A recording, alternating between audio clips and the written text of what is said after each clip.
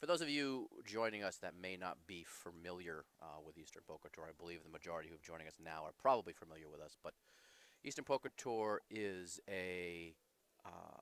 it's a bar poker league for the most part. We have a bar poker league and we have a charity division. And why we're here at Foxwoods today is our championship. We do every 6 months. We have a championship. Our top point getters and winners compete to get to today, for the 36K prize pool. So. The blinds are only 30 minutes and they used to be 45. Sorry, folks. We had a Jake Dennehy come in and interrupt me in my midstream. Yeah, thanks, Sorry, Jake. we'll get him later. We'll get him later. Looks like you're sounding better there, Ryan. So good. there is the final table, folks. Not the final table. There is the feature table. We still have 38 players left. What we'll do real quickly is we'll go around that table. We'll go around that table and we'll tell you who's there. In seat number 1, we have Jennifer Novelis. In seat number 2, we have Manny Avila. Seat number 3, Andre Pereira. Seat number 4 is Nathan Soares. Hope I'm saying that correctly, Nathan. Robert Stigman is in seat 6. Seat 5 is open. Seat 7 is Radambes Lopez. Seat 8 is Deb Carafa. May have to help me with this one, Ryan. Seat 9, Paul. He doesn't need any introduction. This guy is a legend. This guy is an absolute true. legend. Just call him Uncle. We'll call him Uncle. Yeah, he's Uncle. His name's Paul Dervid something, but he's Uncle. Fair enough, Uncle it is. Yeah. And then rounding out the table in seat 10 is Brian Elliott. Now you're going to get a shot of them. Yeah, I'm really happy to see Uncle here. I played with him a lot at EPT. He's a North Shore player. Great attitude. He's one of the funnier guys I know. He's awesome. I mean, he's been around for a while. The others, admittedly, I'm not too familiar with. I think I know who seat 1 is. I think I played with her a few times. Okay. But the others are kind of unknown to me, so I'm really interested to kind of see how everyone plays. I know, well, I know just about everybody there from the monthlies that we run, but we do have a charity player in Manny in seat 2, so I am very familiar with Manny. Robert also joins us quite often on the charity circuit, if you will, and Andre also frequents there, so I'm familiar with Redondes, I believe, a South Shore player or South Coast player. He seems to be at every monthly, and he seems to be in every single large event that we run, always late. He seems to always be there. Wow. And then there you see Deb. Deb plays out of the South Shore region. I'm sure most of you are familiar with Deb and her twin sister. Life of the party for sure. They're asking what they get for 13th place money, and actually you don't get anything. So you have to finish 14th or 12th. If you finish 13th, you get $0. You actually owe money, I think, right? Yeah. Yeah. So that's probably a little mess up in the graphic there. Yeah. Well, thanks, bottoms up 18. exactly. There's Uncle. There he is. There he is. There's the legend. And there's Brian. And there's Brian Elliott as well. So it looks like we're about to get the action underway. And when we do that, we will go through the player bios and have a little fun with each one of the players. So you said C2 is a charity player, right? Yes, Manny Avila, yes. So I'm not gonna lie, I'll be cheering for Uncle, but if he's the only charity player at the table, I'd probably take him. Yeah, it's a good point. It's I don't know if it's always the case or what, but Manny is certainly a good player. He's one of the stronger players in charity. He's always, the events he plays in, he usually makes the final table, and it's no coincidence that he's there. Mm-hmm. It's like most of the tournaments, right? You see, it's no coincidence that the top 10% of the people that are at the final table are usually there, 7 to 10 at times, Mm-hmm. The cream usually does rise to the top in most of these tournaments. Absolutely. And all these guys, battled. They battled through, I think it's about 850 people. We started day 1A on Saturday. Day 1A was for the wins. We started day 1A with 462 players, played down to 16. And then day 2, we had 382. So that is a grind right there. Yeah, no, there's no doubt. That There's no is doubt. a grind. Yeah, there's no doubt. There's no doubt it's a grind. And for those of you not familiar with, our qualifying days, they actually play as a survivor tournament. The top 16 people advance. Yeah, see, from each day. Oh, Go ahead, I won't buddy. point it out. 13th place, there's no money. Oh, yeah. Andy, we may want to fix that graphic. Looks like 13th place goes home with 0. Yeah. We'll get that fixed for you. So it looks like she's shuffling. So blinds here are 500, 1,000 with a 100 ante. All these players, I believe there's 2 double stacks in the tournament, correct? That is correct. Yeah. Yes. I don't think any of them are at the feature table right now, but every player, if you continued on, made it to day 2 with a 100,000 starting stack. It's basically a new tournament. Exactly. Exactly. So the 2 players in the field with double stacks that you mentioned are Slade Edmonds, I believe he's out of Rhode Island, and then Robert Miller, I believe is up North Shore, or maybe the Lowell region. And I'm sure someone will correct me if that's incorrect, but we'll take a look at his bio and get that correct. But underway here. Cards are in the air, finally, for season 26. Let's see. Who will take down the first hand of this year's 36K championship? And for those of you looking for chip counts from the field, if you have friends or relatives that are out in the field, we will certainly get those for you as the day progresses. Looks like Jennifer wants to see a flop in the hijack. Yeah. It's interesting. If you're going to see a hand like that in that late of a position, I would opt towards raise. Yeah, come in with a raise. Yeah. Because now you're up against a random 2 cards, and looks like Robert's hit the flop. flops pretty good here for his situation. And he leads middle out. pair, and he leads out and takes it down. Now, So you would think, as you mentioned, Jennifer coming into the pot where she did, if she had an ace in her hand, she's probably raising there, right? She's probably coming in for a raise. Yeah. She's probably raising there, and Robert, I completely understand why he would lead out like that. Lead out being, seeing the flop, he's first to act, Sure. he bets out. I can see why in that position, I would opt towards checking though, because if you check, you leave your opponent open to bluff you, and True. it's very hard to hit a flop. It's very hard to hit a pair. The king is probably good heads up, So just because there's an ace on the flop and you have the second pair doesn't always mean that the other player has the ace. So I would lead towards checking there, because by betting there, he's only getting called by a person with an ace. A better hand, yeah. You're only getting called by there by betting. So agreed. But I mean, he won the hand. So so what do we know? there. And we're sitting here, and they're out there. So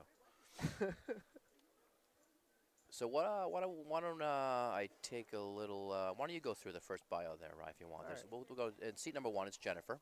Yeah, so we have seat number 1, Jennifer Norvillis. If I butchered the name, I apologize. She's from Woolmer, Mass. She's a nurse. She has 2 cats named Ashes and Blue.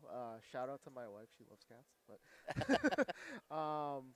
she's a pool player. Her favorite movie's Dirty Dancing. Old school. Oh, I love this. Her favorite food, she wrote lobster. With an A-H, not an E-R, with an A-H. Well, because looks like she's from Woburn, which is just outside of, just north of Boston, right? So the lobster does come into play there, I guess. Yeah. She plays out of the North Shore, I believe. Her favorite venue is the Dockside up in Malden. She said, I like this question, actually. We have on our sheets here, we asked the players, if you win, will you take the money or the seats to the World Series, and why? And she wrote, that is the question. That's the question in everyone's mind. So. It's always the question whether to take, whether to take the trip or the money. But oh, wow. interesting hand here, yeah. Yeah. So she bets out 7K and calls. Sorry, we should be paying attention to this. No, it's not all. Listen, like I said, it's not all about the poker. So this 10's gonna kill the action, or it should. One would it think. would kill the action. One for would me. think. No, she's pretty. Deb's pretty confident. Her fives are good. So this bet is it's interesting because Andre's in a tough spot. We can see with Ace 4. Yeah, I would probably lead towards calling here, but in this situation, it's really tough for for her to get called by worse. Andre just happened to have the perfect hand to call her. That happens to be worse than pocket fives in that situation. If I would imagine the safer play. I mean, she made more chips this way, but the safer play would have been to check, and most likely he would have checked back.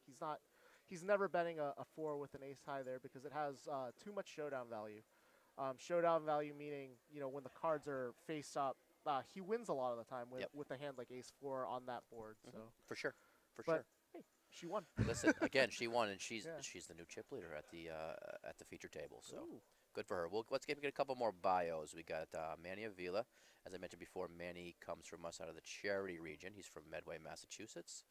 The big 5-0. He's 50 years old. His occupation, he's the chief.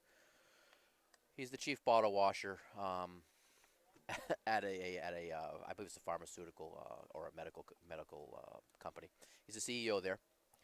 He has, looks like, 3 kids: Alex 22, Taylor 21, Ben 19. I guess they all play poker. 2 dogs. Hobbies include movies and hiking with his dogs. I didn't know Manny was a hiker, but learn something new every day. Favorite movie: Gladiator. Favorite TV show: Survivor. Has that show jumped the shark? I mean, the first 3 seasons I might have watched. How's it still going? It's like season 30 now, right? It's season 217. But I don't know. It's just not for me anymore. But I don't have time to watch TV anyway. But look at this. What do we got? We got something Uncle developing. decides to limp under the gun with Queen 5 suited, and a lot of the games I play, when you see a limper under the gun, it's highly suspicious. He happened to have a hand there that he can't call with, but you'll see a lot of players. Oh, wow. Big hand for Nathan here. So Deb checks. I actually like the fact that she opened and tried to take it down. 2 clubs too. Wow. Paul folded. Uncle folded. Yeah. So she leads out. She's gonna lose some chips here. She is gonna lose some chips. Did he raise? Yeah. Well, she was smart enough to get out of the way. So yeah, I like that the flop went check. I mean, he might have extracted a little more if he had bet the flop in position. He had top set, which is obviously really good. But he took it down.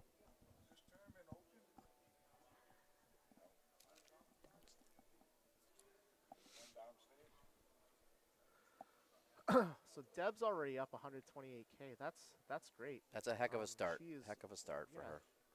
She's playing pretty aggressive. I like it. I like the fact that she didn't, everyone limped in, and she decided to bump up her 7-9 suited. I really like that play. Aggression, right? Aggression in poker wins, right?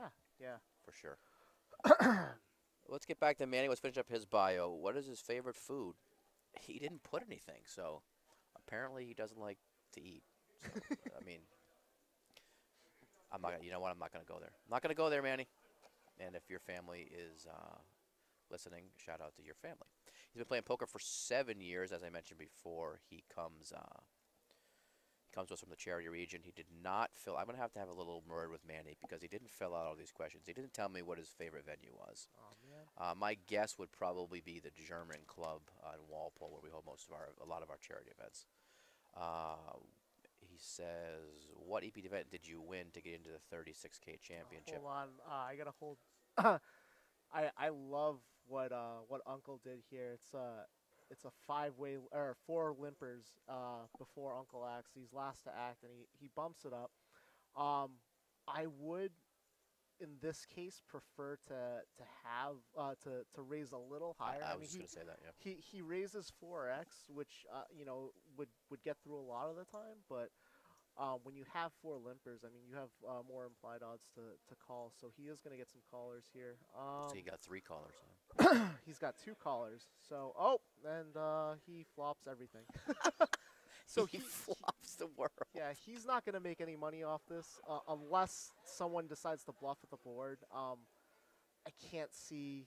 I really can't see it. So he did check. So the deuce on the turn changes nothing. Still slow Norman playing. Chad, Still, right? yeah. Still trying to. You're channeling in your best Norman Chad. Sure. All right. So Jennifer does take a stab, like you said. That's So I mean, Uncle's obviously gonna. My guess would be smooth call here, right? How much is it? He might be scared of the diamonds now, so he might check. He might opt to check raise here, but he does smooth call. And I mean, she's drawing dead. That's a blank too. If I was Uncle here, I would not bet because you would take away all of Jennifer's bluffs. And here, she's about to bluff again. So that's a very good check there. And here we're gonna see a raise, and she's gonna snap fold. But you think he raises here? Or you think he has to? He's got to, right? There's no way she has a 4 in his hand. No, a 4 in her hand. You know, I do like the fact that she bet the river though. You know, because if he doesn't have an ace there, yep, he's folding. He's folding. I mean, the turn is river, go blank, and she.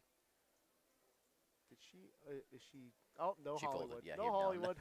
I thought she was Hollywood. Now he raised and took it down. Took a nice pot, actually. Yeah. Picked up. Sorry, there's a lot of action early, so I know. it's going to take us like 2 hours to get through don't ever apologize. We've got a lot of time to fill, Ryan. So don't ever be afraid to interrupt. So back to Manny. Biggest tournament he's ever played, and he's played in a lot of WSOP 1K buy-ins. His favorite poker player is Daniel Negreanu. Favorite poker hand, doesn't have one. Different hands in different spots, he says. A second poker player is Andrew Heckman, because he's Jared's friend. I think that's a little jab at Jared and Andrew. But what makes you the most unique than from other players? He feels he's more analytical than a lot of players. Manny does play at a high level. He does think about, he does think before he acts. He does think about hands. He does think about what someone else could be holding. So that's good. If you Always win, good to think when you're playing for money. you think? You think? You don't. What do you mean? You don't just throw it in there blind? Just play with raw emotion. Yeah, exactly. If he wins, will you take the money or the heart. seat in the WSOP, and why? Manny says he'd take the money, which, you know what? I might be able to talk him out of that, though. I like to see him go to the World Series, but he'll probably take the money. If you could sport life playing the poker circuit, would you quit your day job? No, he likes a balance of both. I would have to right now. I would have to agree with that. Yeah. I know. I've moved up in stakes a little bit, but you hear a lot of things about the regs here and the people I run into, and it is a hard life. It's a hard life if you're doing it for a living, for sure. It's not, it's cool when you're on like TV and you're getting interviewed and stuff, but that's a very low percentage of players. I know a lot of players that I would consider world class that you haven't even heard of. Sure. So and they're all getting backed by people, but when they get a tournament cash, they're only taking home 10% of the pot. Yeah. So enough to keep the lights on basically for them. So it's a tough life. So I can see why he would want the balance of both. Plus he's the big cheese of a company now. He's the CEO. Oh. he's the big cheese. So understandably. What has been your favorite part about playing Eastern Poker Tour this season? Great time, laughing with friends, learning from other players. Anything else you'd like to share about yourself? Any comments towards the audience or your opponents? And he says he has a shrine to Craig in his basement now. I actually love that the second to last answer he gave. I really think that's what EPT is about, just friendship and learning, and going out to the bar with your friends. No doubt, and having no a doubt, poker game. no doubt, and that was Glenn. And for those of you who aren't familiar, Glenn McCrory, a president and owner of Eastern Poker Tour. That was his vision. 12, 13 years ago now. That. Oh, look at this. Seat 6 got up and left his stack. Yeah, the heck with it. That's a boss move. I'm just going away. That's a boss move right there. He's like, you know what? I got a few chips here. I'm just going to get up and go. I'll take a smoke break. Whatever. Doesn't Talk to matter. some Got friends. plenty. I'm not gonna. You know what? We're not even gonna open up the can of worms that is the shrine to me. Thank you, Manny. You know, I can provide you with some photos if you'd like, but still see nothing for third place. I say give them a free 13th. week. 13th place. Free week. A free week of pub poker. It's going to be more than that. I can promise you that. I can promise you it will be more. I would guess it's It's in the hundreds, I'm sure. Between 12th and 14th place money, like somewhere. You are a Right? you are a genius. Right in between 12th and 14th. No wonder you've moved up in stakes with your yeah, math skills. I'm That's that good. that's unbelievable. Let me see if I can grab somebody out here so we can find out what 13th. You know what? It's scrolling right on that. I can't read. Is I'm it? old. I can't read that from here. 11, 12. 450. See? 450. 450. That's a lot of weeks. It's a lot of pub. Yeah. That's a lot of pub. That's It's a what, lot of 20 buffets. times- A lot of buffets. Yeah. All right. Seat 3. Andre Pereira out of Hopedale, Mass. His nickname's the Big A. He is 49 years old. Occupation, network engineer. Network engineer, I think he might be a network engineer for Dunkin' Donuts, if my memory serves me correctly, which is... Sweet. Yeah, That's awesome. yeah. Oh, there's Mr. Stebbins. So Okay, he's back. He's back. Yes, So, actually, I'm gonna stop you again. fair enough. No, please. Nathan just elects to flat with 1,000. He calls the big blind. I personally would elect to raise there. Because this is what happens. So the button raised with ace 2, right? Yep. And now you're stuck with ace 5 of hearts, and it's not a great hand out of position. And he does fold. He folded the best hand. So when you limp like that and you don't represent any sort of strength, it kind of puts you in a tough spot. But I like the call with King 10 suited. And you see here he Gets flops rewarded. top pair. Yeah. And he does check. I like that. I like that a lot. And he'll continue, and I also like that. You might see he a check flopped the raise pair. here. Yeah. Did he check raise? Just call. Nope, just Yeah. called. No, he checked. Oh, he raise. did check raise, Yeah, you're right. a little bit.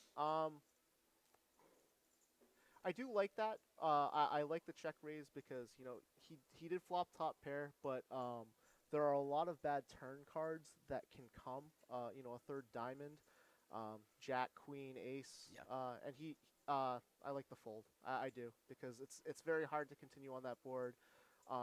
Really, you're hoping for an ace or a deuce on the turn or river, and you don't. You're probably only going to see, if you call that, you're probably only going to see one more card before it gets uncomfortable for you to, so you probably aren't even going to get to the river. And we knew, we have information, he didn't. There was 2 aces that were gone after in that flop. Oh, so, yeah. So I mean, he was drawing pretty slim there. Andre, kids, nope, doesn't have any. Pets, nope. His hobbies include golf and photography. His favorite movie, Pulp Fiction, classic. Pulp Fiction, great movie. Favorite TV show is Shameless. That's the second person who said that. yeah. Shameless, haven't watched it. I gotta check it out now. Don't know anything about it, but if it comes up one more time, I'm gonna have to watch it, I guess. He's been playing poker for 15 to 20 years. He plays out of the Central region. He likes all the EPT venues. Like I said, Andre does come out and support a lot of our local charities at charity events as well. So, all around good guy. Where did he qualify? This is Liz's Diamond Grill. I believe that's in Hopedale. His biggest tournament was the main event in 2007. He finished about 2,000th place. So let's. He played the main? Yeah, he played the main. That's awesome. 2007 or 2009, one of the two. Anyway, That's great. good for him. That's The main event was being a the heck of a. $10,000 World Series of Poker main event. I'm sure that yeah, was a. every year. I'm sure that was a interesting or a very good experience poker wise. Yeah, absolutely. Okay, so what do we have going on here? So Looks like Manny raised it up. Was Manny in the big? seat 2 out of the small blind. I like that. And Brian here calls in position with ace 9. Again, this is going to put you in a tough spot because if an ace flops, and it doesn't, so everyone flops here. So the person with the biggest heart here is going to take this down. I don't think Manny bets out here. I would because it's a paired board. Chances Also are, a continuation bet, right? yeah, See where you're at, and a lot of times his ace is going to be good, yeah. right? On that And paired board. Robert here, Mr. Smoke Break. So that's why he can miss a few hands because he knows he's gonna get it back. 30,000. Wow, that's a. Whew. That wow, heart of a line right there. That's a big bet. You know, I think he didn't have to bet that much. Now it kind of looks suspicious. I think if you want to get a fold here, you can bet a lot smaller, not risk that much because you're only gonna get called by a queen there. Hmm. You're only getting called by a queen, and he could very easily have checked the queen. So you're putting a lot at risk there. But he does take down the pot. So Must have been the smoke break. yeah, Gave him a little courage. Gave him a little courage. just blast 30K in. So we're talking about main event, and the main event, if memory serves, yes, thank you, Mr. Burgess. Memory serves me correctly. Andre's actually a former EPT champion. He won the seat through us. Oh, cool. We sent him out. I think it was 2007, maybe 2009, but he'll correct me. But he's a former champion, so that is one of the options for the prize here. We can send you out to the World Series and take a shot, and he did, and sounds like he had a heck of experience. Maybe we'll have him on later, hopefully as a champion again. We'll see. Maybe we'll have him on later. We can talk about it. But interesting story about Andre. Day 1A. Took probably the worst. We've all taken bad beats before, right? But he did the math, and he told me last night his opponent was .3 or .0, some ridiculous number to win. Like had to go perfect, and had to go perfect Runner, two runner. outer. He Oh, flopped wow. quad sevens, and He he lost lost, with quad and he sevens? lost to a runner straight flush. Oh, ow. Yeah, and Andre, being the sport that he is, kind of just laughed it off. And that actually did knock him out. And as he put it last night, he was upset about that, obviously, but he was a little more upset about his steam shove. 5 hands later with ace jack. It would have knocked me out. I would have just gone to sleep. Yeah.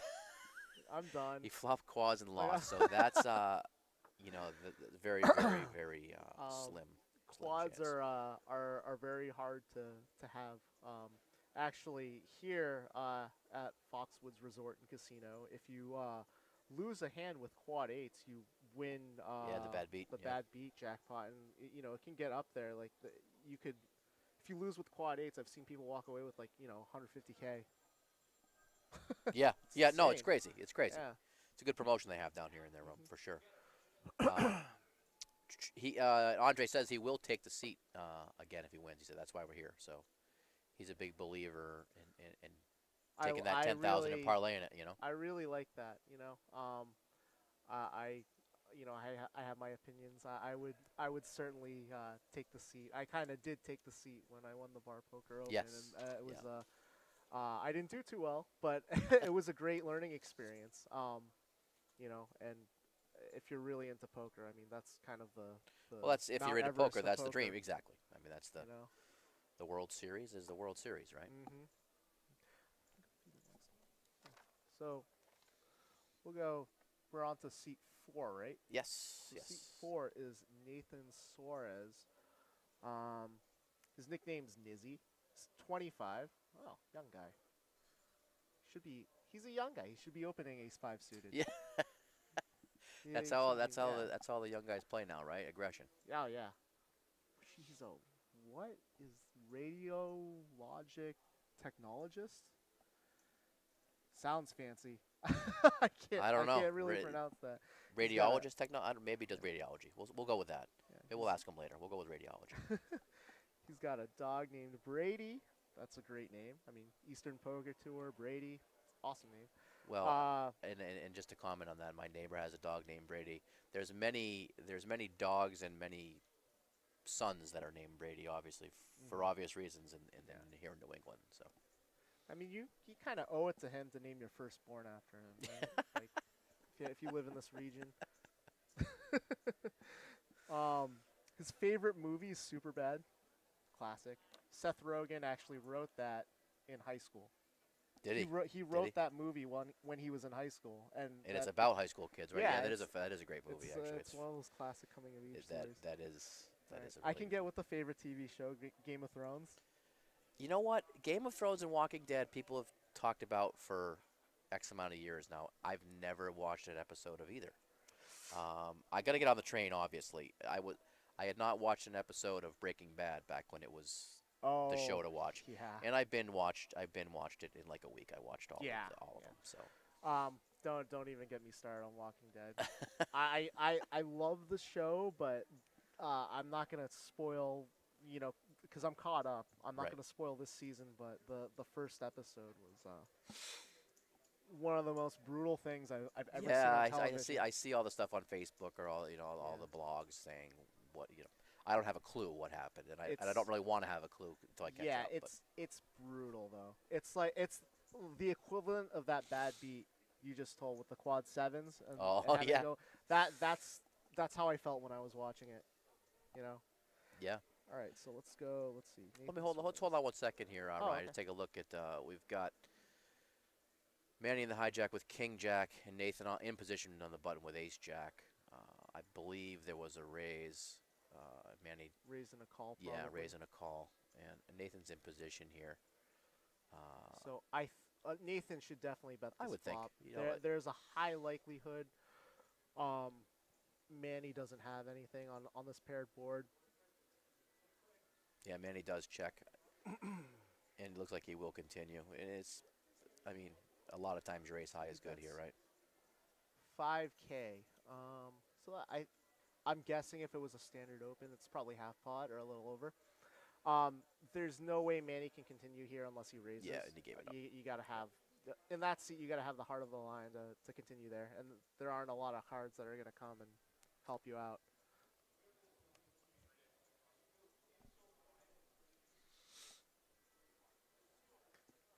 Pietro, what's up, buddy? What's up, buddy? Yeah, I can't.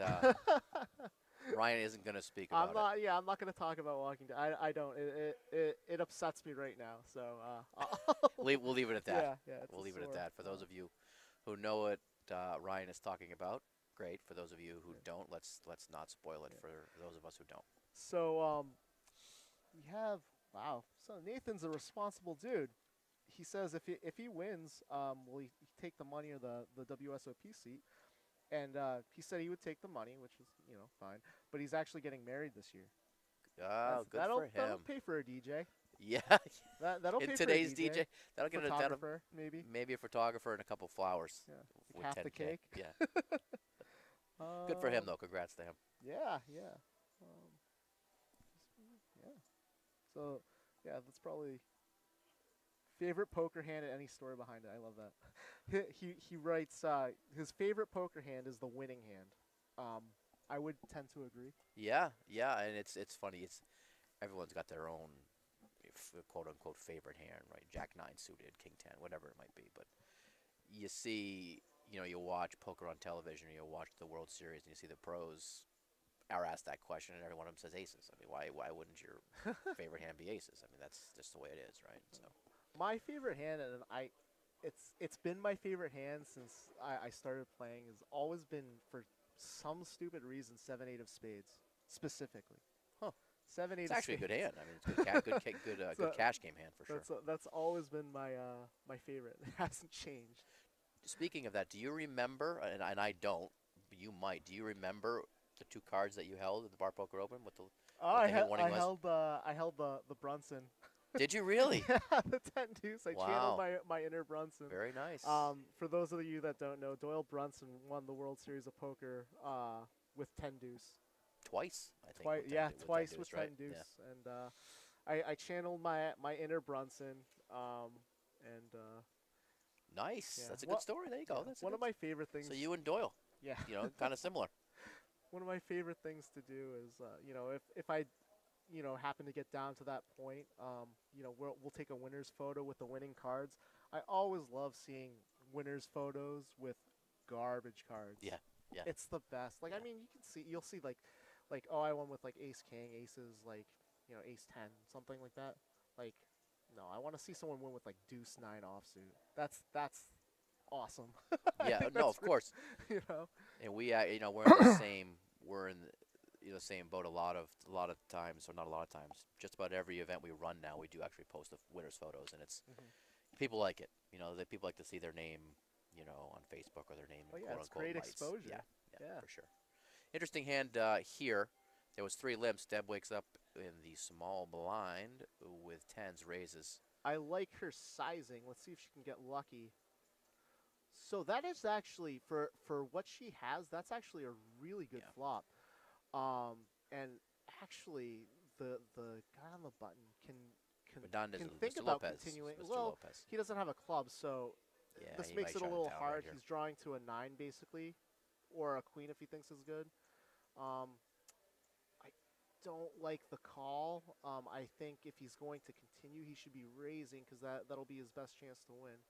So now the board pairs up, and that probably, that'll slow things down. He blasts it out, and I Check, do like and then that. check it. Maybe that was his intention.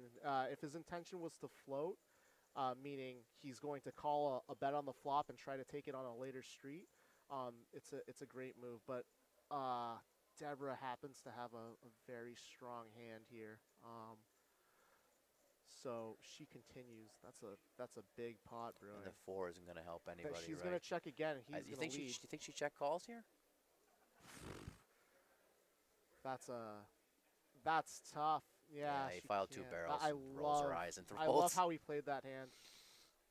I absolutely loved how he played that hand. A lot of players there with the queen 10 after getting called on the turn for such a big bet would you kind of have to range your opponent on like a queen jack maybe, or even a jack king, something with top pair, or even maybe an 8. Maybe she flatted there with an 8. But when you bet and you get called like that, I mean, it looked like he had a plan of he was going to bet any river, and he did. So, yeah, kudos to him. I really like that play. Like I said, he's always there. Mr. Lopez, always there. Now has a chip lead. All right, let's go on to Smoke Break. Mr. Smoke Break. Mr. Smoke Break. That's his nickname. He wrote his nickname's Rob. He's Mr. Smoke Break now. It's Rob Steegman. I believe Steegman is correct, yes. Yeah, he's 51. He does computer work. His favorite movie is Major Pain. I actually don't know what that is. Major Pain. I do not either. I can't even. You know what? Google. That's what it's for. We'll Google it later. We'll get back to you.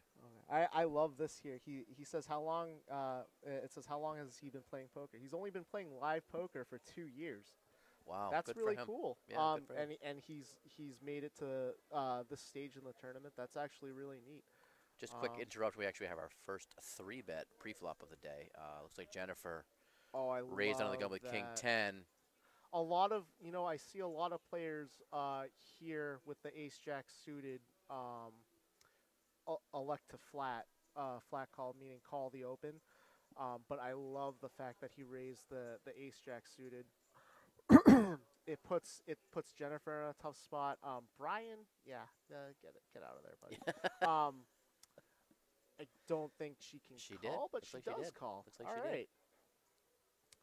So, I mean, she's got 2 live cards, so she's not in terrible shape. And she's not in bad shape at all now. She's going to check, I would assume. So I don't like leading here. The reason being, so if Manuel, I don't think he'll continue, by the way, just because of the cards he's holding. But if he decides to raise her here, she's in a very tough spot. Because there are a lot of hands that beat her here. Ace King, King Queen, King Jack, pocket 3s, pocket 7s. So it puts her in an extremely difficult spot.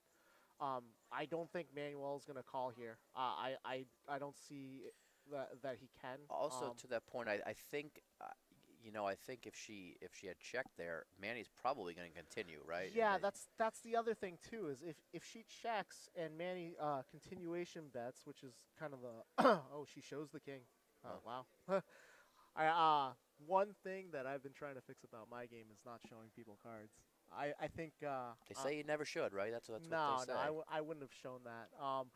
But you know, if she checks there and he leads out, which he most likely will. He absolutely would have. Yeah, no doubt. then she can call. And then the turn probably, if it's a blank, it goes check check, and then she can lead the river with her top pair on the river. You know. Yeah. So it's kind of the lower risk move, and she would have made more chips. But by leading there, she's either gonna get a fold, which she did, or she'll probably get raised. So Yeah. ended up working out because he happened to not flop anything. So that kind of sucks when you have the best hand, you don't flop anything. But you know, hey, it's poker. You know, aces are only a pair, right? This is true. Yeah. I guess apparently, like, just to get back to that Major Payne, apparently it's an Army cadet movie Oh. with starring Damon With Wayans. Damon I don't know. Listen, teach their own. You know, we're not here to judge. All right. I'm gonna have a talk with Mr. Stegman. He didn't fill out Yeah, many of the questions jeez. either. We're He gonna. was like, no, I'm just gonna start making up stuff. That's right. Right? From here on out, if you don't fill out a bio, I'm answering your questions. we are for making you. it up. Yeah, his favorite poker hand's Jack 10 suited. He has no story behind it. Come on, everyone has a. Yeah, why A- is that a your Jack favorite 10 hand? suck Like, out why? story. Like, why is it your favorite hand? I won a $700 pot against aces with Jack 10 suited. Yeah, something like that. Let's have something, you know. You did? No, Or that, no. that was well, a story. Maybe you have. At some I'm point. sure Yeah. maybe at some point, but yeah. Mr. Cooper Schmidt chimes in. Hey, Jason, how are you? I'll judge. That's a horrible favorite movie. Listen, we all can't, you know, to each their own. It is what it is, right? Good to, thanks for checking in, Jason. Wish you were, too bad you're not here. Wish you were kind of here, but you're not. You're at home. Maybe we'll see you at a CBS scene this evening. Well, I won't see you there, but perhaps you'll be there, and we'll actually have the final table up on the big screen. We're going to be broadcasting from CBS Scene tonight, broadcasting from our charity event. We have a charity event tonight at the CBS Scene restaurant and bar in Foxborough, right outside Gillette Stadium. Tonight actually benefits Best Buddies, and Team Tom Brady actually is who you'll be playing for this evening at CBS Scene. So if you are in the area, want to come out and play some more poker, didn't have enough poker this weekend, and want to play a charity event to help raise money for Tom Brady's Best Buddies team, come on down. So the blinds have actually gone up. It's 600, 1,200 now. I think the ante is actually it's still 100. Robert elects to just call here with Ace 4 suited. I would prefer opening. He's in middle position, but you know, let's see a flop. See here's the problem. You know, now none of them flop too strong. She flopped bottom pair, right? Yeah, Both she have got flopped shots. bottom pair, and then Manuel. Yahtzee for Robert gets lucky on the turn here. But he checked Checks it through. Wow, interesting. Wow. Interesting. That's. I I think wouldn't have you'll done see him that, bet but you know, hey, it looks like it's gonna work out for him because I can't see. Manuel is definitely not gonna call, and yeah, Jen doesn't call. I think if I was Jen, yeah, that turn you can't really bet, so never mind. Yeah, I mean it's. Yeah, that's a tough turn to bet, but if I had the ace, I would have bet. And for those of you who asked, I don't believe Mr. Brady is going to be in the building tonight. So if you have expectations of coming down to see Tom play in our charity event, it would be nice, and it would certainly help with numbers, but he won't be there. Yes, don't try and rationalize it, Pedro. You are correct, sir. We won't. Sad to see you guys. Hope you and Bess are doing well, and the little new addition to your family. Hopefully she's doing well. Hopefully we see you guys down here in 6 months. Or maybe even at the Borgata for our Bar Poker Open coming up December 2nd to the 5th. First weekend in December. Qualify, play for $100,000. We have a flat call here. What does he have? Ace 8. And the cutoff got folded to him, and he flatted there. Yeah. All right, so we got 3 going to the flop here. Big blind special, 6-9 suited or 6-9 offsuit. He's gonna win. I'll put money on it now. Yeah, well, He's technically middle winning, pair, right? He flopped middle pair. Yeah, yeah. And again, it goes check, check, check. Jack's not gonna help, but you Ooh. might see Andre. You might not. Brian's gonna sell my bluff at this. I would think. Oh yeah, drawn to the hearts. Yeah. I would. and he'll probably get 2 folds actually. Yeah, he does bet at it. I don't see Andre calling with the 6. Yeah. Yeah, he did. He did. All right, who we are? Mr. Smoke Break, we're done. Let's go with the next one here. I'll take the next one. Mr. Lopez is in the 5 seat. Mr. Lopez plays out of the South Coast. His nickname is Mr. Lopez. See that? I even knew what his nickname was. He's retired. Good for him. God bless him. He has 3 kids. Does he have any pets? No, he does not. Any other hobbies besides poker? An emphatic no. Has no other hobbies besides poker. Oh, wow. Guy plays a lot Sounds of like poker. me. I'm fairly certain South Coast. I'm fairly certain he plays, quite a few tournaments, quite a few events with us, and we certainly appreciate him coming out and supporting us. His favorite movie. It says Spanish. I don't know if that's. Isn't there a movie called Spanglish? Is there a movie called Spanglish? With I forget who. Is it Adam Sandler? No. It could be. Like, Yeah. wasn't that Adam Sandler trying to be like in a serious role? Yeah, something like. Yeah, don't ever do that again, Adam, Yeah. because he's not a very Please don't. serious actor. Favorite TV show? He says poker, so I'm assuming he means watching poker on television. Favorite food? Spanish food. Makes sense because he is Spanish, right? He is Spanish. He's been playing poker for 60 years. Wow. 60 years. He's been playing poker longer than I've been alive. A lot longer than you've been alive. Like double He's been the playing time. poker. Listen, I'm way older than you, and he's been playing poker longer than I've been alive. He's at the young age of 71. Oh wow, he's 71. Yeah. His favorite Very cool. His favorite venue to play at is the VFW down on the South Coast. What EPT event did you get in? The 36K. He got in through the Battle of Champions. Who's this? Oh, this is so fun. We don't get to see the whole cards of Robert. We're just going to guess. We'll guess along at home. Oh. You know why? Look at his cards. They're together. He didn't follow directions. Ace low is what I like a random ace. You know what? Do you think he even has an ace here? Yeah, if he led there, Brian I calls mean, here. I think he's got yeah. I don't like the lead because it again if it should go check here. Oh, Brian's a boss though. Brian's a boss. Yeah, uses his position. Thinks he's got thinks his king high is good, and it probably is. Andy, get on Mr. Stegman. Well, yeah, we can't see his cards. We're gonna get. Let's guess. You want to? Let's play a game. He could have like 7s, 8s. And if he had an just ace there, he's absolutely leading out again, right? I mean, I wouldn't have led the flop because. Oh. What happened What there? did he have? Oh, you know what? You know what? The dealer probably asked him to put his card because we couldn't see him originally, just for recording purposes. Yeah. So the problem with leading after calling a bet like that on that flop is Brian happened to be good there. He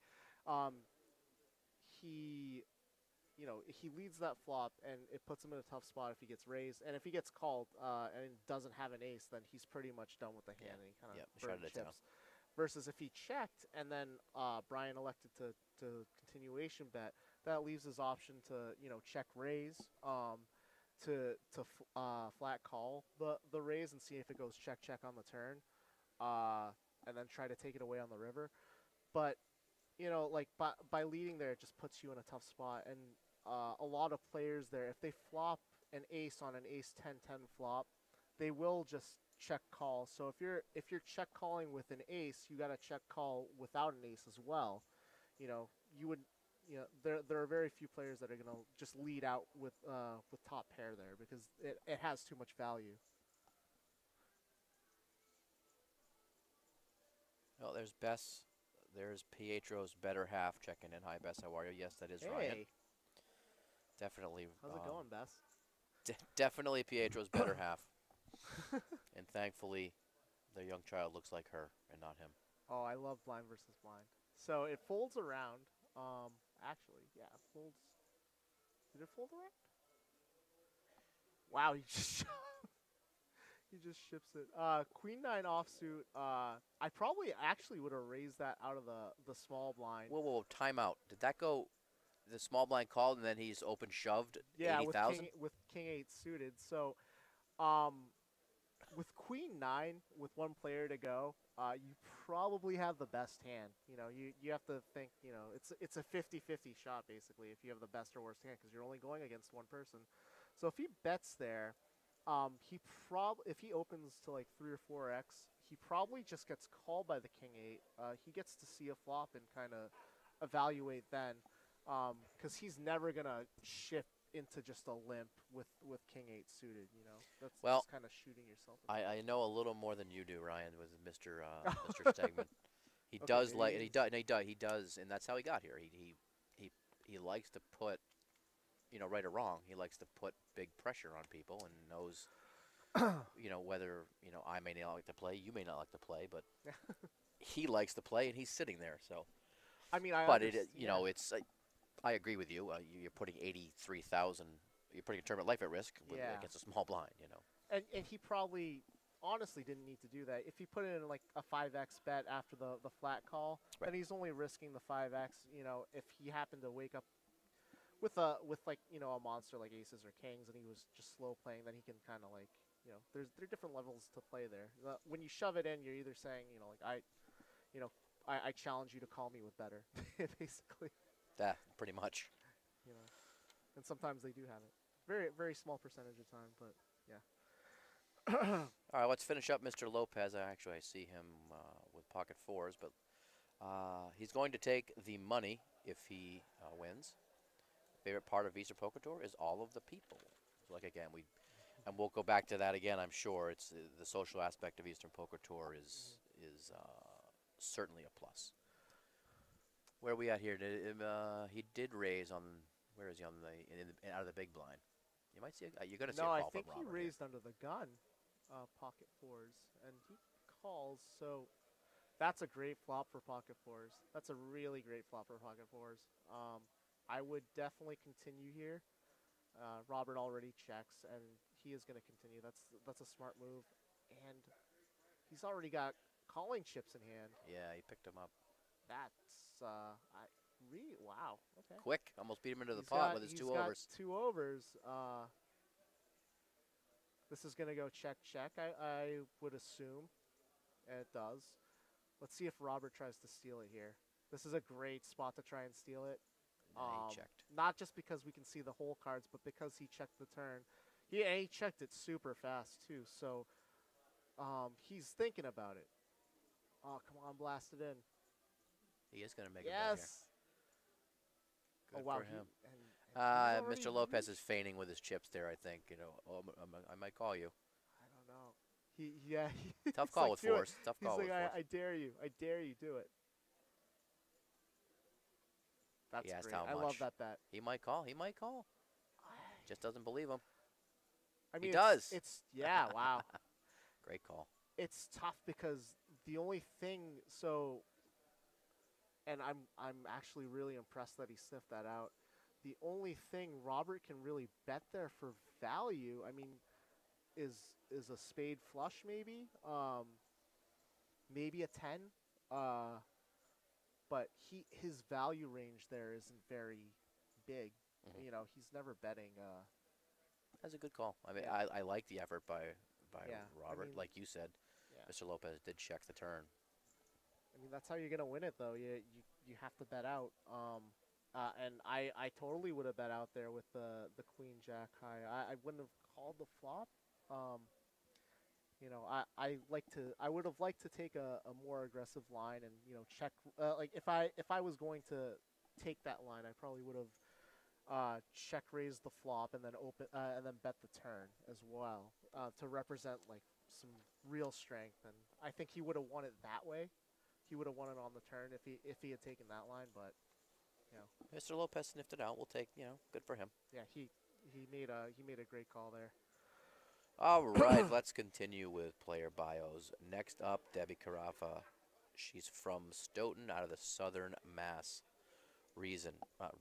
Southern Mass region. Nickname Deb Double D or the Good Twin. We're gonna leave that just right where it is. Her nickname. Occupation, she's the queen of Eastern Poker Tour.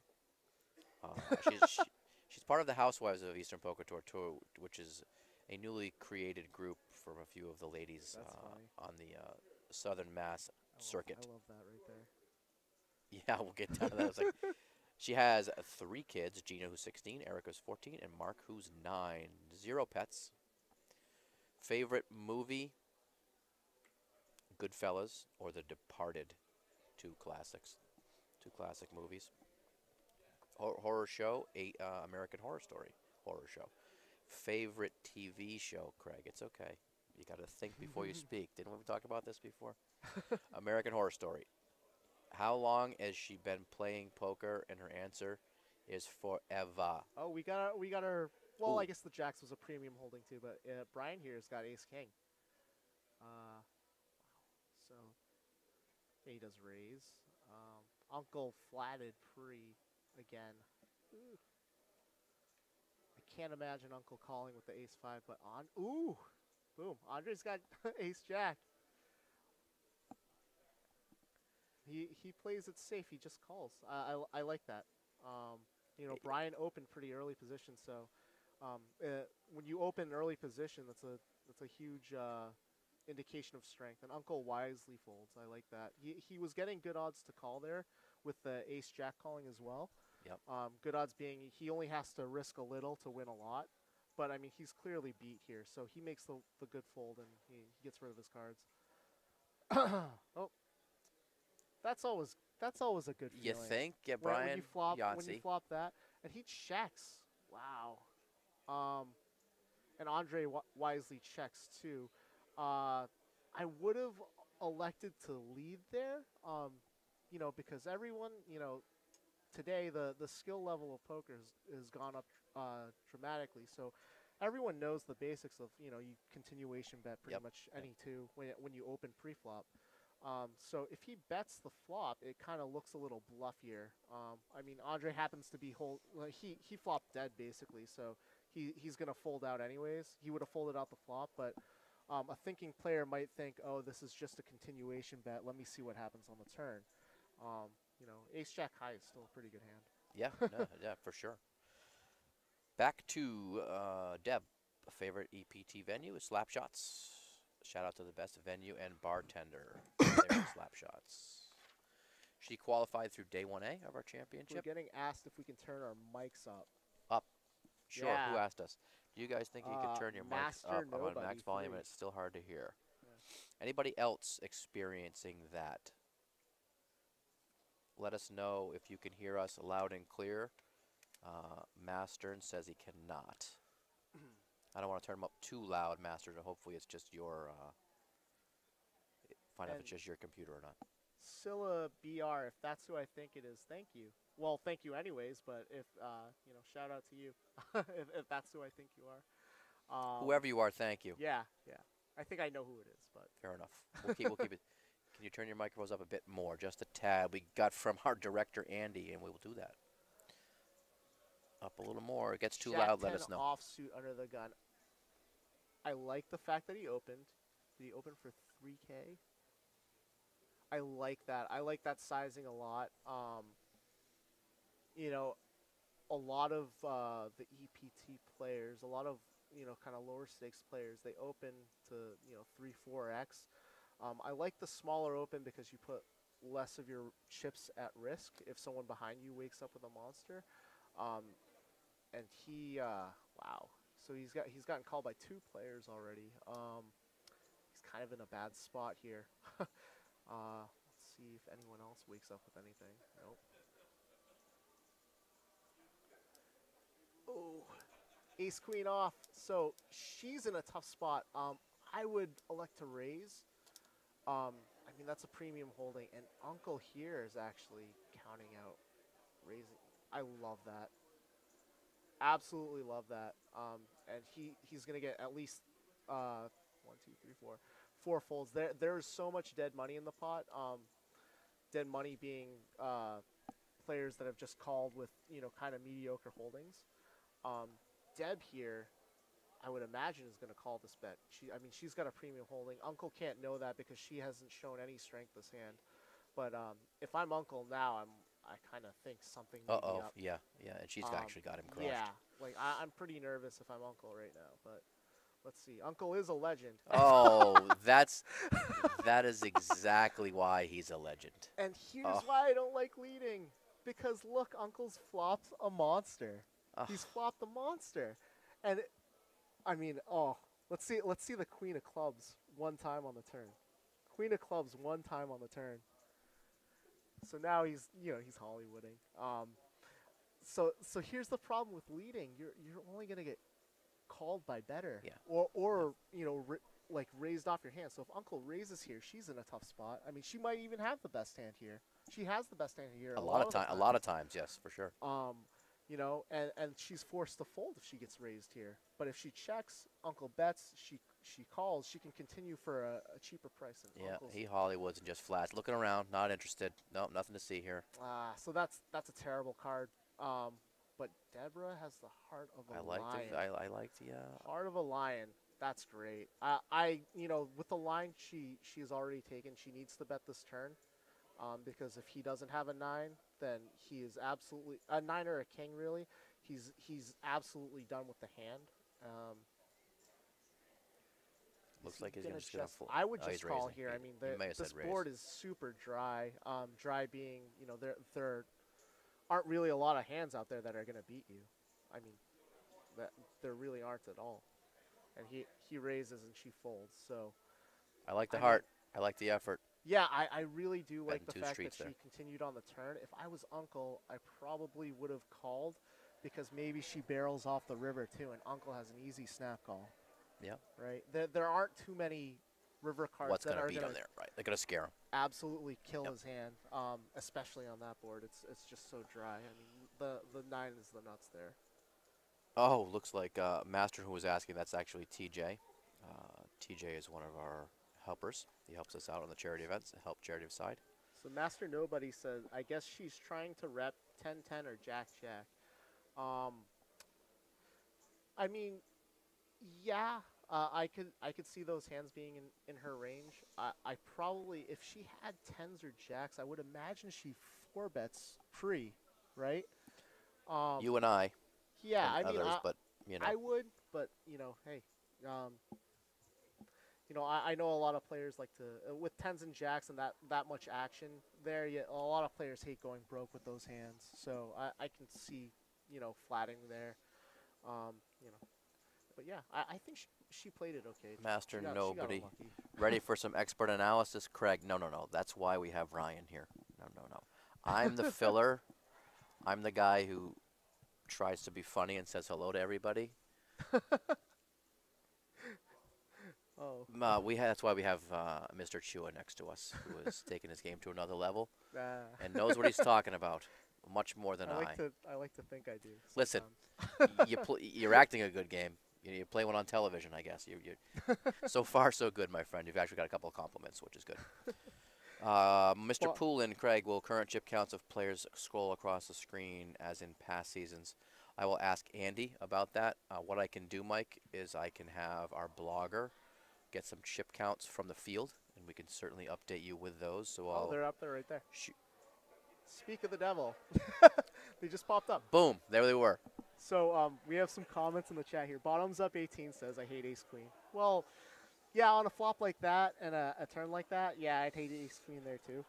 Well, I believe the gentleman you have lots in common with, like winning a big tournament with 10 deuce, said never go broke with ace-queen at one point, I think. So. Yeah. And actually here, so Nocturnal won.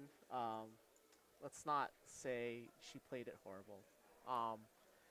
I think she played it a little too passively pre-flop, but I think the flop and the turn were actually great plays by her. I do agree that with your comment though that she should have squeezed the ace queen herself because then she wins the pot right there with what Uncle happens to be holding. But that's also a very tough spot for her because uh, there are 5 limpers in the pot and Uncle is last to act and he actually goes for the steal. So he's representing extreme strength there, and she's got ace queen offsuit. So it would be, we're seeing the whole cards here, but she can't possibly know what he has there because that she's representing a lot of strength, or he's representing a lot of strength with that raise. So I can see, kind of being cautious there on the pre-flop with ace queen and just electing to call. Mike, if there's Mr. Poulin, if there's anybody in particular looking for chip counts, let me know. We'll get that. But like I said, I'll have our blogger go around and get you some updates. Oh. Wow. So is everyone gonna do the heart check here? One of the small things I really committed to doing that has helped me out a lot is pre-flop. I mean, it sounds so stupid, but I think it's actually huge. I always memorize my suits of my cards. So you don't have to look back. You never have to look back. I hate looking back. Oh wow, he rivers trips here, and Brian's gonna lead when again. you're running good, you're running good. And yeah, he's gonna fold this. Sucks because I wish Brian had a hand here. He could call, but he's just gonna fold this. Unless he has the heart of a lion and he raises. Which, representing the flush, right? But or a boat, but. So. He's gonna fold. There's no chance. He's gonna fold. Yeah, you make a good point. He might be representing the flush there. He did bet the turn. So yeah, he could very easily have a flush there, but he sniffed it out. So good for him. And he had jack high. No, he had he had the jack high flush draw, right? Yeah. Yeah. But he had the trip sevens too. Yeah. So No, Mr. Lopez did. Yeah. Yeah. So he was feeling pretty comfortable. He's actually the chip leader now. Wow. You know what? I'm not shocked by that. He's played aggressively. He's picked some good spots. Let's face it. He's gotten some luck. Let's face it. He's gotten some luck. He's gotten some flops, but he's played well. The 7 on the 7 on the river is beautiful. That's just. I would rather hit the 7 than hit the 4 flush because the 4 flush is just obvious. You're not gonna ever get called by a worse heart there. If you have the jack, you're kind of tied down. So if you bet out and you get raised, you have a tough decision. So yeah. Let's see what we got. Bill Landry, Mr. Poole, and I will get that for you. Mr. Trouble, there he is, capital T. I was going to put that down as my nickname, right? Not a score. Of course you were. Looking for chip counts of the field, specifically North Shore players. Like I said, I will have Chris, our blogger, come over. So we have a king queen open here and a queen 9 call. I don't like the queen 9 offsuit call. A lot of the times when you have a Broadway card and like a 9 or an 8 or something, it puts you in a tough spot because if the queen flops, you have no idea where you're at. Wow. That's a fantastic flop for queen 9. What do I know? I wish I could predict the cards coming. Wow. He shoves. So now, see, this is another problem with queen 9. That's a. Well, I mean, he's got 33K. I don't like the open shove here with king queen because a lot of the times you're only getting called by better. Is he gonna? But well, he's got 100. He's got almost 200,000. It's 32 to go. Yeah. So this is a really tough spot. He happens to be holding a hand that is worse than king queen right now, which that's actually super lucky for Robert because he's feeling sick right now, not seeing the cards. He's feeling absolutely sick. And you can see it in his face. Yeah, that he got called. You can see it on his face. He's feeling gross right now. Little does he know his king eye is good. When he flips over his cards, he's gonna that's gonna be a great feeling. He's gonna hope to. He's not gonna feel great, but Right. he's gonna be happy that he's. Let's ahead. face it, he got called. He thought for sure he was beat. Yeah, And absolutely. most times you are gonna be beat. Like an ace 10 or Yep. you know something like that beats him. Even ace jack high. So let's see if he. So the queen comes. Doesn't really change No. too much. Can he brick the river? He does brick the river. He doubles. He's gonna double up There he through our goes. little chip leader. Wow. So that was actually really lucky on Robert's part. That's pretty much the best you can hope for if you get called there is that the guy has a 9 and, you know, he wants to see the last two cards with the open ender. Yeah. So good. It always feels good to double up it, you know. And it's always great to see, like, you know, you have king high and you're good. It's the best. Certainly settles your stomach a little bit. There's a question in here for you, Ryan. And, Master Nobody wants to know if you know anybody in the band Caspian, being from Beverly. I don't. I may have heard the name a few times, but I don't. I actually live in Tewksbury now, but I love Beverly. Beverly is one of my favorite towns. My wife wants to move back there someday, so houses are expensive there, though. Yeah, it's a nice spot. It's a nice spot. It's a little pricey. Certainly a nice town for sure.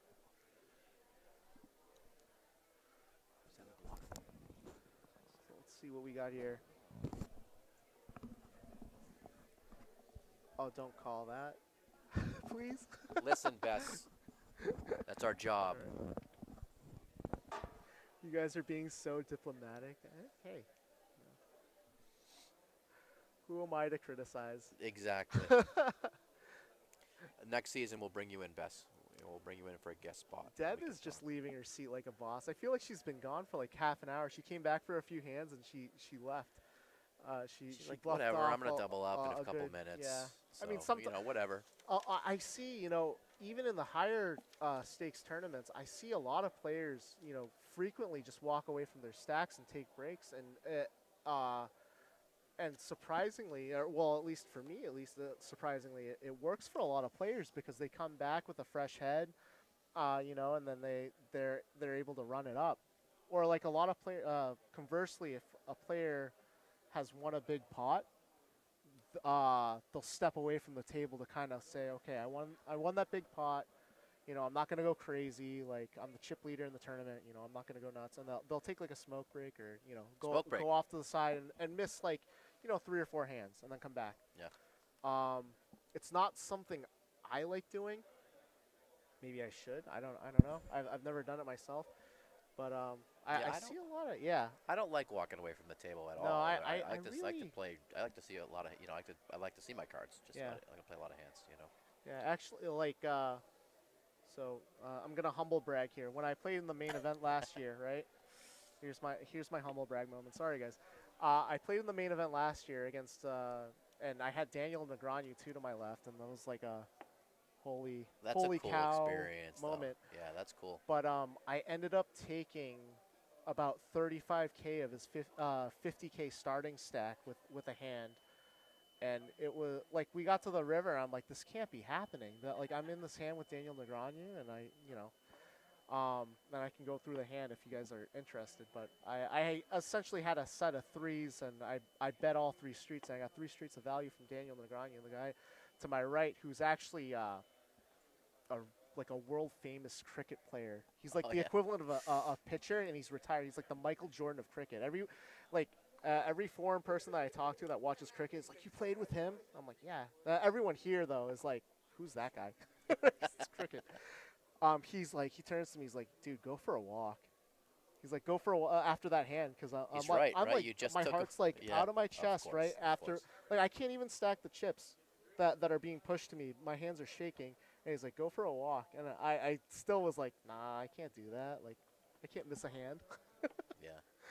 That's good. That's cool, though. That's good. Great experience. Looks like we had a 3-bet from Nathan with Queen 9, and Brian called it. And Brian hits bottom pair. I love the 3-bet with Queen 9. I absolutely love it. Now, so Nathan is in seat 4. He's in the big blind, and Brian's in the hijack.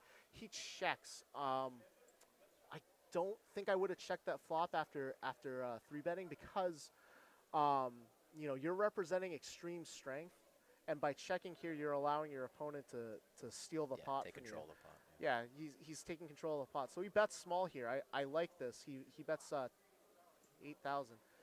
Quick call. Or is that a raise? Did he raise? Might be a raise. It is a raise. Like So it. that's actually, if that was his plan, hey, he's I got to read his book. That's great. Because he could never call there. That's a great raise. Brian here. Is he looking him up? The bottom, middle Is pair? he thinking about raising? He's gonna call. Wow. And I actually, I don't mind the call because he has runner diamonds. His hand can improve a lot of ways, and that's not one of them. But he has he has running diamonds.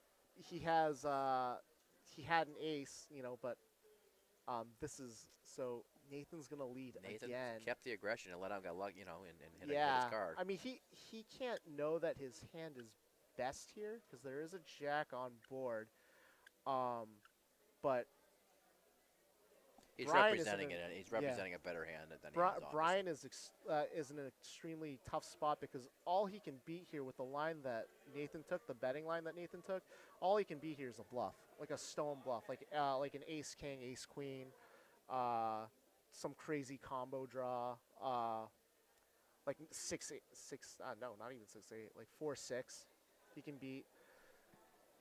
So I mean he eventually came to that conclusion and folded. So that's good. But wow, I love the line Nathan took there. I love the line Nathan took. He played it like he had a monster on every street. Yep. So that's played it well. great. Played it real well. Let's finish up Deb's bio real quick. What makes you unique from other players? Let me count the ways. She's definitely taking the dough. If she could playing on the circuit, would you quit your day job? She would quit her day job for sure. She loves playing EPT for the people. Nothing more fun than Friday Night Mayhem at Southern Mass. Lionel and Mark are the best. Listen, Deb. What do you mean, Lionel and Mark? Yeah. We'll have to have a word with her. She doesn't come. Craig's the one in the trenches. She doesn't play a lot of the charities. So that's fine.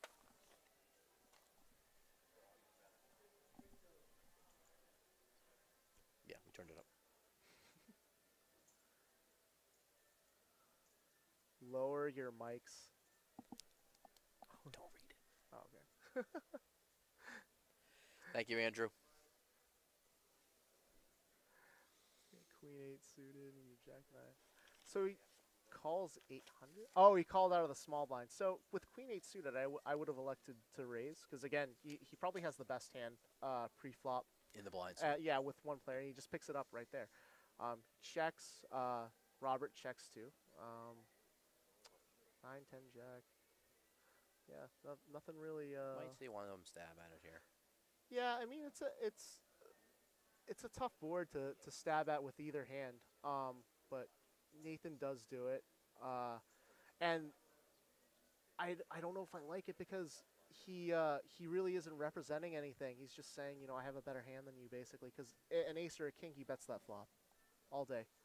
And he would have actually raised pre, with an ace. So check. it goes You think Robert's got a bet here? I mean, he's got a bet to win the pot. He didn't. I think that all in there probably took a lot out. Yeah. So he wins with queen high. Dude, that's wow. That's a good feel. I love winning with the high card. I love calling a river bet with the high card and winning. Yeah. Yeah. I was playing 5-10 a couple weeks ago, and I was playing against an opponent. Long story short, the pot was $800 by the river, and all I had was ace 3 high. He checks it, and I'm on the button, and I elect to check because I figured he's calling me with any pair, and I turn over my hand. And ace high was good. He gives me a smile. The other player at the table, one of the other players at the table, actually looks at me. He says, "You need Jesus in your life. Like, you need Jesus. You need to, fix yourself because you're not right." Like, okay, whatever. yeah. Whatever. Someone's asking you for a steak. I'm going to assume you know that person, Ryan. Ryan, where's my steak? Yes, I know this person. Okay, fair enough. No, you're not getting. I already bought you a pizza. I bought you a pizza. I bought 3 pizzas. High roller. Yeah. Here, you know what? Let's finish up the bios. There's uncles. You do uncles. Oh, You're familiar with uncle. So, his real name is Paul der Vartanian. He's from Medford. His nickname, he wrote Jack. No one calls him Jack. No one calls him Jack. His nickname is Uncle, and everyone should call him Uncle. He's a retired layout designer. Well, no, don't skip it. Look, age, not applicable. No. He wrote N.A. Because he's immortal. The guy's a legend. That's the guy's a legend. He's an absolute legend. His favorite food, buffalo chicken tenders. He's been playing poker for 10 years.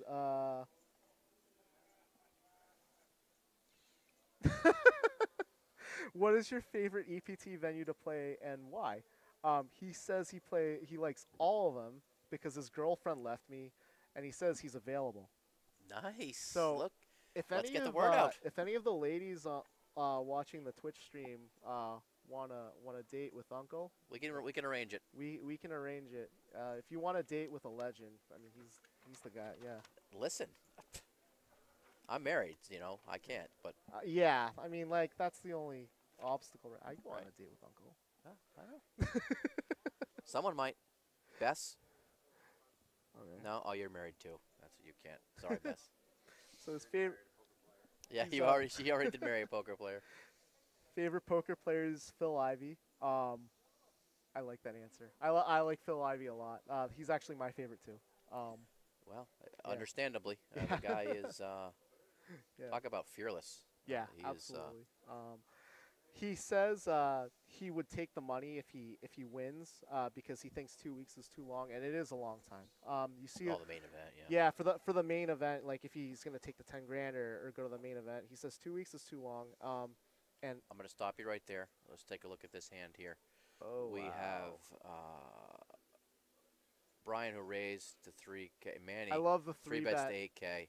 Andre Andre has flat 8s. calls the 3 bet. See, with 8s there, you kind of have to either 4 bet or fold it because Let's see how it plays out. He's sitting You're- right next to you. yeah, you're out of position.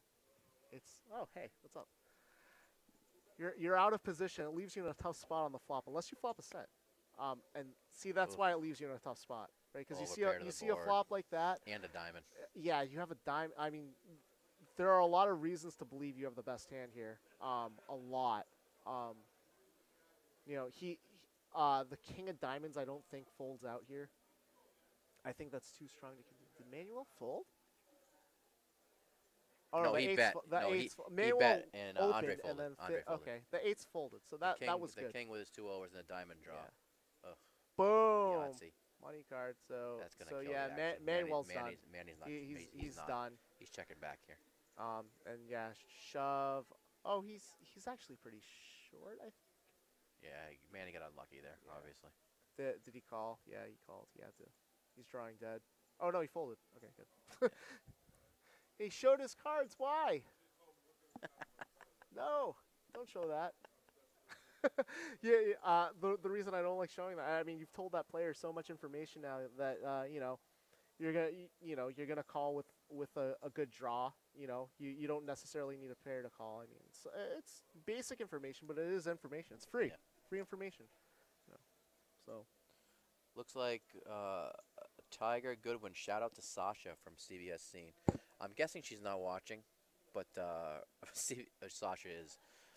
She's actually now one of the managers at CBS Scene, which, by the way, I might have mentioned CBS Scene tonight. CBS Scene 120 buy-in bounty event.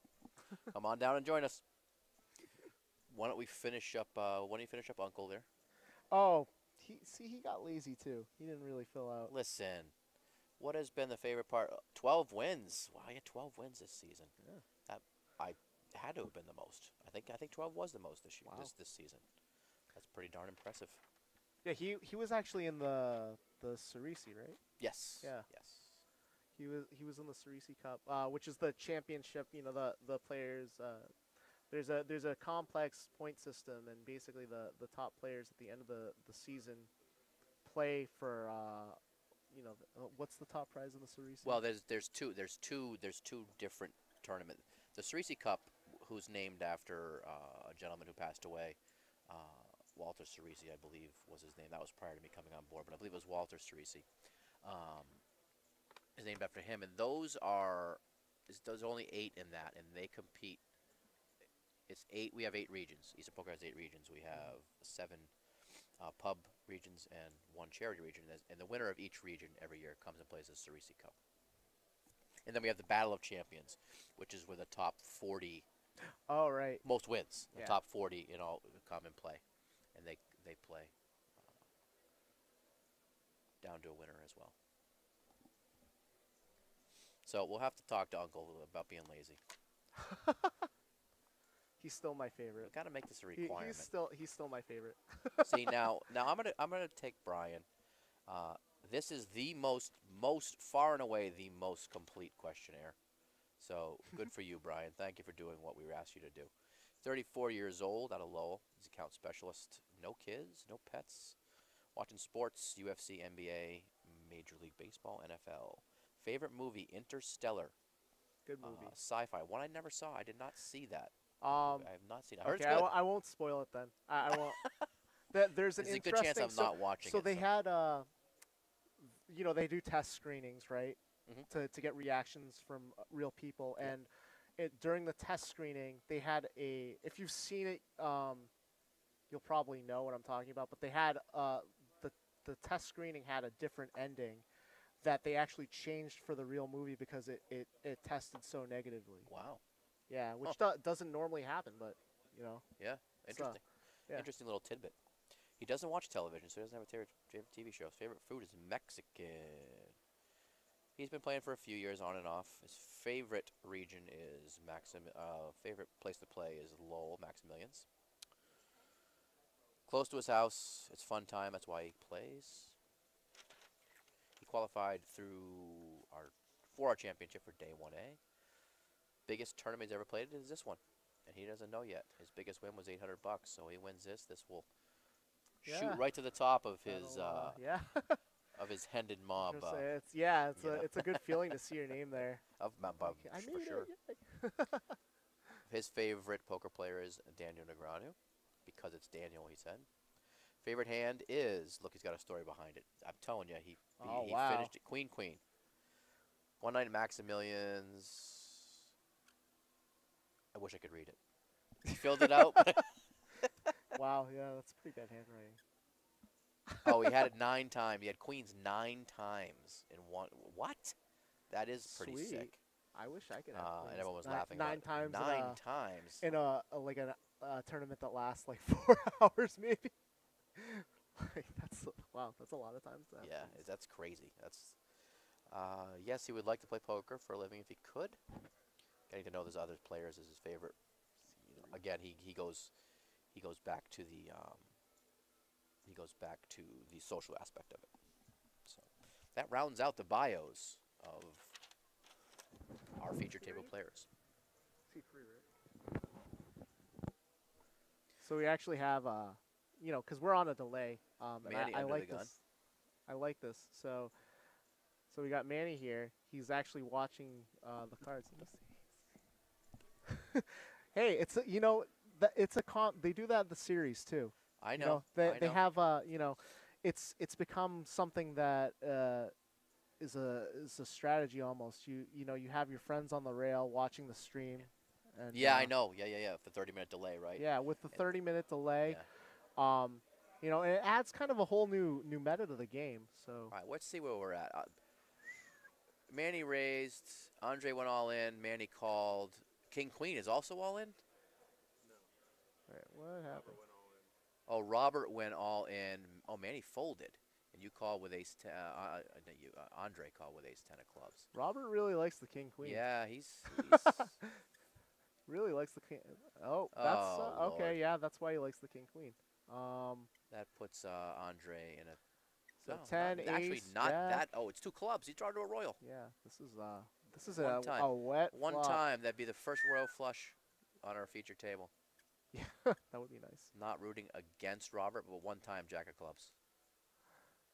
One time. Bink. Ah, That is going to eliminate that is Andre Pereira from yeah. our event. That's the worst when you flop the world like that. I really feel for him because yeah. Ugh. Yeah, you got your hand in good, and then he flops the world, unfortunately. Yeah, you Brick, flop brick. the absolute world. That is an action flop, and just brick. Ugh. And by Sorry, the buddy. by the by the wonderful a miracle. I don't know how it is. Andre's actually sitting right next to us here. Maybe we can give Andre the mic real quick.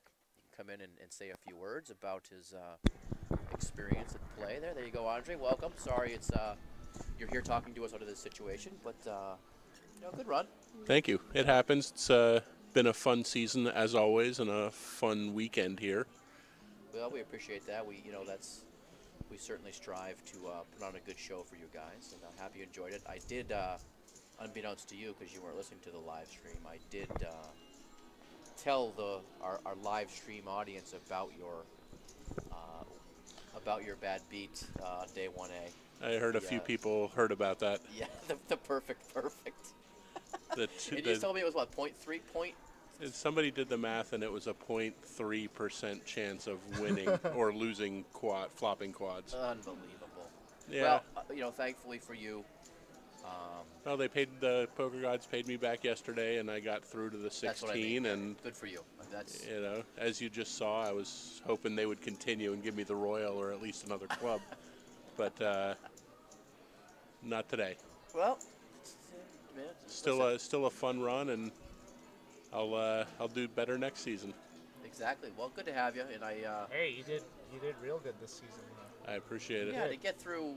To be quite honest with you, to come back from day 1A on that, you're a lot more laid back than most when someone took a beat like that. It was an awesome bad beat. Yeah, you gotta say. That's true. It is a good story. One of those ones you're not going to forget. But let's face it, there are some people that we play here. Wow. Sorry. That may have flipped over the table, so to speak. It's poker, right? Yeah.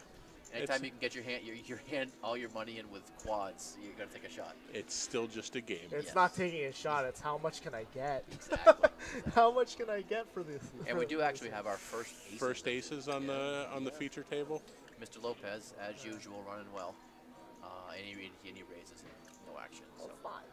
So I wouldn't call that's like running okay. When you have aces, you want a little action. Agreed. You want a little action. So I mean, he picks up the pot, which is cool. But like, when people have hands like jacks or queens, they just want to fold everyone out pre-flop. Sure. No, you want action. You probably have the best hand. Yeah, one or two callers, right? It's a pair. Like, so, you want action with those. So hands. Andre, thank you for joining us. What off to Liz's tonight, or you gonna take a day off from poker? Maybe come to CBS Scene with my. You know what? With my EBT Championship weekend winnings. Yeah, well, listen, they love to have you there. As I mentioned, thank you for mentioning that again, Andre. I heard Tom Brady's going to be there. Yeah. No, don't be spreading that rumor. Not that we were watching the live stream at the feature table. Don't. See, it's a strategy. Good for them. Yeah, they Good probably for all them. have their phones on their leg, like peeking down. You know what? Good for them. Yeah, Manny's watching and listening. You should be. Yeah, they're smart. Absolutely. Blink twice it's a little if you're bit. listening. It's a little bit distracting. But don't start that rumor, because then we're gonna get emails. You said Tom Brady. We're gonna have 80 people in the tournament and no Tom Brady. We are tonight. The portion of the proceeds go to Best Buddies, Tom Brady's team, a member of his team for the Best Buddies Challenge. We'll be there. Excellent. By the way, Good people charity to support. Someone said on stream, I don't know who this is, Master Nobody 3 says, That's good TJ. run, Andre. That's TJ. That's a great attitude. That's TJ. Thank you. So you're getting props on the stream. I appreciate for it. your run. Now, and he's always, and when this isn't an ass-kissing fest, but Andre's always been, and always will be, very laid back and understands it's just a game. Nobody's losing losing a house, or nobody's dying if you get a bad beat. Hey, it's $20 poker when it comes to it. It's a lot of fun. Yeah. EPT runs a great league and a great season and a great tournament of champions, and the two of you are running a great show here for EPT on the live stream. It's always entertaining to listen to and have you guys go back and forth with the people chatting in. It's always a lot of fun. That's the best part. And thanks for all the support for the people that are listening too. I appreciate it. Well, like I said, Andre, we appreciate you stepping in here after you got knocked out, and maybe you'll go to CBSC and get your first win. You're right in for season 27. Absolutely. All right, buddy. You guys have a good day. Enjoy. Thanks. Right. Thanks, Andre. Good run. Appreciate it. Yeah. Thanks, man. So you took 50 grand off the Grana, huh? Nice. Last time I was there, I played. I turned you down. Last time I was there, I did the 235 daily. Yeah, There's the updated chip counts. Mr. Lopez still leading the way. MKT Uncle needs a comeback. He's not out yet. Not out. He's actually second in chips. Oh, he's taking a little walk. Like other people could do it, I can do it. He perhaps took a bathroom break. I tell people that, like, I'll tell people, oh, come with me to the main. Like, oh, no, I'm not going to. We'll probably end up with one or two more hands here. We are approaching the first break. Approaching the first break of our championship. See what happens in these last few hands here.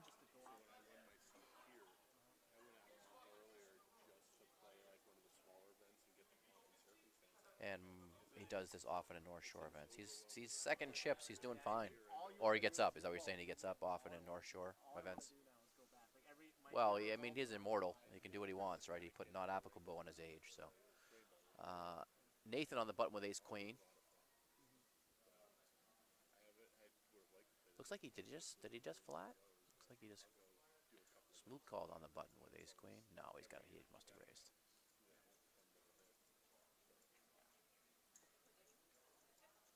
No, he just called. I'll tune in later. All right, Andre. Thanks, buddy.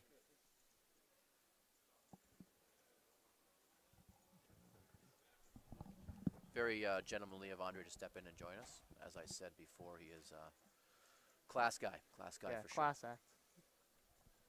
You know what? I missed the beginning of the action. I want to say Nathan just limped in here on the button with the ace queen. And then and then Nathan gets. then He's not going to get called if he bets out gin, here. yeah, and they just check it down, which is. Did he just call on the button? Ugh, I don't like that. Yeah, he No, did. He just called pre. Yeah, okay.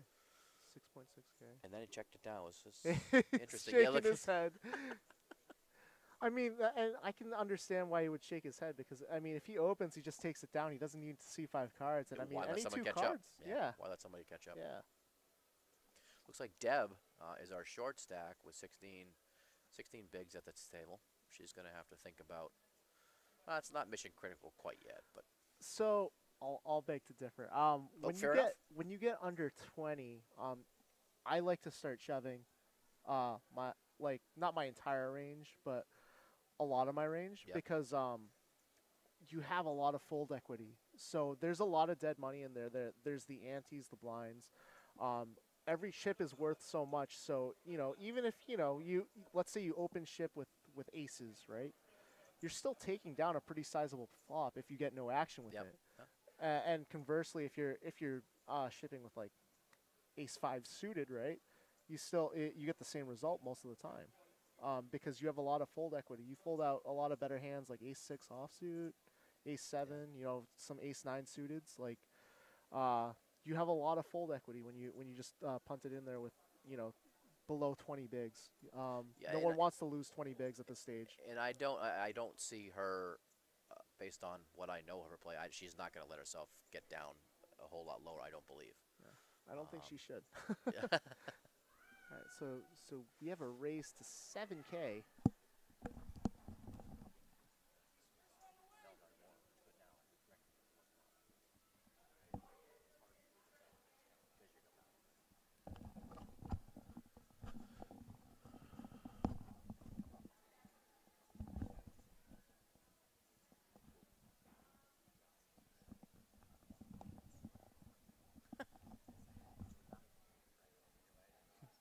Uncle's back for his big blind. Oh, welcome back. He walked away. Well, Came back to the table. when you were speaking to Andre, he walked away. You know, he's immortal. He can do what he wants, right? Let's see what happens. This could quite possibly be the last hand prior to the break. Oh, is it? I know we're coming close here. Let's hope for some blinds action, with 8 and 16 blinds, 200 ante. To your point, though, so you got you're the math genius. 8, 16, 24, and the antes. So you're right. With Deb's, she's picking up a good chunk of change. Yeah, I mean, you saw it there with the ace queen and went, checked down. I mean, he picked up over a 6K pot. Yeah. I mean, with all the dead money in there, it's great. Okay. Nathan raises. I like this. Jack 10 suited. Deb throws it out. I think that's wise. She did have an ace, though. See, here's the strange part, and maybe it was a strategy thing. He raises with Jack 10 there, but he just, like I said, he just smooth called on the button with the ace queen. So yeah, maybe you know what? Let's think about it. And TJ brought it up. He limped there knowing Robert was behind him. And we know Robert's been aggressive and shoving a couple of times. So maybe that's what he's looking to do. Yeah. Whether I like the play or not, it's another story. But yeah, I mean, yeah. You can't predict the future, right? So, wow. So, Jennifer here flops open-ended with a flush draw. That's a great flop for her.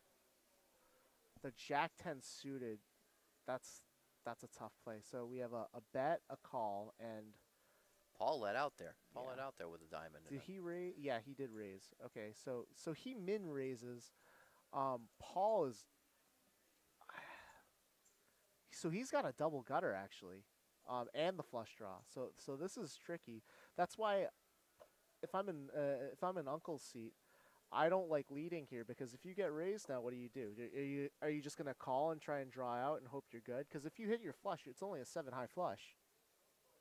So it's, it's a flush, but it's not. Not a great flush. Yeah. And plus, there's 4 to you need 4 to a flush on the board. So he's in a tough spot now, and he could have saved himself 3,000 by just checking. By checking. And letting someone else bet out. But now looks like he's contemplating I mean, if he raises here, he's just verifying his legend status. No. But he folds. But he's still a legend. I think you might see Jennifer call here, though. She has to call. She absolutely has to call here. There's just too much. I would actually be hoping not for a diamond. I'd be hoping for the king or the 8 to Interesting card here, though. Gives Nathan 2 pairs. She's still got the straight and flush draws. Check here. The flush draw is a little so.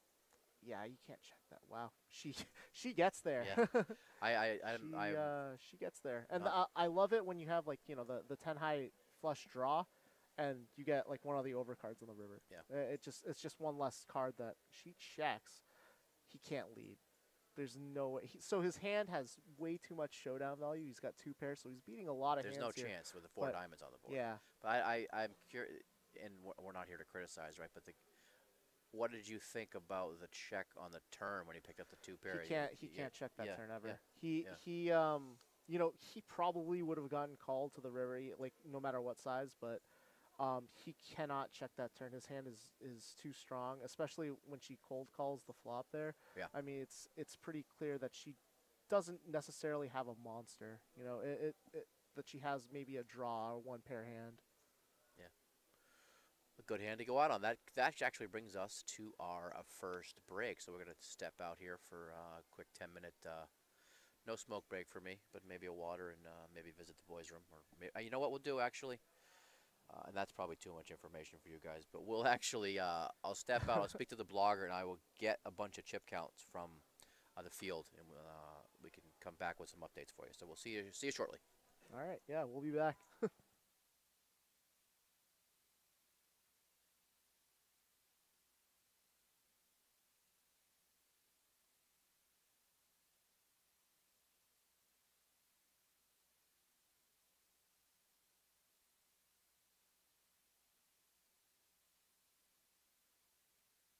Just really can't believe it yet.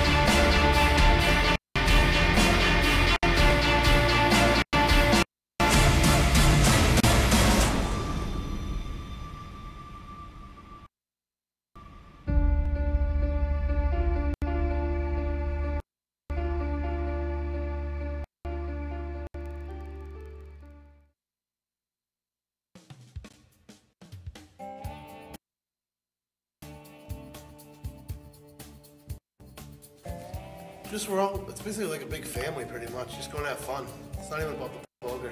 I like a lot of people. A lot of people are the best part about it. I like the experience. I like the players. A bunch of nice group of people. Honestly, it's just like, it's a weekly thing, and we go there and we created bonds, you know what I mean? Like, even like our region administrator for the like events, you know, we have a bond with them, and we have bonds with each other. We're all Facebooking each other. It's just amazing. We're all rooting for each other.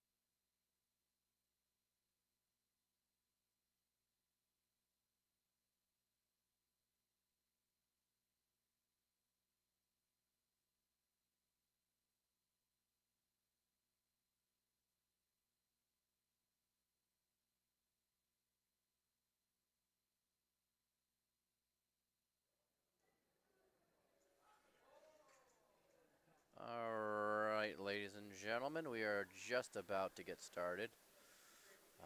About 45 seconds or so.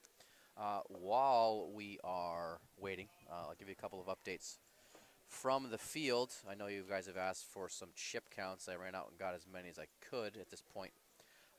Slade Edmonds is at about 260,000. Andy Giottis 260K. Jared Norton's 125K. Billy Landry's about 140. Jake Dennehy 120. Johnny Kelly's got about starting stack. Fleezer Doza 193. Ferdinand is leading the show at 290. And then Fleezer's another legend, by the way. yes, I completely agree. Absolutely Completely agree. Ron Miller was one of our Robert Miller was one of our double stacks. He's currently at 160,000, and Bryant Taylor out of the charity division is at about 200,000. So, anyone else needs some chip counts on someone personally? Let me know, and we'll get those for you. So, yeah. I mean, I don't want to harp on it too much, but you'll notice players at the table with their cell phones. They are watching the stream. Yeah. So, no. and That's honestly, I would be too. You know, I think you know, if you got to use every advantage that you have, and this is certainly one of them. If you're watching the stream and can see, you know, a hand from earlier that you kind of questioned yourself on, you know, it might give you a confidence boost if you made the right decision versus the wrong decision. Like you said, you know, earlier, there's a whole people set up whole rails right at the World Series of Poker, whole teams of people with iPads and oh yeah, and all that other yeah. stuff. I mean, you got people with computer, like basically, they'll have like if you've ever played online poker, they'll have like a HUD basically for for the final table, like of like this person is opening like 23% of their hands. You know, it's crazy. It really is. It has a adds a whole new dynamic. Yeah, so, for sure. Nathan calls here with the King 5 suited, and then Deborah goes all in. I mean, that's a quick. With 11 bigs and aces, yeah. Yeah.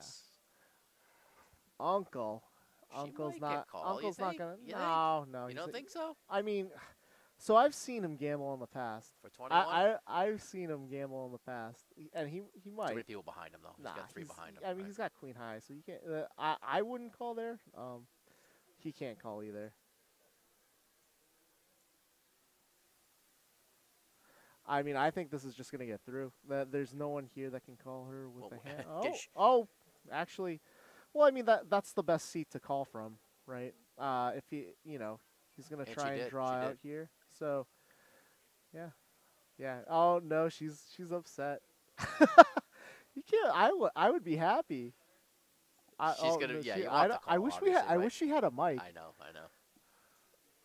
Actually, So let's see if the 19% takes. actually, the players watching, I believe, can hear that. We can't hear it, but I think they can hear what she's saying. Don't do it to her. Oh, Of course, there's a sweat. Why wouldn't there be? That's a small sweat. Yeah, but it It's doesn't small. matter. It's never easy, right? That's a good card for her. Oh yeah, actually. that's a great card. I mean, he can't get a. She's Yep. gonna get through. Flush. She's gonna double up. She's gonna double up. So they're friends now. She's happy. Yeah, I'm so happy that he didn't. Not because I'm rooting for either one of them, but I didn't want to see her kick him over in her chair or flip the table I over. wanted. I can't lie. I mean, like if he gets those chips, I mean, every player at the table is going to be afraid to play against him because if he's in position or you know just calling bets with 6 high, you got to be really careful because you don't want to step into it with a loose player like that. Yeah.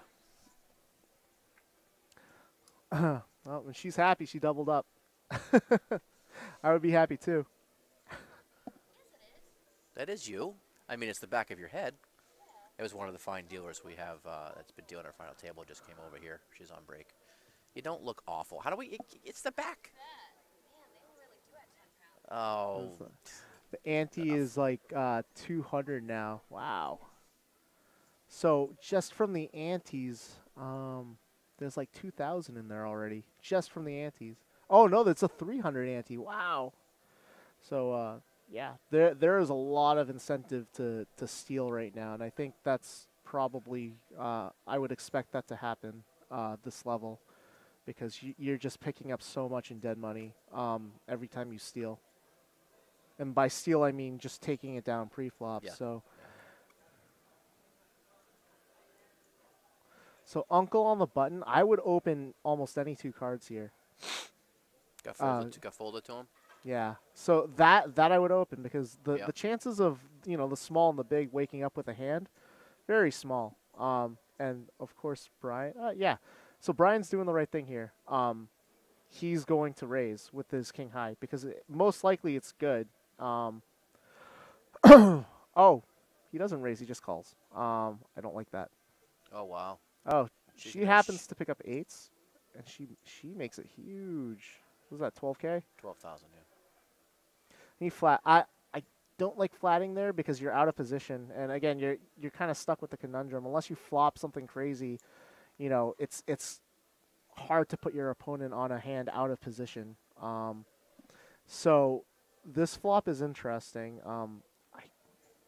Is Brian gonna lead here?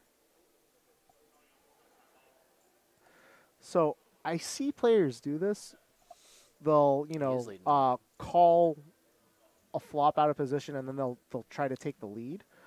When that happens, it's very hard to balance your range. So really, all he's representing here is a 9, and he just wants the hand to end. He isn't representing too much strength by betting out there, and he checks here, and wisely she is gonna lead. She just blasted in there. What's your thought on her flat call after that lead out? I think that's the right move. Yep. I absolutely do, because I mean, you think about it, like any player listening, if you have a 9 in that spot, let's say you have a 9-10, right? Are you really gonna put a bet out there with what is probably the best hand? No, you're probably gonna check to the aggressor, and the aggressor's gonna lead out, and then you can call, and that's actually in my eye, a stronger move is if it gets checked to me and I lead out and I get called, I immediately, like, that's kind of when the warning lights up in my head go off of, like, what is this person calling with? It's yeah. Makes sense. No, So- that's why I asked. That's why. So he's never. I mean, I can't say he's never betting a 9. We've only seen a few hands, but most players there, I wouldn't expect to bet top pair. If he bets there, he's probably got mid pair, and he's basically just throwing a bet out there, saying, I hope you didn't hit this flop. And I could take my king high takes it down. And just so you know, a couple of other updates from the field. Paul Giroux was eliminated in 38th place, so good run, Paul. And then Andre, as you guys heard on his interview, was eliminated in 37th. And Horcel Murphy Jr. was eliminated in the 36th spot. And once we get some more updates, I will happily keep you updated. See, I like this. Uncle bumps it up here. Oh, he ran into it. So Looky. that's too big of a raise. I don't like that size, because if Uncle's got nothing, he's just going to snap fold, and he happens to have nothing. So he's going to snap fold unless he absolutely feels like gambling. She went all in. No, she 3-bet a huge amount, and then the big blind. Yeah. So, I mean, Uncle can't call here. So the problem with this bet size is, even though it's kings, it's the second best hand, second best starting hand. I mean, what is going to call her that's worse, like queens or jacks? And you can't. I mean, you can't put. The yeah, legend is that contemplated. is. I think he's Hollywooding. Yeah, that's definitely Hollywood. He can't play that hand. Not to that raise. I would have made it smaller to get a little more value from Uncle and have him call the flop. I know a lot of players like to bet big, to kind of avoid the variance of, like, I have kings. I don't want to lose. I don't want to go out with kings. You want an ace hitting the board. Yeah. But in a situation where you have a really good starting hand like that, you really want, and in a tournament like this, you want to be able to extract chips from your opponents. You don't, and you want to be able to extract as much as possible. And she actually showed the kings.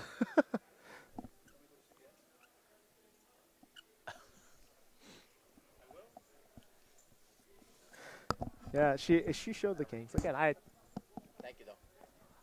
I mean, I'm not above that. I've shown cards where, you know, I've driven home and I'm like, why did I show this? Why did I, you know?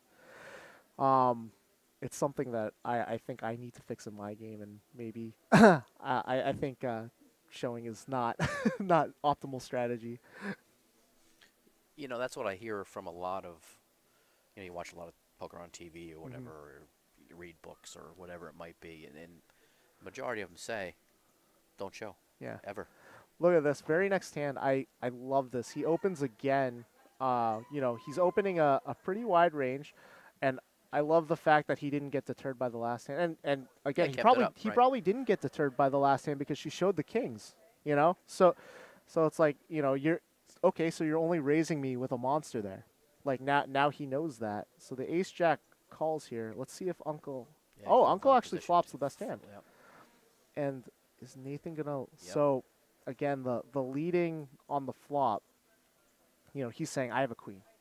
You know, you know, I have a queen. I bet you didn't hit that board. Uncle happens to flat a pair, and he's wise enough. Oh, he raised. He raised. Guy's a legend. And that's a good move because, you know, Nathan here isn't representing too much strength by leading out there. Because again, a queen there, you check, you let the other person bet, you call. You know, because you probably have the best hand. You're not going to lead out a queen because. What that does is, you know, if you're in Uncle's seat and you completely miss the flop, it gives you a great opportunity to just lay the hand down. Yep. You know, and now you don't get any more chips.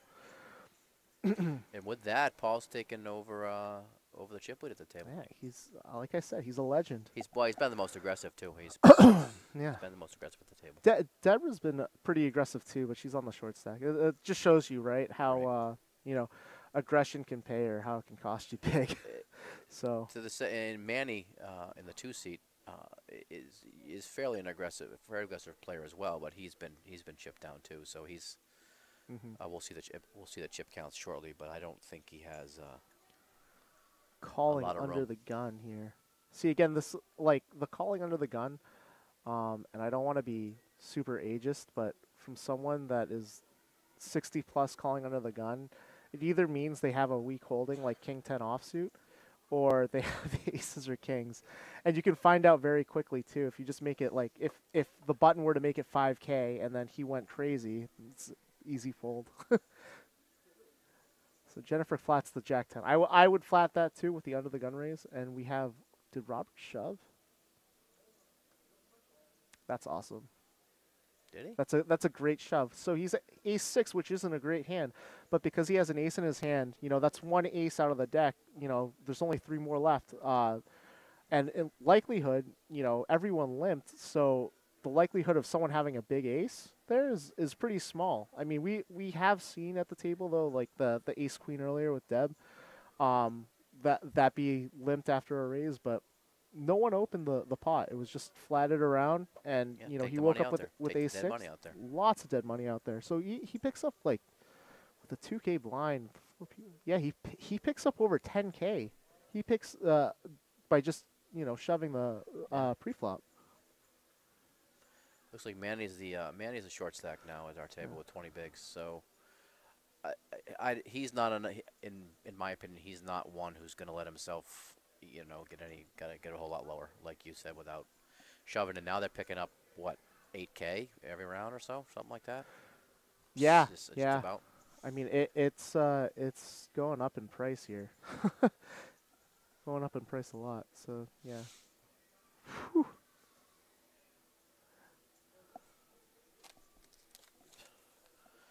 Guys on the Twitter and Facebook feeds, if you need any chip counts from the field, please let us know.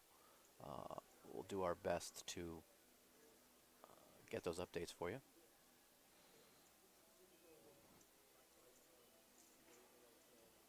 And I actually haven't been checking the Facebook, so I guess I should probably go check it. See if we've got any stuff there. So it folds around to Nathan, who's got ace jack on the button. You know, on the button you can open pretty much anything. Anything, sure. And is he gonna get called? Yeah, king deuce. You know, even though it's, you know, only king deuce, that's a very reasonable defend in the big blind. I like it. And they both flop nothing, so my guess is Nathan's going to take it down right here if he decides to continuation bet. It's a pretty dry flop. He doesn't continuation bet. So this opens the door up for him to bluff on the turn. For what's his name? Redames? Radames. Mr. Lopez. So he checks again. I mean, this leaves the door open for Nathan. I mean, if I'm Radames, I probably would have bet that turn and then fired again on a blank river. And now this is going to go check again. Ace high is going to win the pawn. Yeah, the ace jack has showdown value. I would not bet here because you're only going to get hero called by, you know, a 5 or a 7 or a 9. And he does check it. He takes it down. But again, that was Radames' pot to win. Yeah, you know, he could have easily taken that on the turn from Nathan. I don't see Nathan continuing on that turn. He's got essentially a 3-outer, right? If Radames has a queen, which he again, if you pair the queen there, you're checking that flop every time and letting the other guy bet out, and then you're betting the turn if it goes check.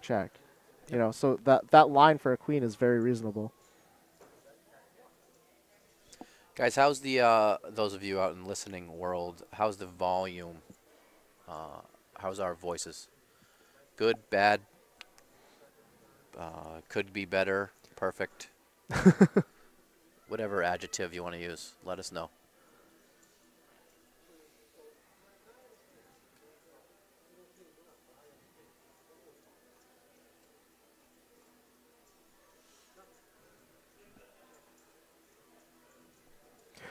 Okay. Much better. Okay. Master Nobody 3 says King High has some showdown value, though. And you're absolutely right, it does. But while it does have showdown value, you can fold out a lot of better hands, like, let's say, Ace-Jack or, you know, Ace-X on the turn by simply leading out. And I mean, like, it's perfectly reasonable for the button, you know, after checking that flop to just have Ace-High, and he probably, you know, goes away. I mean, maybe he doesn't. Maybe he decides to he elects to call there. But if he goes in with the plan of I'm gonna barrel the turn and then I'm gonna barrel the river, you know, it's yeah. I think that's the best way to take it down. Bottoms up, enchanting. That's a great adjective. We have a wow. What do we got? Top pair and Nathan not much bets else. 4K. Radames calls with King Queen, and yeah, so they're all gonna see a flop. Oh, they already did see a flop. Yeah, they did. That was another flop. Oops. It's okay. You're chatting. Yeah. I don't like the lead on the turn because, again, this is a spot where he probably has the best hand. I mean, he's got a very strong holding.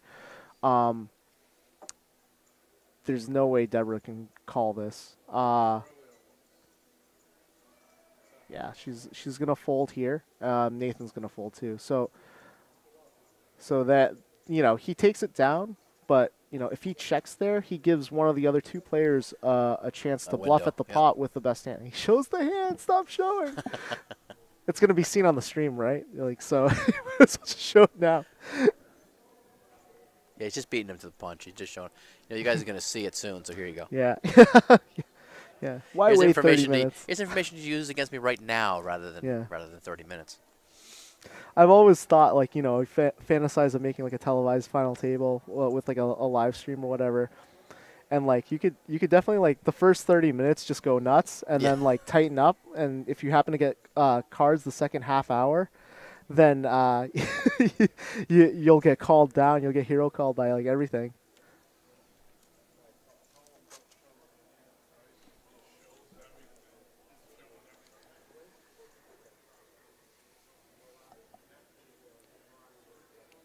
All right, I just got a couple of updates from the field. Chris Sevick, our blogger, just brought him over to us. I think we led off. Chris Weisner is out in 35th place. Richard Kelly went out in 34th. 33rd says Leonard. No, I don't know. I can't read that. So I don't like this. We'll stop call. there. So Oh, we have Brian. Brian opens pretty early, under the gun with sevens. Jennifer calls with 5-7 off. Now, yeah, I don't like that at all, because if someone raises behind, which it looks, oh, he folds the king queen. Who did, Manny? Yeah, I mean, honestly, that's probably, with the action in front of him, you could justify folding or raising there. I don't think a call is very good, because then you're just opening the door for everyone. Oh, Paul, he knew. See, the king queen. Uncle wakes up with ace queen, and he's gonna blast it in. Yep, here it goes. And we're gonna see a race. We're off to the races. And now see Jennifer, by calling the 7,000. You know, she's put 7,000 in dead money in there. That's, you know, 3.5 big blinds. That she won't get back. You know, so that's why calling with a hand like 5-7. You know, it can hit flops, but. And then Brian reshoved here, all in with the 7. Yeah, and Uncle's calling. Yeah, I would imagine. That would be a. Yeah, you have to call here at this stage in the tournament with a hand like that. Actually, how much to call? 46 to call. I don't know what they started the hands with.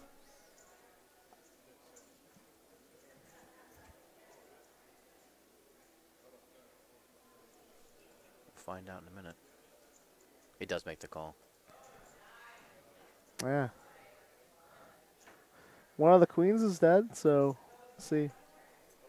One of the queens is dead, one of the sevens is dead. So he's not going to hit a set. Oh, that's a great flop for sevens. Great flop. And yeah, he's going to take it down, I think.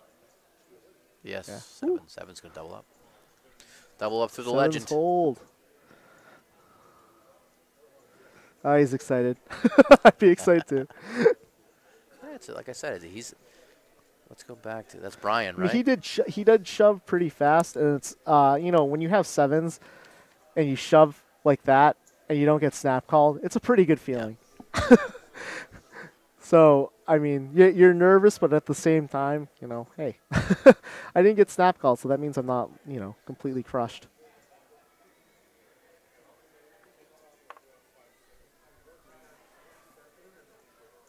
You're right. They still didn't put 13th in there. Andy's not listening. It's just, yeah, there's no 13th place money. Yeah, let's finish 14th. It's unlucky.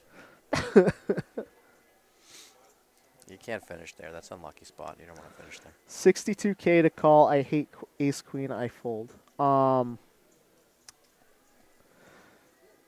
don't think. I think that's exploitable if he folds there, and especially with his chip stack. You know, I know Uncle has the heart of a lion, so he's playing this to win. He's not playing this to kind of ladder up. So I think with his chip stack and that strong of a hand, he has to go in there. I mean, it is an under the gun open, so I can see a case for folding, but you know, again.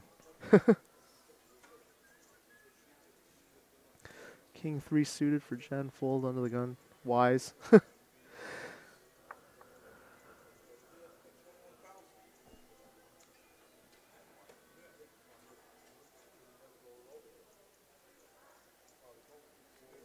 Yeah, I mean, yeah. I agree with you, Jay Dizzle. You know, a lot of players, including myself, you know, it's not the greatest feeling getting in with ace queen off. So, oh, Manny here has ace king, and he raised to 6. Took it down. Manny's played pretty patient. He hasn't had a whole lot of cards. He's played pretty Yeah, patient. ships the pot. Yeah, I mean, if I have a marginal holding there, I'm folding. You know, for sure. Like, yeah.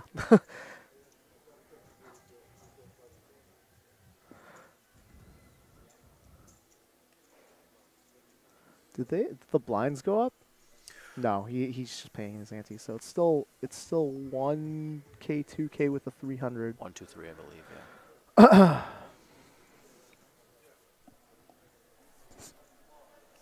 And for those of you waiting with bated breath, Mr. Myers to show. Oh, look at this.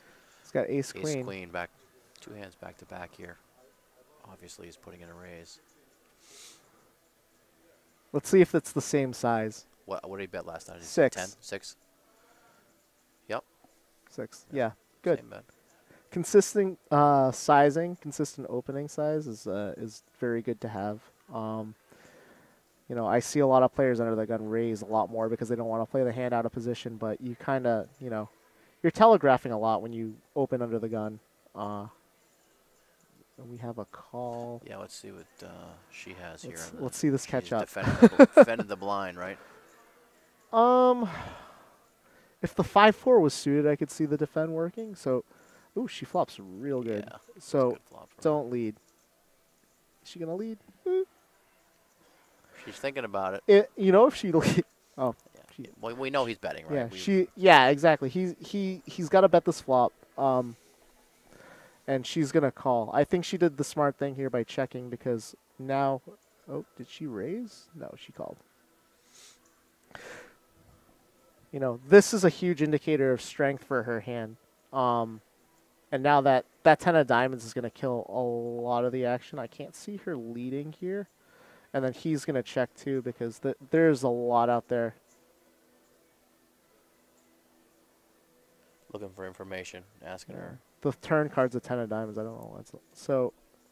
Yeah, he absolutely has to check here because the only hands that are gonna call him on the turn are most likely beating him. I don't think if he does bet here, I don't think Jennifer can even continue with the 4-5 with the open ender because there's just way too much. You know, she hits the diamond, Yeah, she's he probably does no check. good. He does Yeah, check. so it goes check check. Interesting Let's card see. there. Let's see what she does. Yeah.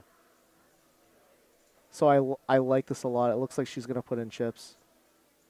I really like this bet if she decides to bet. He's staring her down though. We'll see. If he, Oh, she Oh, goes she all in, went all and she in. shows 5 high like a boss. wow. 5 high like a boss.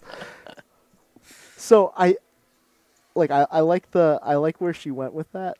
I like the all in, but she probably could have taken it down. Actually, he doesn't have many chips, so it makes sense. It makes sense. Forget what I said. You can retract that statement. Yeah. That's fine.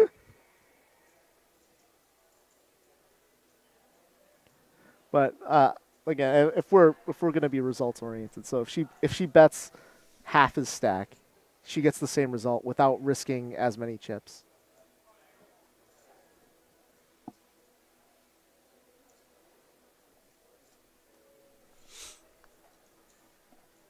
It shows the nut low. Yeah.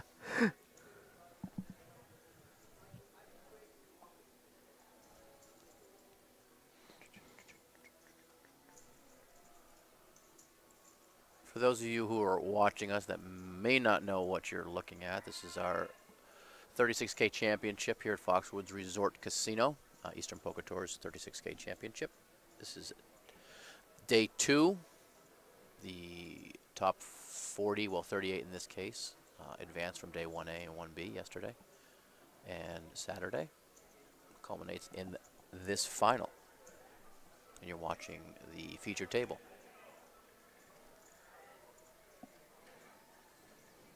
And just got another update from the field. It looks like we are 27 people remaining in the field. 27 people remaining in the field. So I will look to get the updates as to who finished in those other spots there. So I like the open from Nathan. Well, actually, under the gun, Jack 10 suit offsuit is it's a little loosey goosey, but I like the idea. Wow, Ugh, Uncle Flops. The huge. legend. So with two people that have called behind me, this is a spot where I give up. For sure. You can't. No. It's too easy to get bluffed here. If you get raised, it's it's just you can't continue here. And he does check. Good. Yay, Nathan. With the 8-9 suited, absolutely bet. I would absolutely bet to try and get value. That is a little bit too much. So is he cutting it out or is he? No, he bet He's it. Hollywooding. there's no version of Nathan calling this bet because, I mean, he's only got 2 hours, so two overs, so he's got 6 outs to the turn if he's not already beat. Yeah. Clock.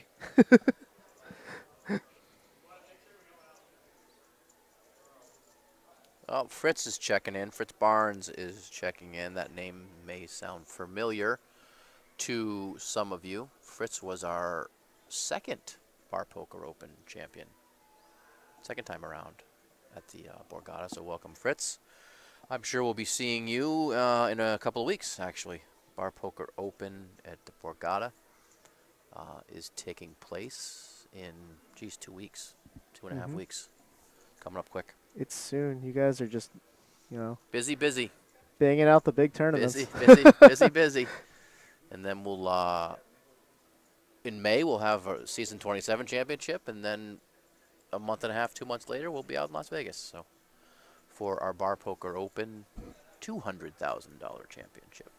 And for those of you looking for information on how to get involved, you can go to barpokeropen.com. All the information is listed there. Or if you're interested in Eastern Poker Tour and getting involved with charity events and or pub events, you can go to easternpokertour.com and check us out. So he raises to 45K. Who did? Who raised? Robert here. That's yeah. Well, we saw it earlier. I mean, that's so yeah. He has the right idea of he doesn't want to play that hand out of position, and I completely understand why. I mean, he is jack high. The problem with the size though is if someone behind him wakes up with a big hand, he's just lost 45K chips. Unless he's I mean, with that size, you have to be willing to get it in. Like if you're throwing in 45,000 pre opening under the gun, then it has to go in no matter what after that because you're committing a huge amount of chips. Yeah. But he's like I said, we've seen it. What, this is probably the 4th time now, and that's Robert. That's the way he right or wrong. That's the way he does it. And maybe he'll live and learn, I guess. But right now it's working, and right now it's working. It's I'm not. Yeah, it's these players got here. They earned their way here. So clearly they know how to play. Yes. Yep. Going through things. That's what makes the world go round, my friend. Different strokes for different folks. So Uncle with the 6x, he raised to 12. Whoo! And Robert just throws in a stack. Let's see what he's got now. King, queen. Tens. Oh, no, he's got 10s. Yeah. Uncle again put in a spot with ace, queen. But again, here's another spot. I mean, what's your opinion on that? He's put more than half of his chips in the pot. He's representing a huge hand. Like, call me, please. Well, 10s there. If I'm Robert, I'm getting it in with 10s in the big blind. Yeah, but why wouldn't he have shoved all? You know what I mean? Why not shove all in that spot? It's essentially the same thing. Agreed. Agreed. It's the same thing. Some players like to do that because if you bet out like 75% of your stack, it looks like you're screaming like I want value, right. And it kind of maybe misrepresents the strength of your hand to make it stronger than it really is. I mean, 10s is a pretty strong hand, so that's something I would be shoving. I like it. So a lot of players and all right. Well, I'm sorry to interrupt. Here's the situation here. He called and they both turned their cards over prematurely here. Oh, The floor. money is not all in. Floor. You may see a penalty here or Maybe two. they want to run it twice. Yeah. They want to. That's what they're asking, right? They want to run it twice. Yeah, they did call the floor. Yeah. You're going to see a penalty.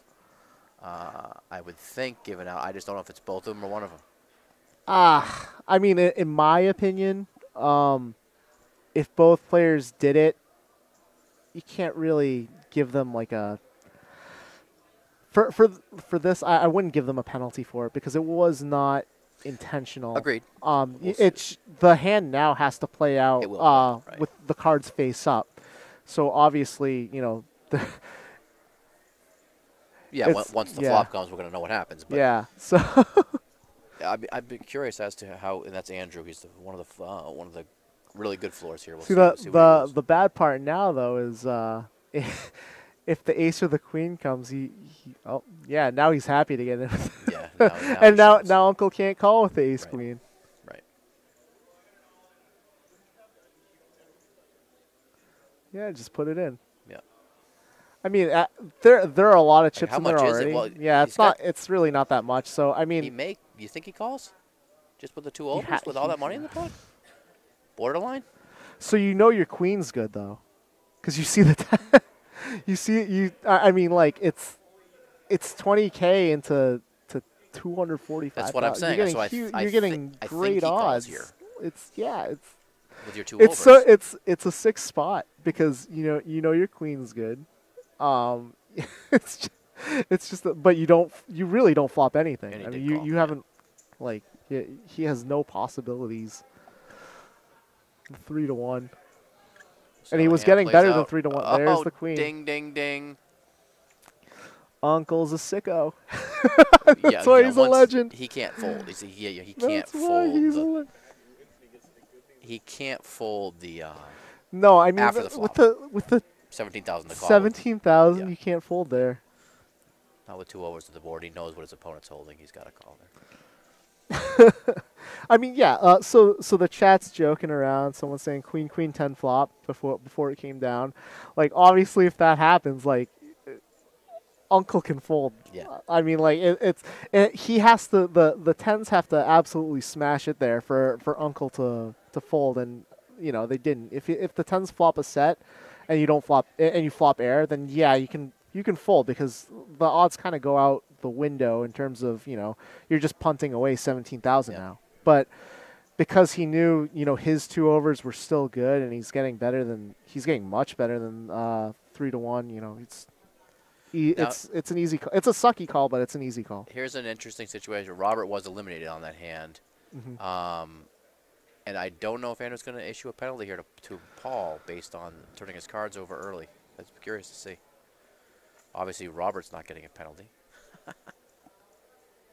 I mean, for things like that, I mean, I'm not a floor person or anything. Oh, here we go. Mean, you run. And Andy just up, and you're going to see Andy just in this hand they accidentally exposed the card, so they had to flip them face up and play it out. He actually ended up getting a penalty for it for 3 rounds. So looks like he is going to get a 3 hands. I'm not 3 rounds. Andy did? Yeah. Over there? No, see, he just typed it up here for us. Oh, okay. Because we can't hear the floor's ruling, so he is going to sit out 3 hands for exposing his cards unintentionally, but still expose your cards. That's like by the letter of the law. I guess that is the rule, right? Yeah, I mean, it's to me, it's in that kind of gray area of I like to think intent plays a big part, and clearly neither player intended to. That they weren't angling each other. Let's say they weren't angling each other. They weren't angling the table. It was an honest mistake, and we're here to have fun. So it's I agree. It's not it's not something But but it's a spot. I mean, it's a good question. You got to follow the rules, though. We are. And he was lenient and gave him three. You didn't give him a round, right? He gave him 3 hands, so I guess a slap on the wrist and don't do it again. But I definitely would have issued a warning and saying, hey, just make sure next time, next time it's going to be a penalty. But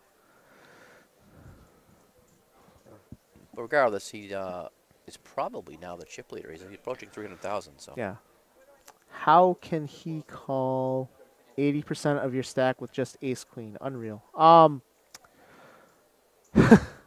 So it's definitely a tough spot to call with ace queen for sure, but it's we've seen Robert go in with king high. We saw it before the break. Right. Robert went Right. in with king high and it held. So it's, maybe that's playing a factor in Uncle's mind of, this guy is willing to get it in with, a hand that, I may be good against. Maybe Robert's doing that with king queen again, and now he has, with the ace queen, he has him dominated. So. Here's an interesting hand. Jennifer with top pair. Nathan open-ended, right? And she just checked her top pair there after she got called. I actually don't mind the check because she has Check the best call, hand. yeah, So check call. if she bets and she gets raised, then it puts her in a tough spot. So I would expect a check here, and because you leave Nathan open to bluff now, right? Mm-hmm. You check here with the intention of Which calling. is the only way he's winning the pot. Yeah. So you the thing here though is you're losing the pot if you don't bet, but the run out was 3-4 of diamonds. Yeah. So what are you really representing? It's just such a bad run out to bluff at. So I wouldn't really, because any king here is calling you. I'm calling with any king here. I'm calling with king deuce. Maybe not a jack. Maybe he folds out a jack, but it's, he needs to put Jennifer exactly on like some combo with a jack, like maybe a jack queen and there's or 114 in the middle, and he's only got 57 left. So he just checked. He gave up. I think that's the right play. Yeah. Absolutely. Gretel has joined us, or she's probably been here the whole time. Hi, Gretel. Yes, we'll get your field update. I will see if I can track somebody down and get some field updates for you. And it looks like we have a new player here at the featured table. That's Bryant Taylor out of the charity division, also known as Big Poppy, as some of us call him. He 156K. So he's coming with a pretty good stack. Yeah. I'm not sure what average is right now. 25. You know what? Let's find that. We'll find that out. We'll find out what the average is. Let me see if I can get. That's Mr. maybe Taylor's a behind. little below. No, because half the field would be 30. Yeah. So he's yeah, he might be a little below average. He's around average. So let's say that.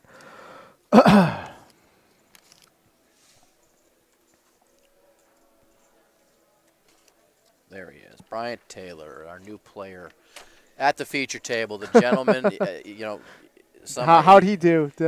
He's a Red Sox fan, as you can see. Yeah. He is out of Boston. Boston, Mass. Lives in Mattapan. He's 35 years old. Works for the MBTA. He has 3 kids. Mia, Taylor. 3 kids? I can't make this out. He's got some kids. Some young kids. Good for him. I like the shove with Queen Jack here and the hijack. He only has really 4 people to beat. Yeah, and he's short on chips. He's got it. Yeah, and he folds out a lot of weak aces Right. too. A lot of weak aces fold there, so he folds out better hands. And there's plenty in the pot to just collect. So. Elvis, how are you, pal? We are getting you some updates from the field. At last, I heard, I think, Uncle was one of the chip leaders, but we'll the blogger's getting you some chip counts now. We'll get them to you. Back to Mr. Taylor and his favorite movie, favorite TV show. He gets an F. He didn't fill this stuff. He gets an F. Favorite food, fried chicken. He's playing 4 years. He plays with us in the with myself in the charity. His favorite EPT venues are in Walpole and Foxborough because they're closer to his home. Look at this. Are you kidding me? Oh, Did he show up late? I should take a picture of this and put it on the blog. Yeah, 'cause this that's an F right there. I have to talk to. He left the yeah. entire second page blank. So what do we say? Next time this happens, we're going to make stuff up. Yeah. Yeah, we're making stuff up. What EP event? Well, I know he qualified yesterday in day 1B, so we won't make that up. His biggest tournament finish, I don't know. What do you think? Let's just make it up. Biggest tournament finish. We just make it up. Say you know he what? won like a WPT main. WPT main, yeah, WPT main for like 870,000. Yeah, he's here. might have been Bay 101. Yeah.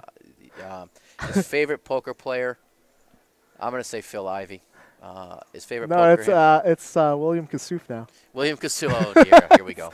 It's Kassouf. Here we go. Yeah, I think that's everyone's favorite. Here come the Kassouf comments on the blog now. I think that's everyone. I mean, he's my most recent favorite player. Watching him. What makes you the most unique in other players? I'm gonna make. He looks like David Ortiz. If he wins the money, he's gonna take the money or the seat. He's taking the money. I'm just gonna want the seat. He's taking the money. Favorite part about playing with Eastern Poker Tour, probably coming to see me at the charities. You know, that's probably his favorite. Actually, his brother and I believe one of his female cousins come and play with us quite often. So, anything we'd like to share about himself? You know what? I'm not going to go down that road. we could make fun of him, but we won't. That's not what we're here to do. And he'll get a kick out of this when he hears it, I'm sure. All right. But I am going to give him some crap for. Not a Kassouf fan. Fritz, you're not a Kassouf fan? Yeah, me either. Hey, Kenny, how are you, buddy? There are 25 people left in the field. Again, we're going to get you some updated chip counts now, chip leaders, etc., and who's been knocked out where. But you know, like the one. So I'm going to defend him a little bit. The one thing I didn't see in the footage is if he was heads up in a hand and he's doing his spiel. I never saw someone say, you know, can you please stop talking to me? You know, can you please stop talking to me? It's disrespectful. I'd like to, think, you know, except for the guy who had the aces, right? The check your privilege guy, but yeah. Like that was kind of spazzy. If you had asked him in a calm demeanor, hey, can you please stop talking to me while we're playing? You know, now when he does talk to you. It's immediate, like it clearly breaks a rule of like he is disrespecting you. Yeah. You know, and now it's like a black and white. He's breaking a rule. Yeah. Give him 1 round, 2 round penalty.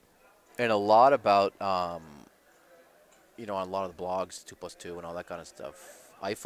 Jack Eiffel was getting a lot of crap for maybe overruling a little bit, like being a little bit harsher on him. I know that was going around the talk of whether a penalty was excessive. Did he break the rules? That kind of thing. Yeah, so. And when he was playing the pot, when he was playing his famous hand, the 9 high like a boss hand, a lot of players said, he got the penalty for taunting, and a lot of people thought that it was because of the hand gestures and what he was saying during the hand. Yeah. I think, kind of pounding your chest and saying 9 high like a boss, like standing up, slamming your cards down. I think that's the taunt. I think that's why he got the penalty. Could be, yeah. Or a combination of all of it, All the stuff before kind of lied in the gray area until that. And I was, if someone does that to me and says 9 high like a boss, and that's disrespectful. That's taunting in my eyes. And actually, Fitz chimed in and said Benger, who was the one ultimately had the aces, didn't have a decision to make, and that's a good point. His decision was made, and it may have been a little bit needling on his point too to get him to call. I think it's probably he was defending, calling him out, right? And, yeah. But then also obviously trying to get him to call. He's got aces. Yeah. He's got aces, and ultimately he did call. But I mean, Kassouf, Kassouf is he plays well. I mean, from what I saw, so I mean, he knows he's getting it in instantly. So it was kind of this weird dynamic of they were both goading each other. pretty much. They were both goading each other into like making a tilty. So Yeah. it was just a perfect storm. 20 minutes. Heart of a lion. Yeah, he does have the heart of a lion. Yeah, for sure. Let's see how this hand plays out. I've got I got a bunch of updates from the field that I will get to. Let's just see how this hand plays out here. Raised Paul to raised. 18.5. Uh-oh. Uncle. That's not a big uh-oh. I We'll mean, see. he can get away from Yeah, this. we've seen that he can get away from it. He is out of position, so yeah, he elects to check here, which I think is very smart, and Brian's going to bet here. I actually like the call from Uncle. It's very hard for your opponent to hit a flop. It is reasonable for Brian to have an ace here, though. Because he called the raise. Oh, Yeah. he's going to check raise. So I don't like the check raise if that's what he's going to do. That's what he's doing. Yeah. So that, see now, yeah, and now. He's committed him, almost committed himself. How much is that? He bet he's 30, pretty much priced in, and now he's a 4-to-1 dog. He raised to 90. Yeah, he's yeah, yeah, 40 more to call. he's priced in at this point. He knows he's behind now, though. Yeah, he absolutely knows Brian has an ace. There is no version of Brian doing this without at least an ace. So, yeah. So that's, yeah, I would have liked to call, because then you see what your opponent does on the turn, and you can kind of solidify your decision-making a little more, because if it goes check on the turn, the king's probably the best hand. But if Uncle checks again and Brian leads out, I mean, there's a... Again, he's in another spot. It's 46 to call and 266 in the middle. Yeah. I don't foresee him folding, but yeah, you never know. And then Fritz says Banger later said he overreacted and regretted it. Yeah, and I think he kind of apologized, whereas Suf probably didn't. He kind of was a little spazzy. That's probably not. That's what he said. Overreacted. That's what part he of his highlight reel, his personal highlight reel. Let's see how let's see what happens here. 4-to-1. Can he do it? Can Uncle do it? The legend status. Yeah. Let's see what happens. Hey, he's up. So he's like, I priced myself in. Yeah, he's trying to explain. Of course, you got a call. So we got a brick. Now he needs a king or a 10. King or a 10 only. Ooh, that was paint. Yeah. So he got it. Now. Nice. The check raise there. I mean, you got to think Brian's leading out. Probably has an ace leading out there, right? He did call a raise before the flop. I mean, or does he? Is Paul thinking maybe he would have re-raised me with an ace in the blind if you know what I mean? The check raise there is rough, because if I think it went. He raised. Paul raised before the flop, and then he called. He just called. So the line I would have taken there would be to lead out on that flop, right? You know, and if you get raised, you can get away from the hand. Yeah. I don't like the check raise, because I mean now you're indicating like super strength, like literally like aces, kings, or whatever the other card was, like a set. Yeah. You're representing 2 pair or better. They're pretty much by check raising, and it's very hard to have 2 pair when you know the guy in the big blind has an ace, you know, and he knows that because he's holding the ace. Yeah. So that misstep there, I think, by Paul. I mean, I like the aggression, I suppose, but the fact that, you know, he flatted the raise, you know, I don't know. Maybe it doesn't matter because he doubled through, right? Yeah, I'm not a fan of the check raise, because really, what is he gonna fold out there that is betting out? Maybe he folds out all worse hands, like queens, jacks, things like that. So it doesn't. You don't want to fold out worse. You want to get money from the worse hands. All right, let's go through some quick field updates. Billy Landry sits at 160. Ed Murphy, 110,000. Brandon May, 108. Richard Huff for 260,000. Robert Miller's 150. Dan Zuckerman's about a starting stack of 100. Johnny Kelly, 110. Jake Dennehy's at 150K. Peter Bright down to 40,000. Slade Edmonds appears to be the chip leader at 330,000. Stephen Lofgren 240. Fleezer Doza down to 48. Fleezer's got some work to do.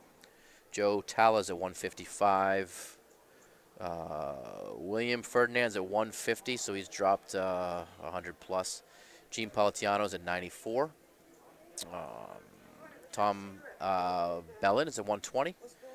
Mr. Giottis is at 280. So that's some updates from the field. If there was somebody that you did not hear and interested in finding out about, let us know, and we'll see if we can get those for you.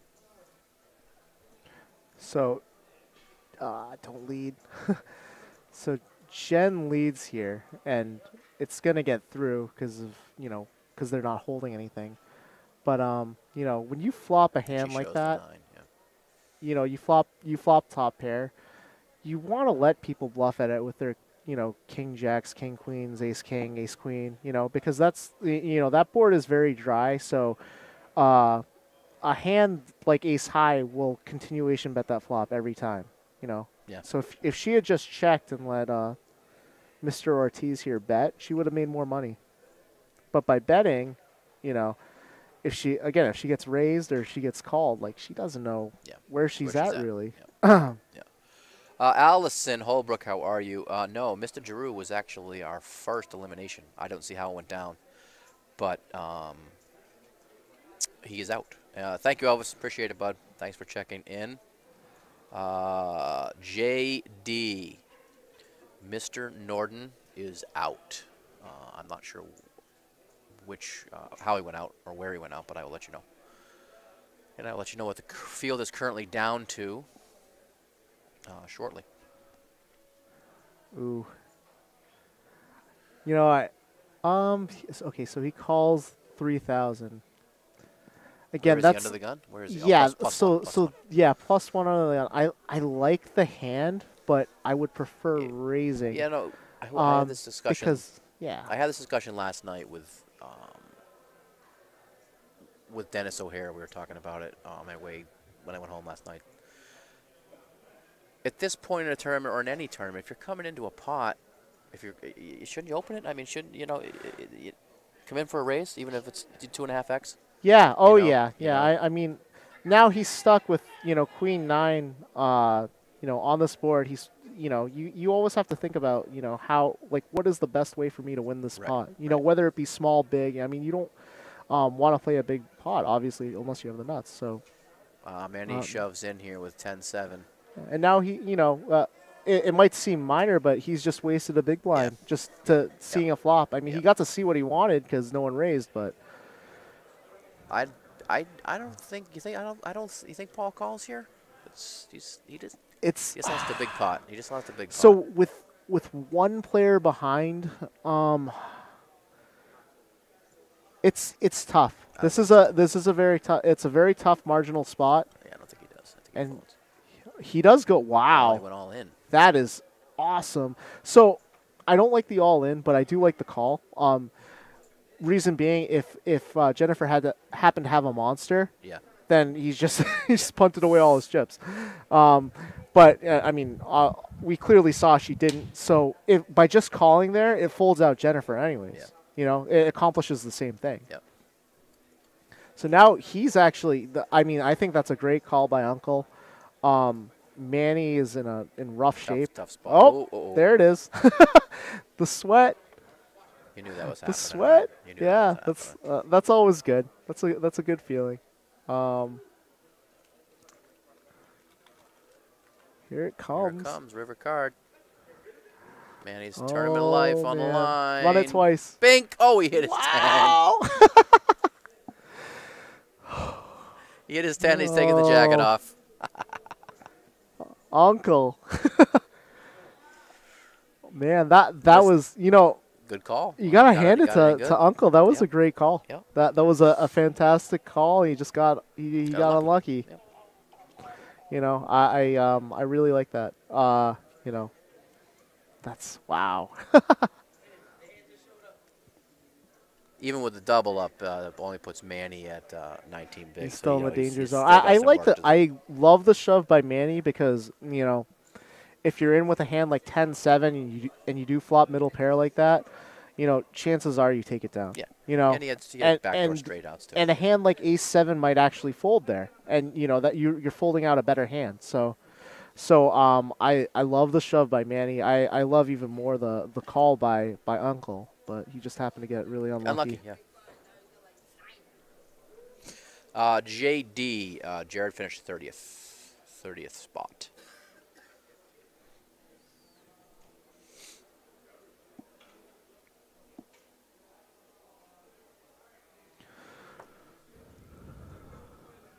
But yeah, it is a good feeling to hit, you know, one of your outs on the river there when you're in pretty bad shape. It usually happens that way.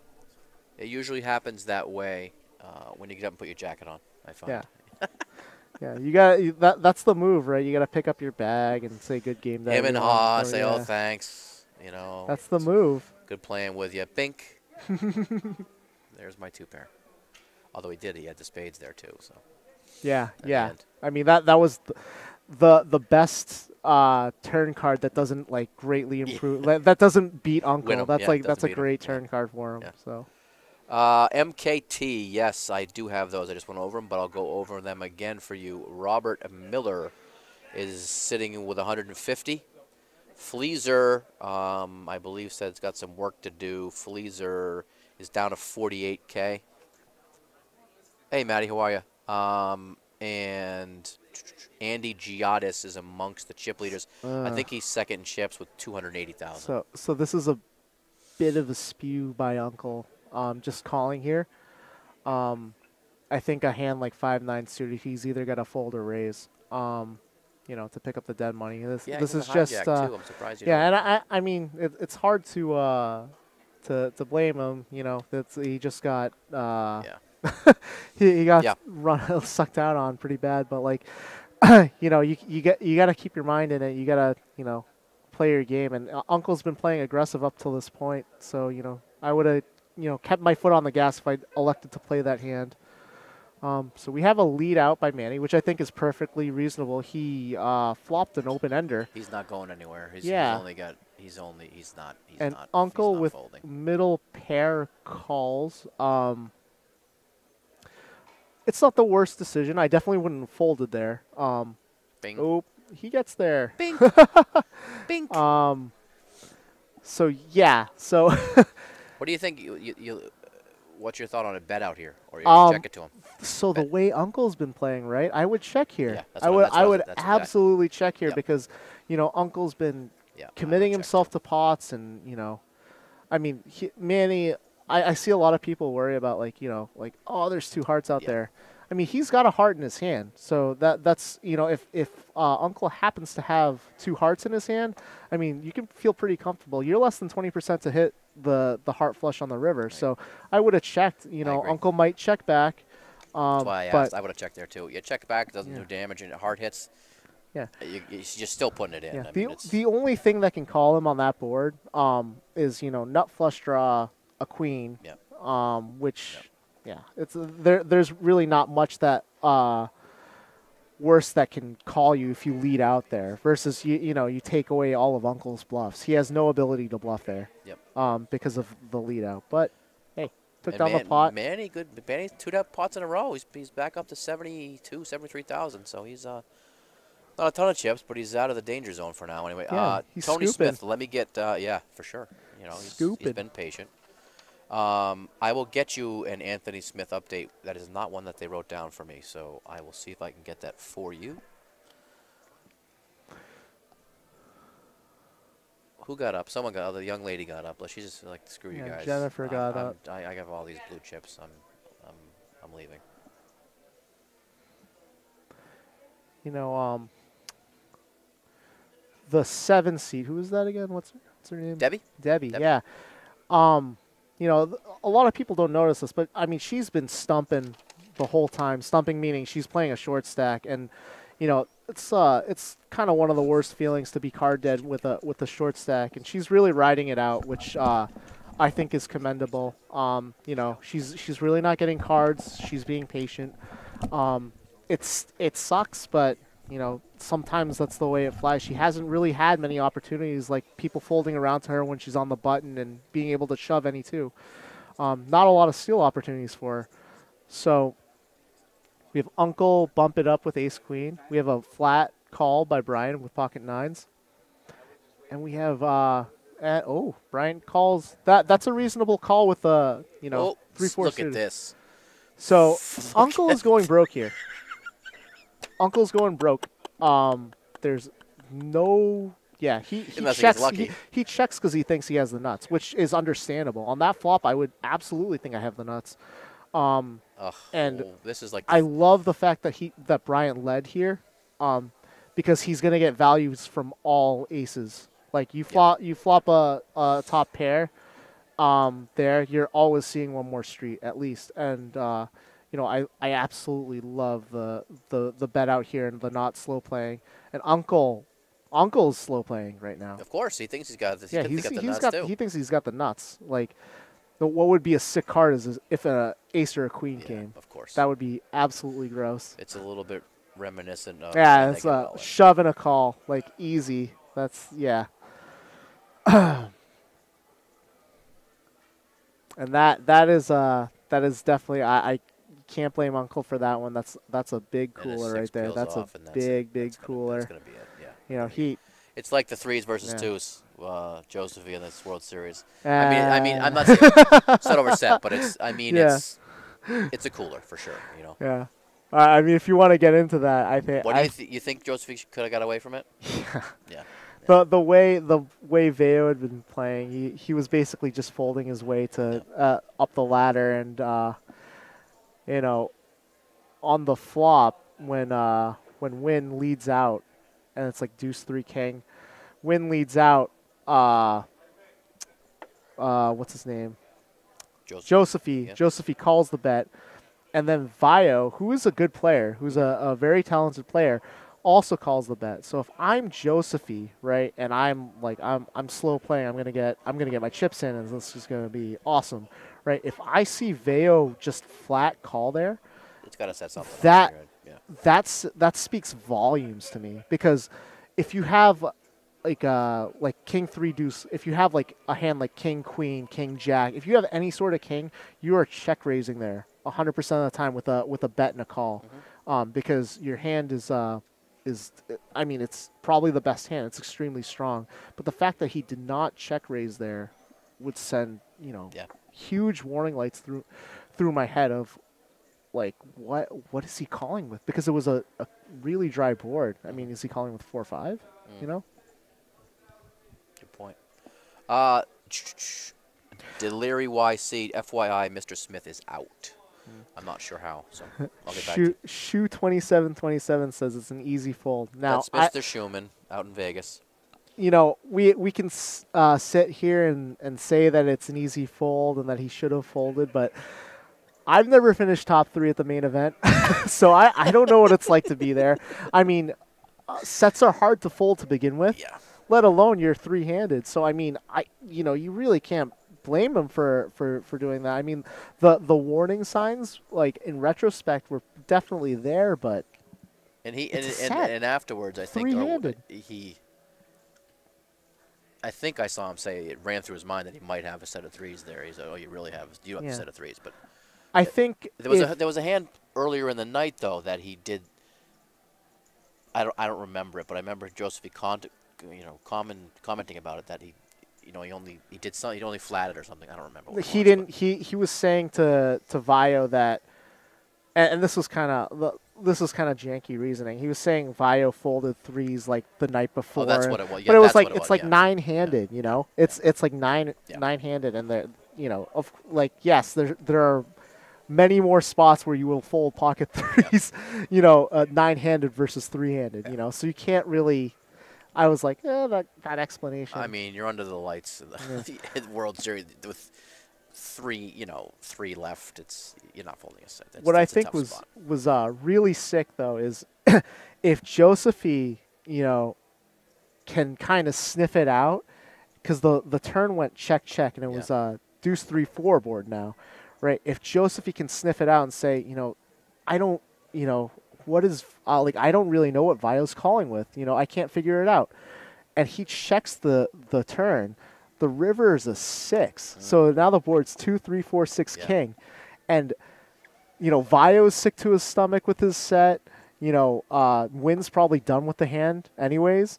And Josephine is definitely done with his set, because there's that crazy board. So So if anything, Vio leads out and small amount, and Josephine just calls, and he loses a lot less chips. Yeah. And that's the shoes, actually. That's what he just said, too. I agree with you.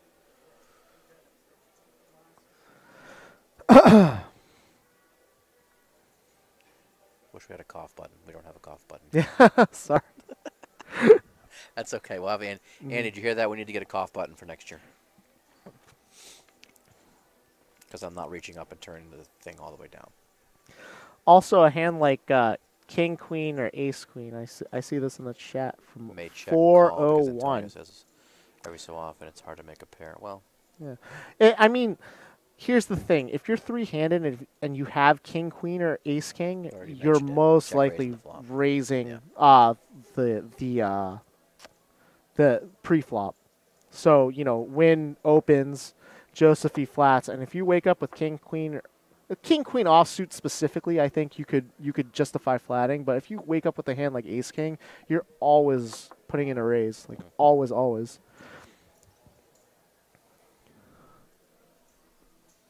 Nathan in the hijack with Ace Jack. I would appear he's gonna. I would hope he's gonna raise here. Yeah, he made it 8. So what are the blinds 2-4 now? Did they go up? Yes, they were 2-4. I love the 2x raise here because I mean now you have a lot of short stacks in the field. So his raise to 8K right with Ace Jack offsuit, that means he's saying he has a hand and he's risking the absolute minimum to just pick up the blinds and antes, and plus now he's in position too. So even if you do get called out of the blinds, you have great position with probably the best hand at the moment. So now he gets the flop heads up, and yeah. so check. Yeah, this is great for Nathan's hand, obviously, but the part that sucks is it's very hard to get paid when you flop this good.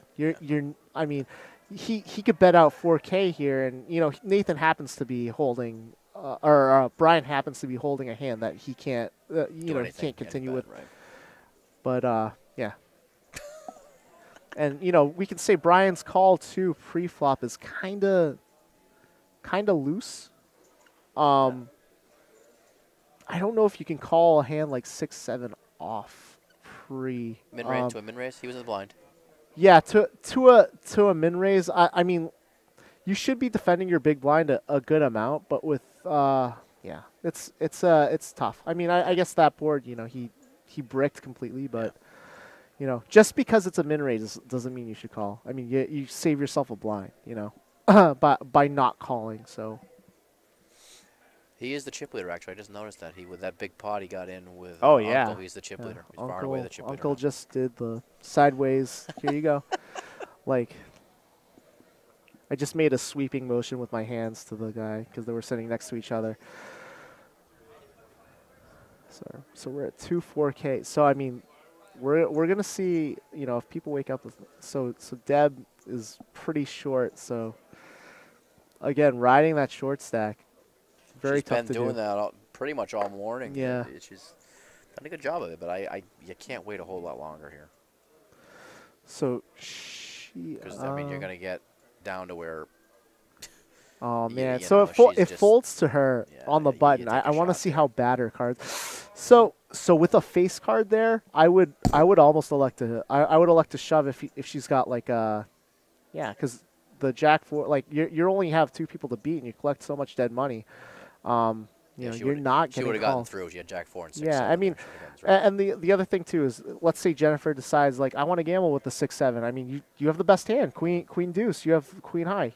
You have the best starting hand, and you get it in there good, and hopefully it runs out good for you. Yeah, she's got 6 bigs. But I didn't even realize it was that low. Yeah, you at some point you kind of just have to, say, well, I have a face card. Hopefully, one of them doesn't wake up with like an ace low or something, and decides to call me. Right. JD Evan, as I mentioned to you, is at work. He is en route. So Nathan here with the ace-9, I would. Under the gun, man. You forgot razor fold here. Yeah. Right? At the what? So what do you do here? Razor so fold? at this stage he can't flat. Well, That's he what does I mean. flat. That's what I, what would you say? You got a razor yeah, fold. Yeah, you have to absolutely. I would have raised it there. At this stage in the game, the chips are so valuable that you really, you're way more inclined to take down the dead money with a raise. Yeah. Wow, what is Brian raised in position to 16.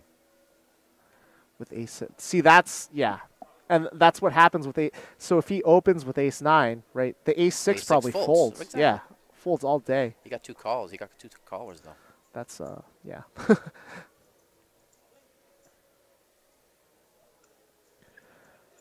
Two let's with the see. jag. That should be in. This is. They all got a piece. Yeah. Jennifer's gonna lead out. So again, Oh no, no, she checked. She checked. Good for her. Never- Maybe oh, she's Lopez listening. checked Maybe too. she's listening to the stream. Yeah, she could be.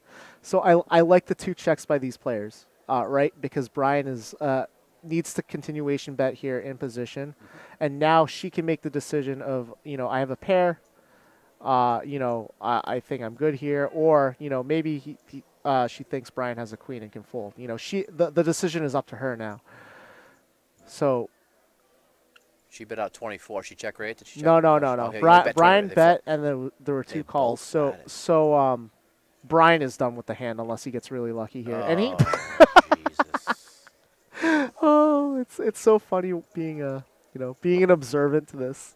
So he got bailed out pretty well. So if I was Brian here, I would actually check. I would check this. Check it. I mean, he's gonna put in a. So. The problem here is they're gonna fold. They're both gonna fold. Yeah, they're both gonna fold. He's gonna get no. You're taking away their bluffing ability. Both of these players, you're taking away their. Because if he checks here and the river comes, he there's a good chance one of them fires at the pot to try and take it down, because by checking there he indicates he's weak. He it looks like he's giving up when he sees the ace. But now, you're just folding out worse hands, which you don't want to do. You don't want to fold out worse hands. You want the worse hands to call you. Yeah, he's going to take it down. And if it does go check on the river, that's when you bet out, and you'll get the folds anyways, but at least it looks a little The rich get richer. bluffier. Brian's going to add to his chip lead. Approaching $500,000. Who is on commentary? I am Craig Bradford here. I am moderating, I suppose. Mr. Chua, Ryan Chua, is doing most of the analysis, as he should, which is why we had him here. So you probably said, "Who's Ryan Chua?" Well, you haven't heard of him yet. You will. Thanks.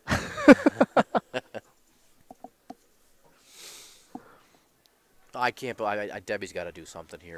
She's got 5 bigs. So see, the button's getting further and further away. Right, and like, she had her shot with the queen deuce, but yeah, that's where you just kind of have to take a stand. It folds around. They're basically gifting you the blinds.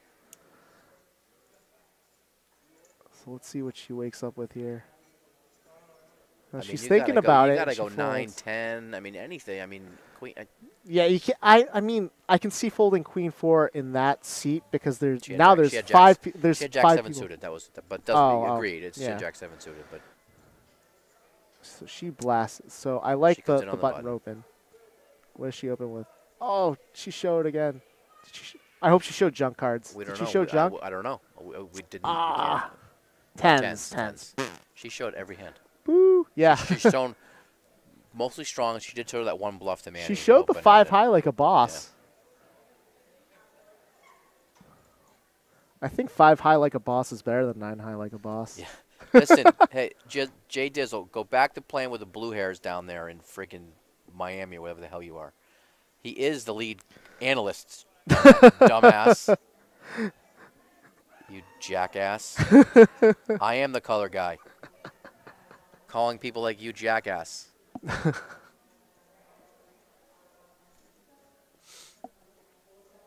What's up, Zach? How are you, buddy?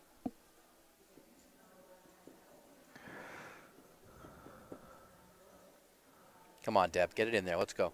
Yeah, I know. I mean, like, it's admirable what she's doing. It sucks being the short stack. So and it sucks being completely card dead. I mean, she should be shoving with any ace. That's actually not a bad hand to shove with too. I mean, because if you get called, your cards are most likely live, right? Yeah. So the queen jack, this queen jack, he he's chip leader, so he might elect to gamble here, but if one of the shorter stacks with like 15, 20x have like have the queen jack, they fold. It's queen high, so she would fold out a better hand. Unfortunately for her cards aren't live, and she's getting 2 callers. So hopefully she hits. So she she'll more than triple. That hurts when you do that with Jack 9. You get 2 callers. She's got a lot of straight out. All her straight outs are calling her too. Yeah. So she needs a lot of 9s. Yeah, she's hurting.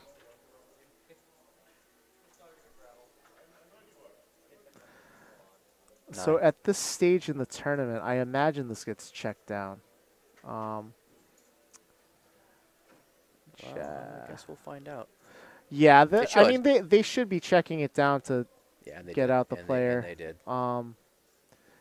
He's got showdown value. She's got showdown value because they both have pairs, but they both don't have an ace. So, just check it down and hope your jack or your 10 is good. That's gonna be it for Deb. That's it.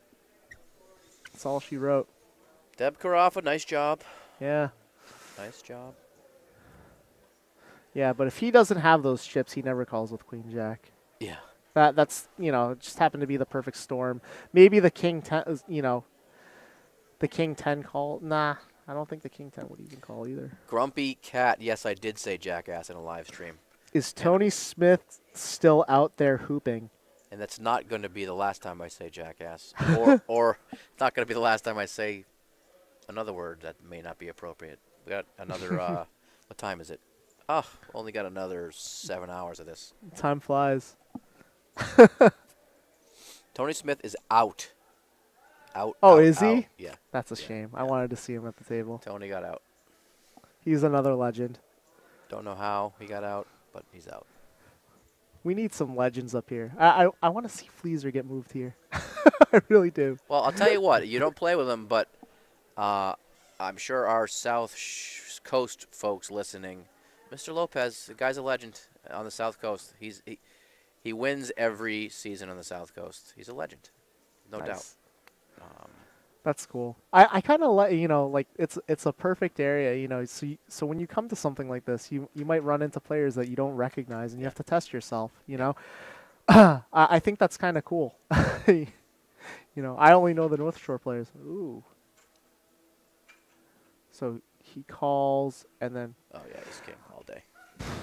Well, yeah, I don't necessarily love the shove because you're just folding out worse. You're gonna fold out all the worst hands, and if he happened to get lucky there and it came like a king high flop, now he gets like heaps of chips from Bryant. Yeah, that's true. JD, jackass is accurate. Yes, it most certainly couldn't be more accurate. Bring Andy to the feature. I would love to see Andy too. We don't have control of who goes where. It's the tournament directors move the players. I have control. I'll go tell someone something real quick. That would be bad. And they just move the players to even the tables out. They just pick the next big blind. They don't hand pick players. So Manny with the ace here, short-handed. I'm probably opening every ace here. Oh, he folded, I think. Yeah, he folded, but. Nathan raised with something. I like that. I like that a lot. He's late position, opening with a hand like that. So let's see what he got called by. I love both of their play. Yeah. I love it. You should absolutely be defending with a suited king on the big blind to that raise. So Nathan here should continue with his bottom pair. And he does. He shoves.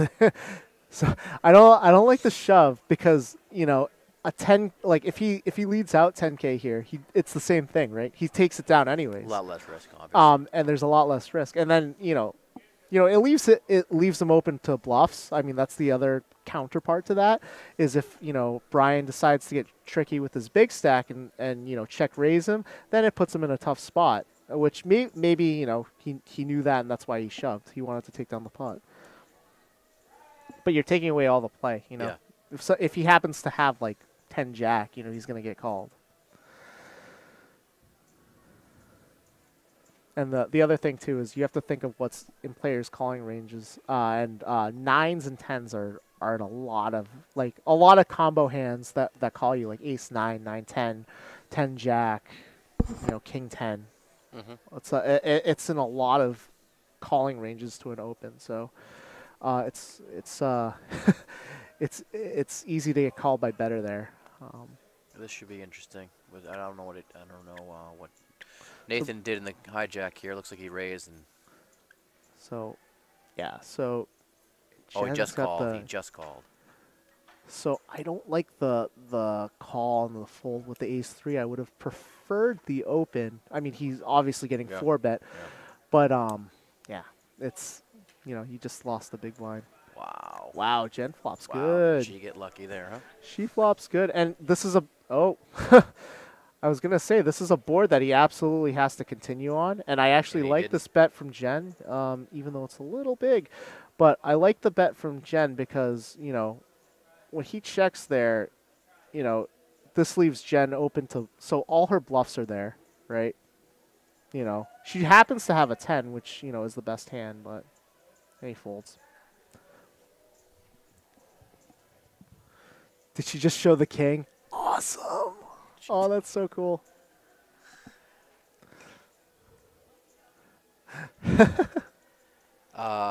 Grumpy Cat. Yes, we are gonna, from here on out, we are playing tables of 8. So 3 tables of 8, and the reason for that is obviously the live stream. It's hard for our producers to get footage with 10 at the table, so they're playing. We'll play 8-handed all the way down to the final table.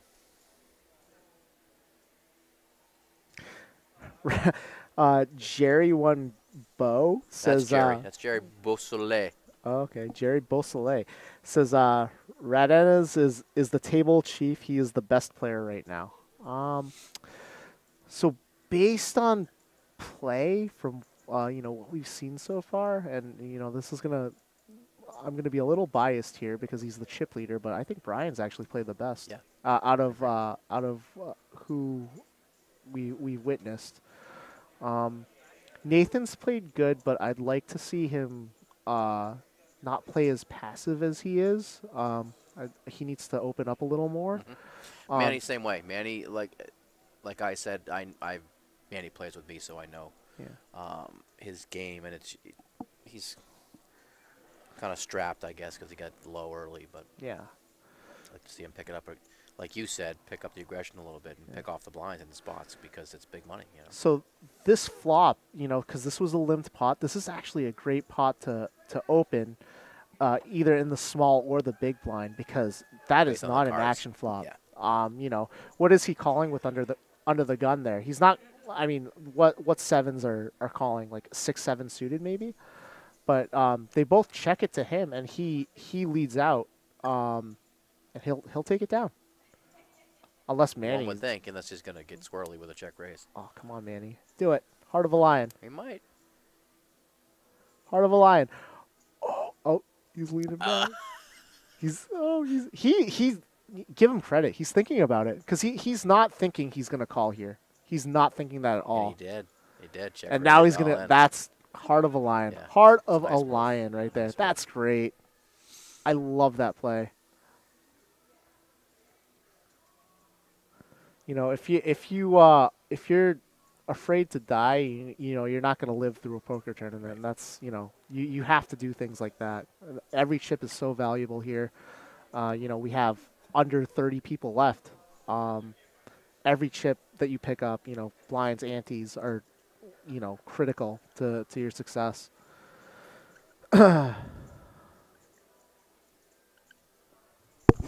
What did we? So we're 6-handed here. I'm surprised they aren't putting another player, or maybe they can bring another player in. I think they're actually about to go on break. So, that could be. If they're about to go on break, one trick that people like to have is they like to take playing the last hand before break. It's a good spot to steal because people want to go to the bathroom. Yeah. People, they want to go out for a cigarette. So like that, you're not going to get people quote unquote playing back at you. So Bryant here should absolutely open. I would make it 10K. Just take it down, right? He's definitely raising. Does he 3x it? 11K. So that's a good opening size, I would say, and he most likely will take. Yeah, these guys aren't.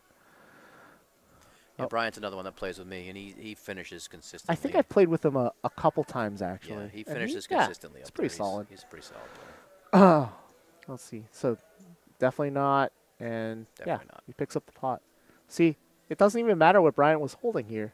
He could have been holding 2-3 offsuit, and that would have gotten through because, you know, it's like the last hand before break.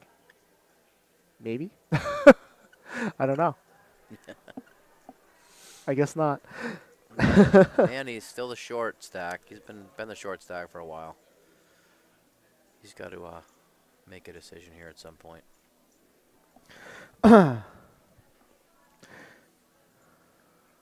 Brian's all right. Good kid too. Well, he is yeah. a great guy. Yeah. He's certainly a great kid for sure. He just joined us on the charity circuit recently, actually. Cool. Within the last year, yeah. Him and his brother, and I'm not sure if it's his cousin or his sister, but. So Manny doesn't open the button here. What do you have? Did he see it? I want to see. I want to see. Yeah, No, yeah, okay. that's reasonable. Fair enough. I mean, you know, you Nathan's should be gonna shove. opening the button there. Nathan's gonna That shove. short-handed, like 70% of the time, I want to say, but that's one of the 30% where you probably shouldn't. So I like the raise here. I actually like the size too, the 5x, because it folds out a lot of hands. And I like the defend by Bryant. That's a great hand to defend with. And this is very interesting. So Nathan shoves. With And the I open-ender. can't.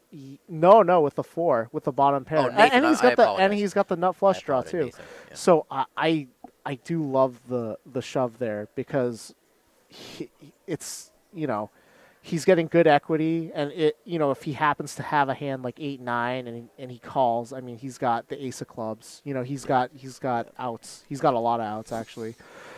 So I love the shove there because at worst, you know, you're not going to be a huge dog, if you get called. So, and you have a chance of picking the pot up right there, which he did. Which he did, yeah. Yeah. You could also justify, like, if he checked there, like check shoving, if Bryant were to lead out. Yeah. But yeah. then you're risking, you know, letting your opponent see a free card. So, you know, I could see either way, but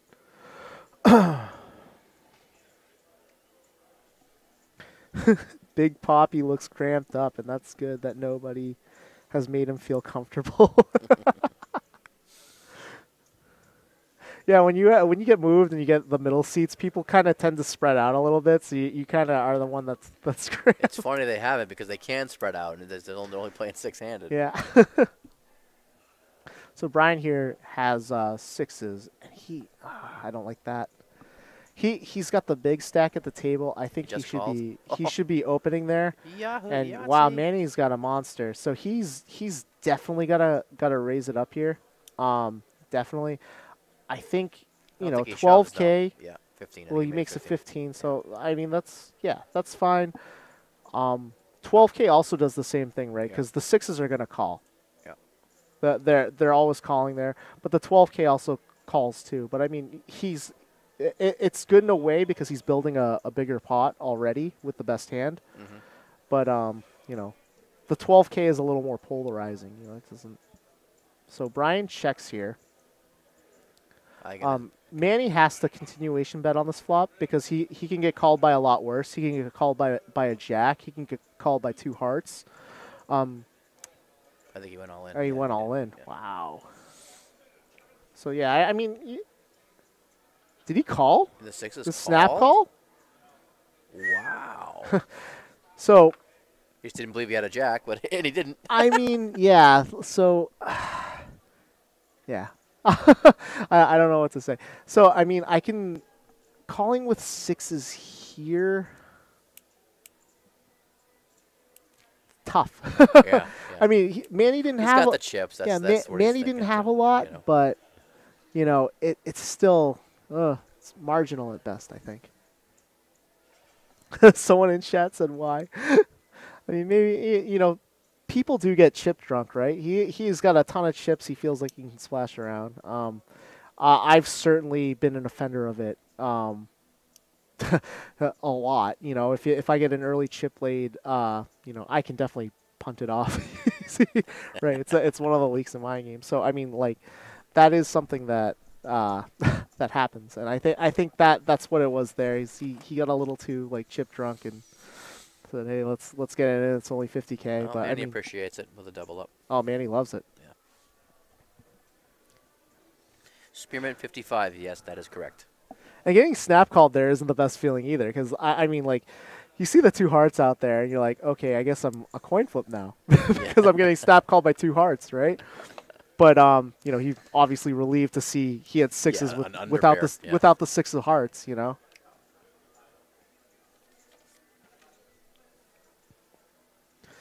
Oh, we we got some debate in the chat.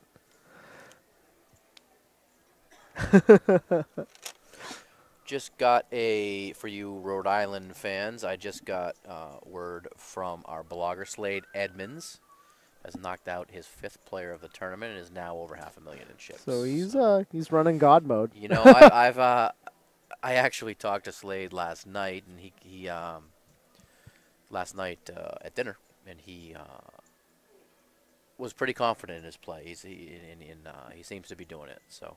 And he should be. He was one of the only 2 that came in with a double stack, right? Yes. Yeah, he absolutely should. I mean, if you come in with a double stack to an event like this, like you absolutely should come in with a lot of confidence, because that means, you know, you're doing something right. So kudos to Mr. him. Williams, he can come in. He can only get chip drunk. He's never had a drink in his life. You know what? Good for him. Good for him. 6-handed. I would love to see, you know, these players start to open up a little more, because, you know, 6-handed is, you know, you should be opening almost at any ace, you know, and, you know. Well, like we discussed earlier, I think if you're coming into the pot, you've got to be raising at this point. Absolutely. Absolutely. You can't, you can't just say, oh, you know, I have like Queen 9 suited, I'm just going to flat. It's just, you know, you should be trying very hard. Well, not.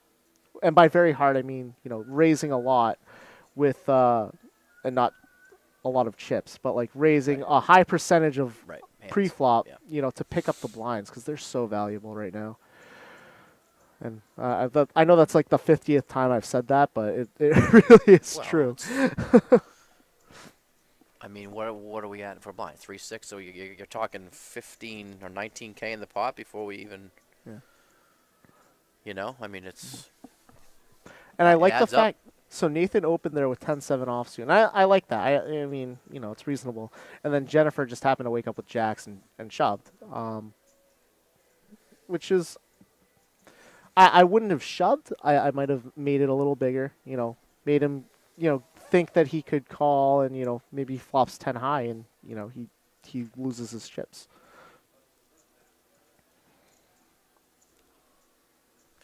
No apologies needed, Spearmint. We are at Foxwoods Resort Casino in Mashantucket, Connecticut. Mm-hmm.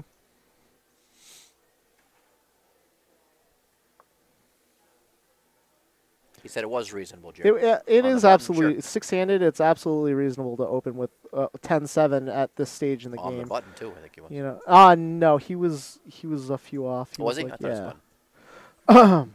Yeah, because Jen was in the big blind, and they're like 2 seats away, so.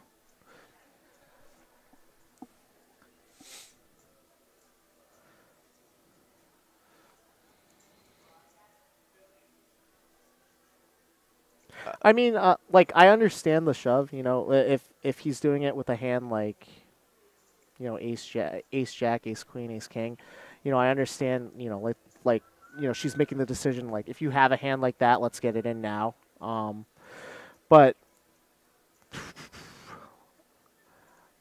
I wouldn't flat the jacks there. I would elect to raise, because raising does the same thing. I mean, Nathan happened to be holding nothing, just 10 high, so he's gonna fold anyways. But if she shoves and Nathan just snap calls, then I mean, she can't feel good about that. Spearman, what you're watching is. Oh, sorry, didn't mean to step onto there. Oh, no problem. This is the Eastern Poker Tour's 36K Championship. We hold every 6 months here at Foxwoods. Winner takes home $10,000.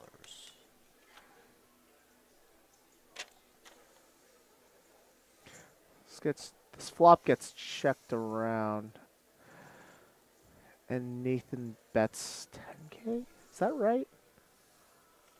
No. Manny's got the flush draw here, huh? Oh, he bet out. Manny bet out? I think that's wrong. Yeah. I think Manny bet out. Yeah, Manny did bet out. Yeah, I would have. I mean, Manny small critique. I would have, with Jack Deuce in a limped pot like that, with Jack Deuce suited, and you flop that good. I would have let out the flop because you'll probably take it down because you're only up against 2 opponents on a king high board. What did he do? Check raise? I didn't even see. Did he check raise? I think it checked around on the flop, and then on the turn, the turn was a 3 of spades, and that's when he bet. That's fine too. Manny's chipping up. He went from 60 to 145 in about 4 hands. So. Yeah. I mean, he had the 1 double up, but I mean, he's just picking up chips. Oh, I guess we're on break. That was the last hand before the break. Just before we head to break, and if you can go ahead and Ryan, if you need to cut out, I do. Chip updates. Go ahead, that's fine. Some chip counts from the field just before we enter the break here. Billy Landry's at 80K. Brandon May 45,000. Richard Huff is 220. Robert Miller's at 170. Dan Zuckerman is holding strong with his starting stack of 100. Johnny Kelly's down to 60. Brian, no idea. Ingiani, 80,000. Slade Edmonds, chip leader at 540,000. Stephen Lofgren, 380,000. William Ferdinand, 150,000. Gene Paltiano is down to 75. Thomas Balan is at 220, and Mr. Giadis is sitting at 220,000. 10-minute break for us. We'll be back shortly.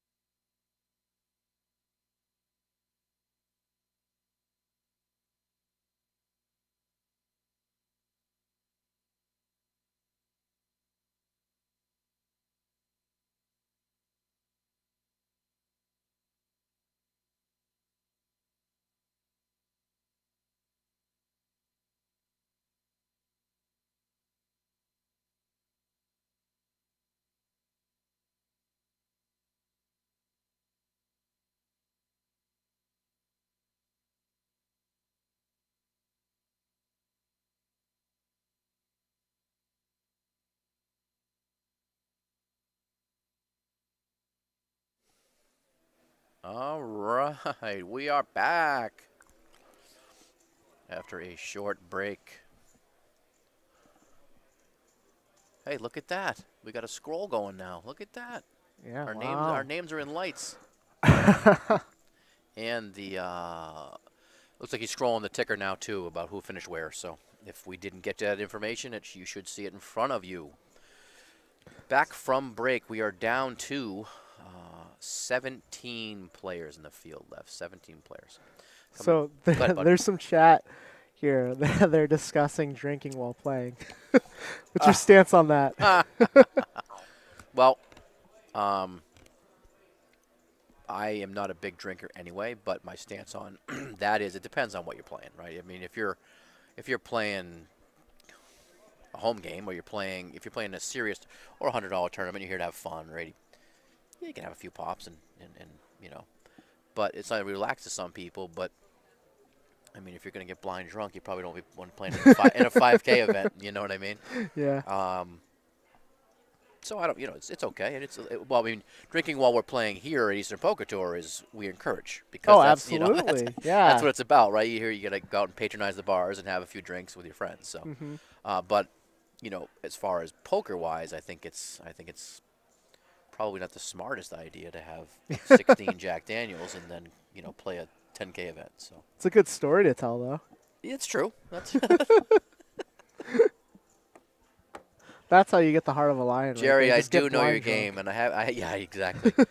I haven't seen you, and Jerry just he likes his Bud Lights. We'll leave it at that. He likes his Bud Lights. Love him. He's the best. Redondas Lopez shoving all in with Ace Jack, straight out, first hand out of the break. The blinds are huge now, right? Blinds are 3-6 now. 3-6. 3-6. He's got like 20x, I think. Just about 20x, yeah. Yeah. So I I don't mind the shove. Reasonable shove. Yeah. Yeah. I just if I had like a 30x stack, I wouldn't be shipping it in like that. But yeah, 141K. That's a reasonable shove. And we're picking up now. We got what, six-handed, 6,000. Geez, what are we picking up? 16,000? I don't know. You're the math guy. What's that? 3, 6, 9. I'm just trying to see each round now what it's. Oh, they colored up. It's a 500 ante, right? Yeah, 3, 6, and 5. So 3. Oh, it's 3, 6, 1,000. It's 3. 3, 6, No, 3, 6, 5. It's gotta be 3, 6, 5. Yeah. But 4, 8 goes to 1, right? It's gotta be 5. Actually, no. There's 6K in there right now, so it is 1,000 ante. Oh, yeah, 3, 6 with a 1. Wow. Wow. That's more than 10%. So that's wow. That's huge. Wow. There should be a lot of incentive here to take down pots pre-flop, and you see Redonna's call under the gun with what hand does he have under the gun? We don't know. Manny, I would imagine, is folding on the button, right? Oh, we got a shove from Nathan. It's a reasonable shove now with King Jack, right? Yeah. Reasonable oh shove. yeah. He got called, so we're going to find out what Lopez is holding. Oh, he didn't get called. He just showed him his hand. I don't like that. I thought he flipped him over, yeah. but it shows King Jack there specifically is a pretty good holding, but I mean it shows that now Redonna's knows, like, if I limp with King Queen, or I limp with like Ace 10 or something, this kid's shoving with King High. Yeah. Yep. So it's that's very valuable information to have.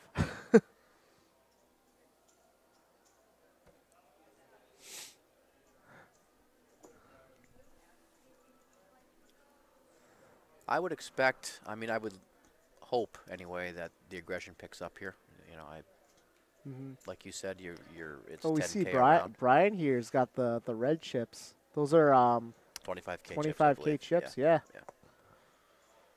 Manny Jack, see, here's an example of the cutoff, right? You gotta, if you're gonna come into the pot with Jack 9 of spades, you gotta be raising. Oh, you gotta bump this up. He's raising. 15 is a good size. Makes it 15. For sure. 2.5x. So it's yeah. Redonda shoves on him in the big blind. What? Manny's not gonna continue, obviously, but Oh, the stream's catching up. We don't know what he shoved with. But see, that's the great thing about that opening size is like a lot of Tens. players, you know, will open big because they want to get folds around, right? But that 2.5x accomplishes the same thing. If he doesn't wake up with tens there, he folds. But he happened to wake up with the pair and shove it in, and now you can get away from your hand much easier. You only, you know, like a penny saved is a penny earned, right? So like, you know, he makes it 4x and has to fold. Now he's lost 1.5 blinds more than, and that's really valuable, you know. And you see it a lot in the bigger tournaments. I haven't played in a huge tournaments, but I've played in some, you know, some medium tournaments, and you know, you see the guys who play for a living or try to play for a living. They're coming into a pot. They're not raising more than 2.5, you know, 2.5x every single time. Yeah, it's exactly what you said. It's you know, depending on the situation or where you're at, but it's easy to get away from. You know, you know, if you do get reshoved on, or it's much easier to balance your range with smaller bets because you're putting less at risk each time. So by balancing your range, it's you know, if you flop something good, you know, you bet out the same amount as if you completely missed.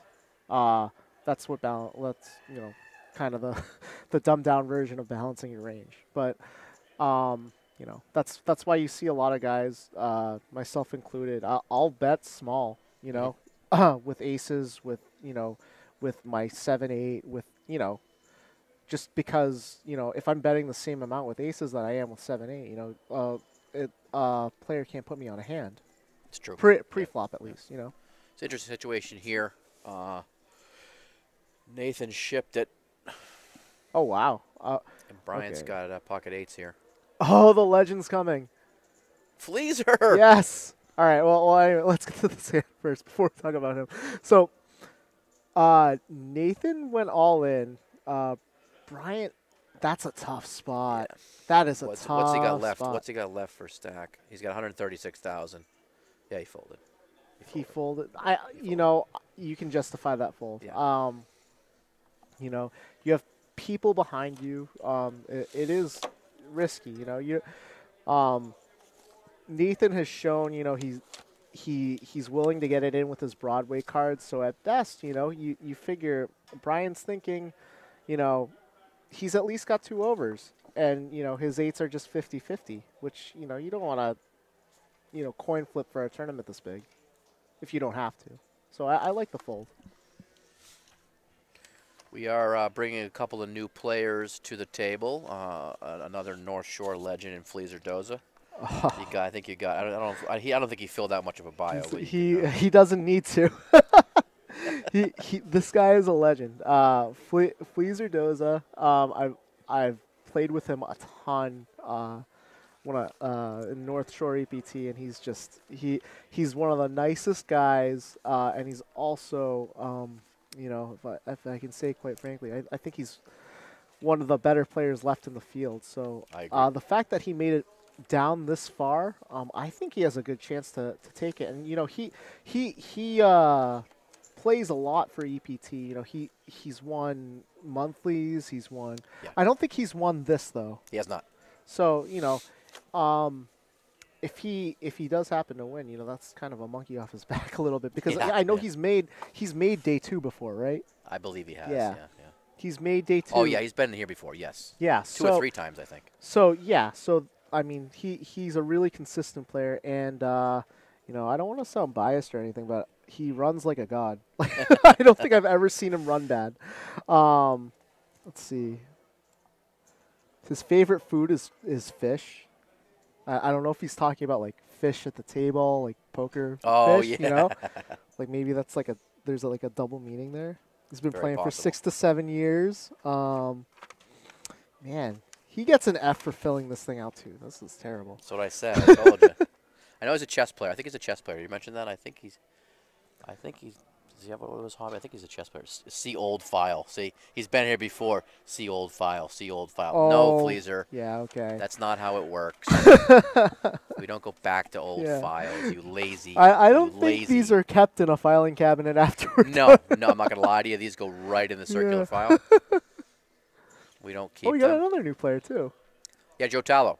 All right, I believe cool, that's Joe Tallow out of Rhode Island. We'll do his bio here. Let's see what happens here. Where are we? Redonda shove?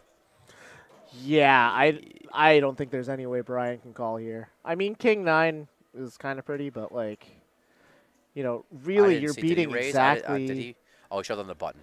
Yeah. Redonda shoved on the button. I could fold it to him and he shoved.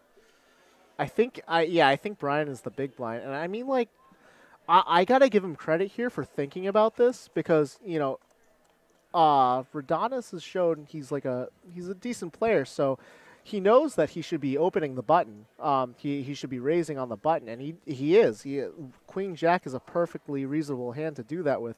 So with the King high here, I give Brian a lot of credit for thinking about it. You know, because I mean that's you know King 9. The only hand that beats specifically is you know a Queen high hand like Queen Jack or Queen 10 or something.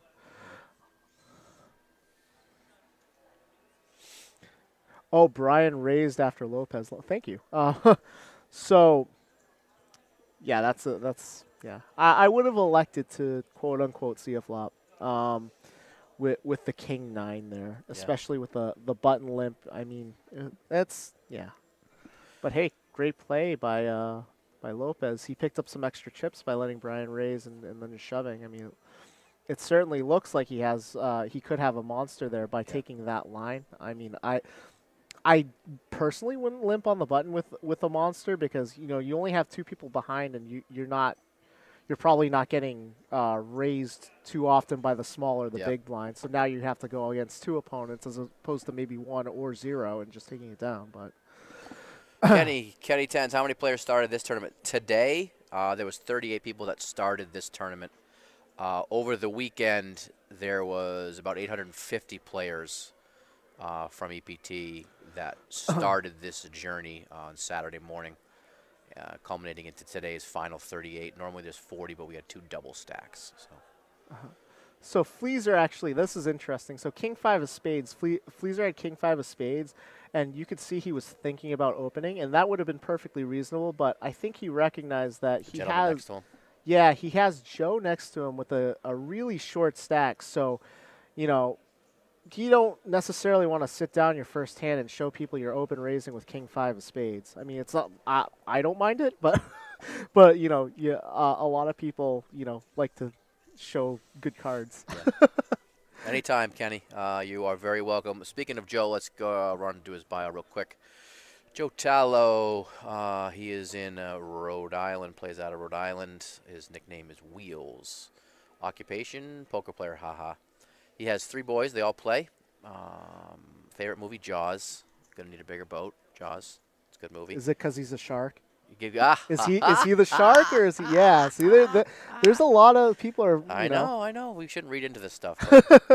Favorite food, Italian. He's been playing for over 20 years. Favorite place to play at EPT is the Islander because of the food. Yes, the Islander does have a great buffet. North Providence Billiards is where he qualified. Took $5,000 here in Foxwoods at a tournament. Well done. Helmuth, because he's the best. Favorite hands, aces. He would absolutely play for a living if he could. Plays at the venues that are close to his home. Any comments towards the audience and your opponents? Good luck to all. Very nice. See, we just missed this hand, but Bryant opened under the gun with King 10 suited. I love the fact that he opened under the gun. You know, we've seen some players limp in early position with a hand like that, but he actually, you know, opened and took it down. Yeah, quote unquote opened and took a stab at it. So you would say, but he took down the blinds, and that's exactly what you should be doing at this stage. A couple of questions. Are both double stacks in? Yes, I believe they are. Mr. Miller and Slade Slade was the chip leader, about 600,000. I don't know. We will find out for you.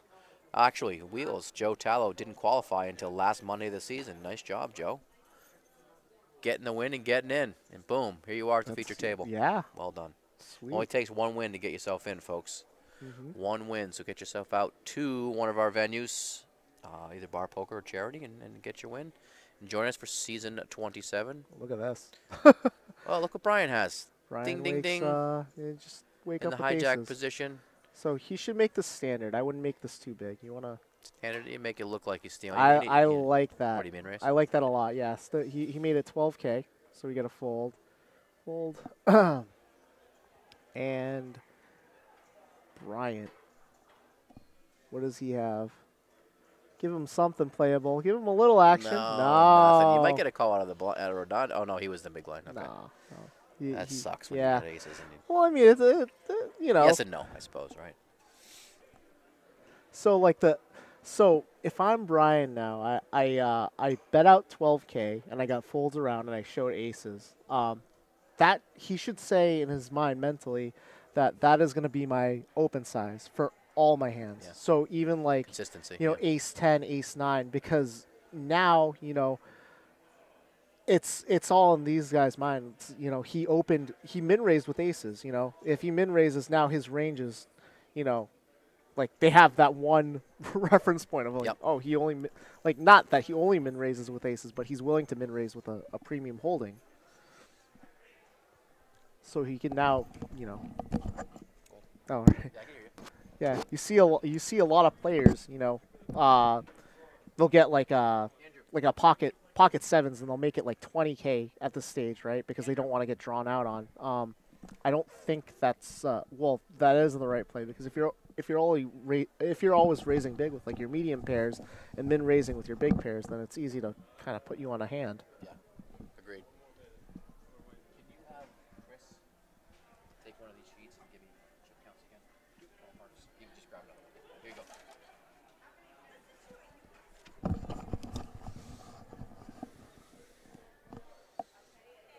Listen, G.A. Dizzle, that's right. King of the color guys. I'm not the analyst. I got the guy next to me doing the analyzing. So Jennifer here blasts it in. I think that's what is that? 48K. What was her stacks? She started with 27. She has a lot of chips. Oh, I guess Started stack with 9. Yeah, so 127. she doesn't. I guess she got chipped down a little bit, but that's It's half her chips.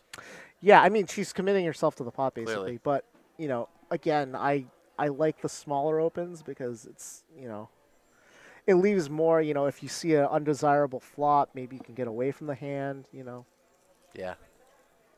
And like the hand, I think one of the blind, I think the small blind had ace deuce suited, right? If she makes it, 12 or 15K, right, with ace jack and the ace deuce suited calls, and you hit, there's an ace on the flop, she's getting paid.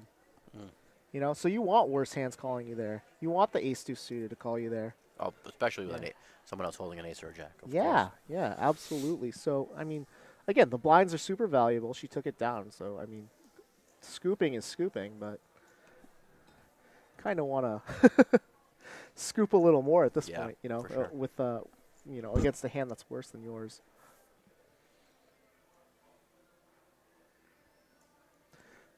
I just asked one of the tournament directors here to grab our blogger again, so I'll get you some more chip counts from the outer tables, and we'll let you know where we stand.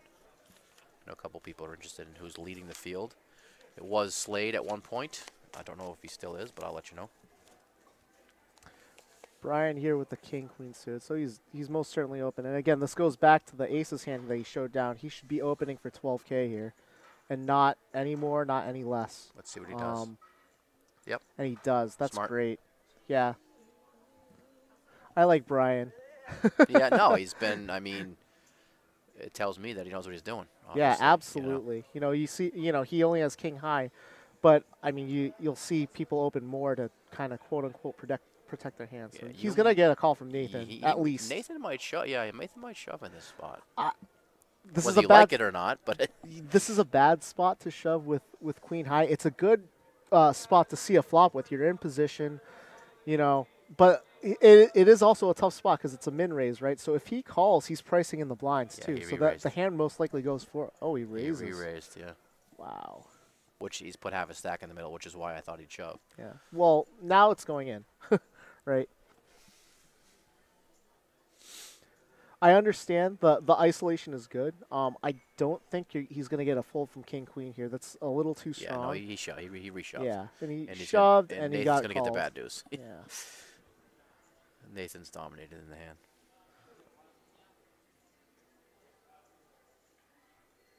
I mean, you can't really fault the queen jack suited for raising there. I probably with his stack size, I would have elected to shove, because That's what I mean. Yeah. That's what I yeah, mean. because you're basically doing the same thing. So, oh, he picks up the diamond draw. Ah, doesn't Brick. get there. He's out. JD chimes in. Brian's very tough and aggressive. Definitely knows what he's doing. Yeah, I think Ryan and I are both in agreement. He's actually played the best at this feature table for sure. Yeah. Just with his bet sizing and I mean, he's like you mentioned. Absolutely. And it shows. He's got, he's now probably second chips in the entire tournament. He's over $500,000. So.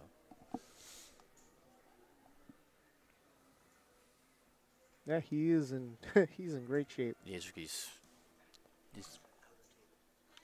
double the field. All right. Chris just brought us some outer table numbers. Let me give you some updates. William Ferdinand's looking at 60,000. Gene Politano 72,000. Both those guys have got to get it in here quickly here and do something.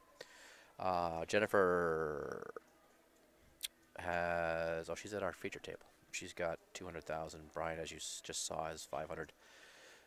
Stephen Lonergan has chipped up to 590,000. Looks like Slade is still leading the way, though. Slade Edmonds still leading the way at 700,000, approaching 1 million. He's one of our double stacks. Let's get Brian and Slade on the same table. Yeah. That's what I want to see. Yeah, and it looks like Billy Landry's still in, actually. Billy Landry's at 100, so he's got some work to do, but he's still here.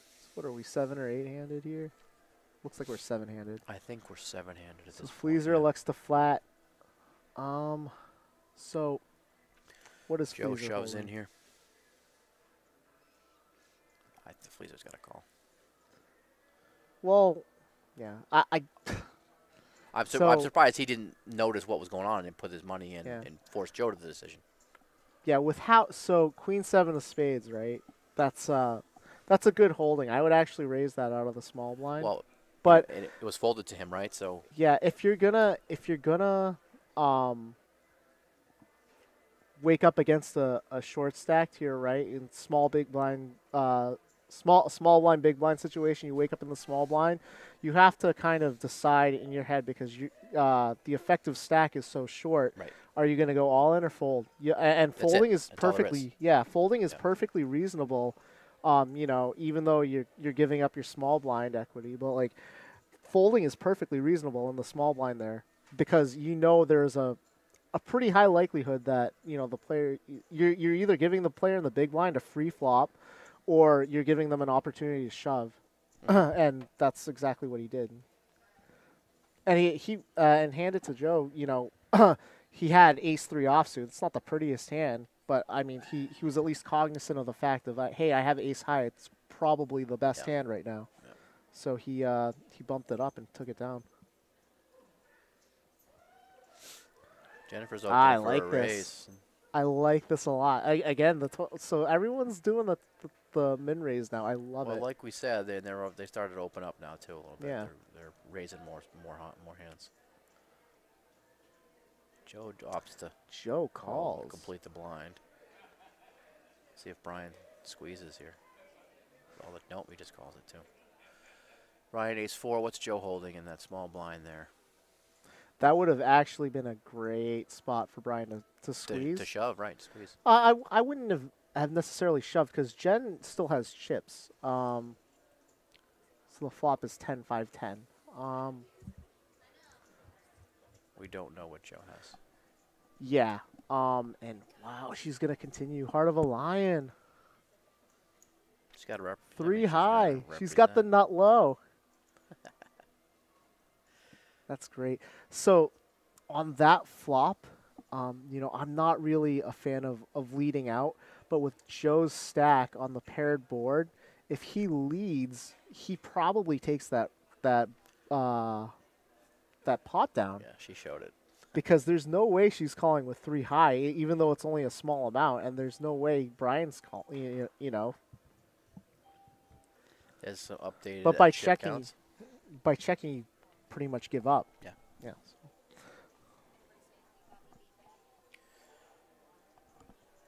I think 4 or 5 people actually mentioned on our live stream here that you looked fat. Sorry about that. Sorry about that. Are you getting married Wednesday?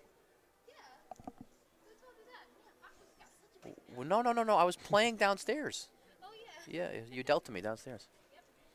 Talking to one of the lovely dealers here at Foxwoods Resort Casino. She's getting married on Wednesday. Good for her. Congratulations. Manny's got queens. Wow. Zoinks. So how much does he have? He's got 120. So he should definitely make it like the 12K open. I think he's gonna make it. He made it 15 last time. He's gonna make it a little bigger. 20 something. Yeah. And again, people do this because they don't want to play the hand out of position. I mean, he's under the gun, so he's the worst position at the table. It folds around. Brian, is he gonna wake up with the hand? Ace queen. Whoo! That's going in. He elects just flat call. Wow. So, with a hand as strong as Manny can get away from it here, right? So yeah, Manny can get away from this super easy. So sick though. Yeah, queen, it sucks. So sick. So now he's gonna get check raised, and he's sick. gonna kind of see the bad news. But the way Manny's been playing, I can't see him calling here. And here's the thing, you know, if we're gonna be like a little, did he call? No, he showed him. He turned him over and showed him. With a hand as strong as ace queen there, and the stack that Brian has, I would elect to raise out of the small blind, out of position, because unless you flop good, like an ace or a queen, you're out of position. then you know you're pretty. I mean, how many times have you had ace queen and flopped nothing? Just a quick update from the field. Slade Edmonds continues his beast mode. Up over 800,000. 7 players he's knocked out of the field. 7 players.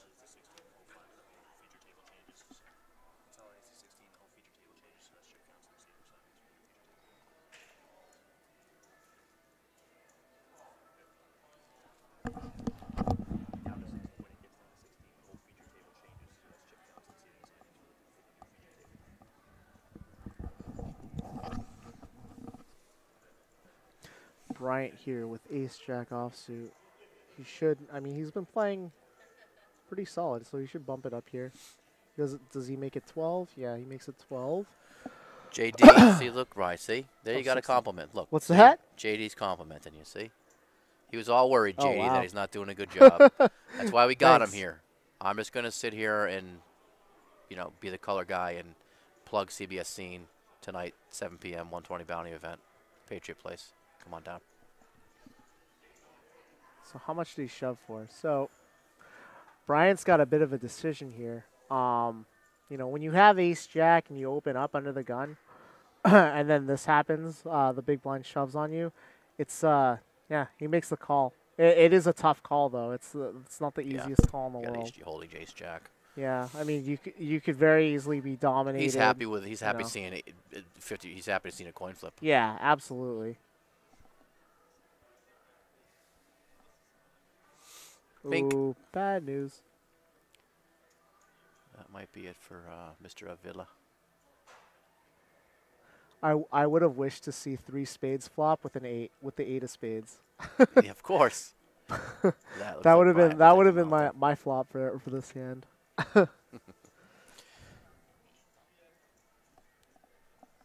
Yep, and that'll end Manny's day. That will end his day. So Bryant does a good job there. Yeah, Manny and Manny never really got it going. I mean, he got No. it. He got it down low. He ran it back up, and you know that queen's hand against ace queen was a tough one. Yeah, You know, yeah, And then for sure. you got to And stick it in there with eights for sure. And you that- lost the flip, right? yeah, that is a situation. So it got checked to him on the ace high board where he continuation bet. Mhm. That's actually a situation where I wouldn't have continuation bet because on that drive aboard, it was I think it was an ace and a paired board, right? On that drive aboard, you're not getting called or raised by any less than an ace. Yeah. You know, so by betting, you know, you're never getting called by worse, and you're always getting called or raised by better, which is not a situation you want to be in. So I would have elected to, you know, just check that flop, and then on the turn, you know, Brian would have had to lead out, and he can make his decision. Is he, you know, just betting because I, you know, showed weakness, or you know, my queen's no good.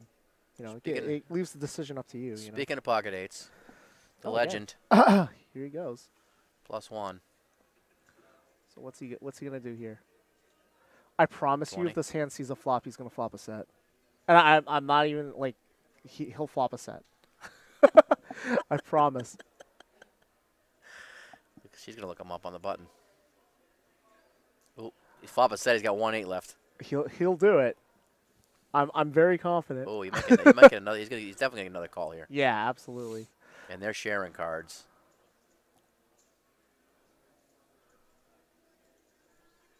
Does the case 8 hit here? No way. It's Fleaser, though. I Oh told my you, dude. God, I that's so told you. sick. I so told you. Top What did I pair say? for Brian. Like- It's going in. This is going in. Come on. Fleaser's doubling up. He runs Dude, how so does that good. happen? I wasn't. I saw the guy fold the 8. I knew it. It's Oh, my He runs so good. word.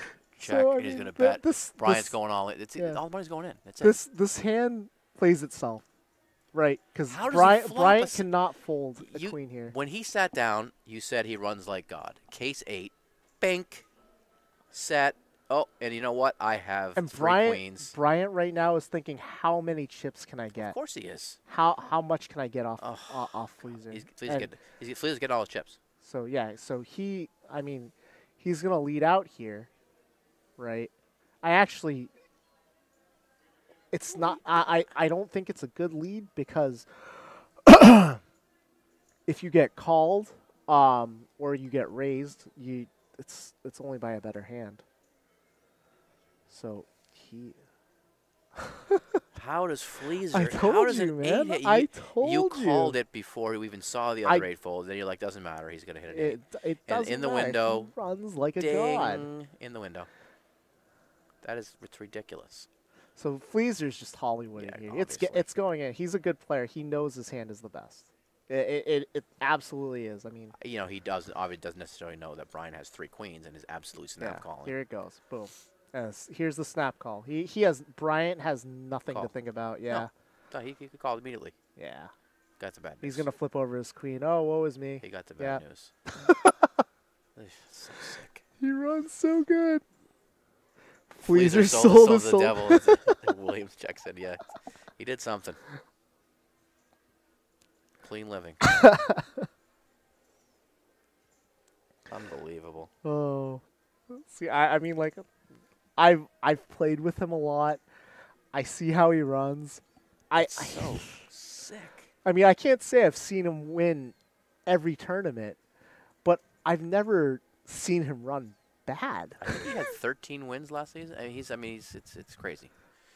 Someone asked me how Mr. Giottis was faring. He's 313K. FYI. So I can't believe he hit this so I'm getting early. text messages now about this hand. Of course you are. Yes, his runs are ridiculous. No one does run better. Shout out to Daniel. How Danielle. does that happen? So sick.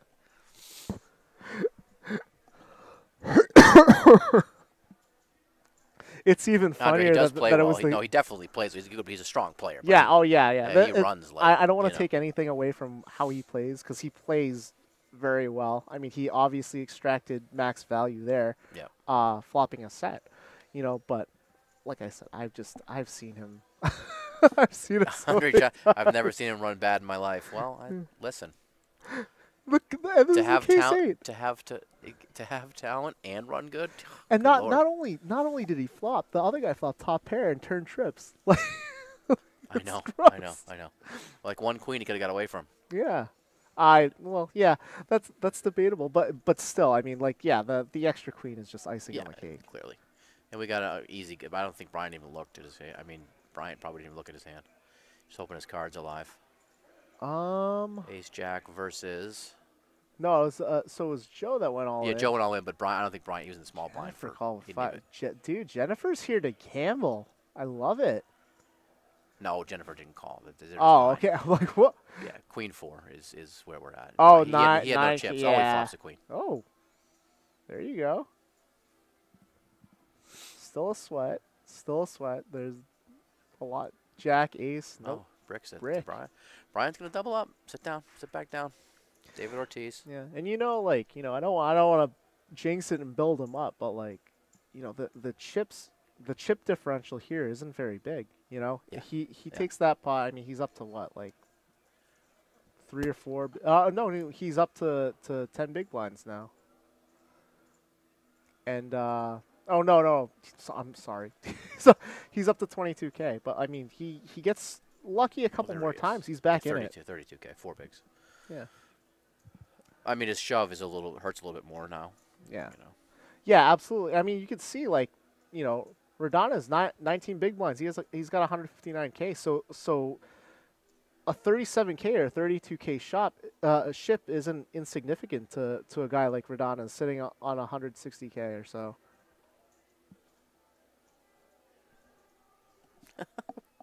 Andre's still going on about Fleaser. It's all true. I think Joe's got to ship it here with King Jack, right? Yeah, he does. Oh yeah, yeah.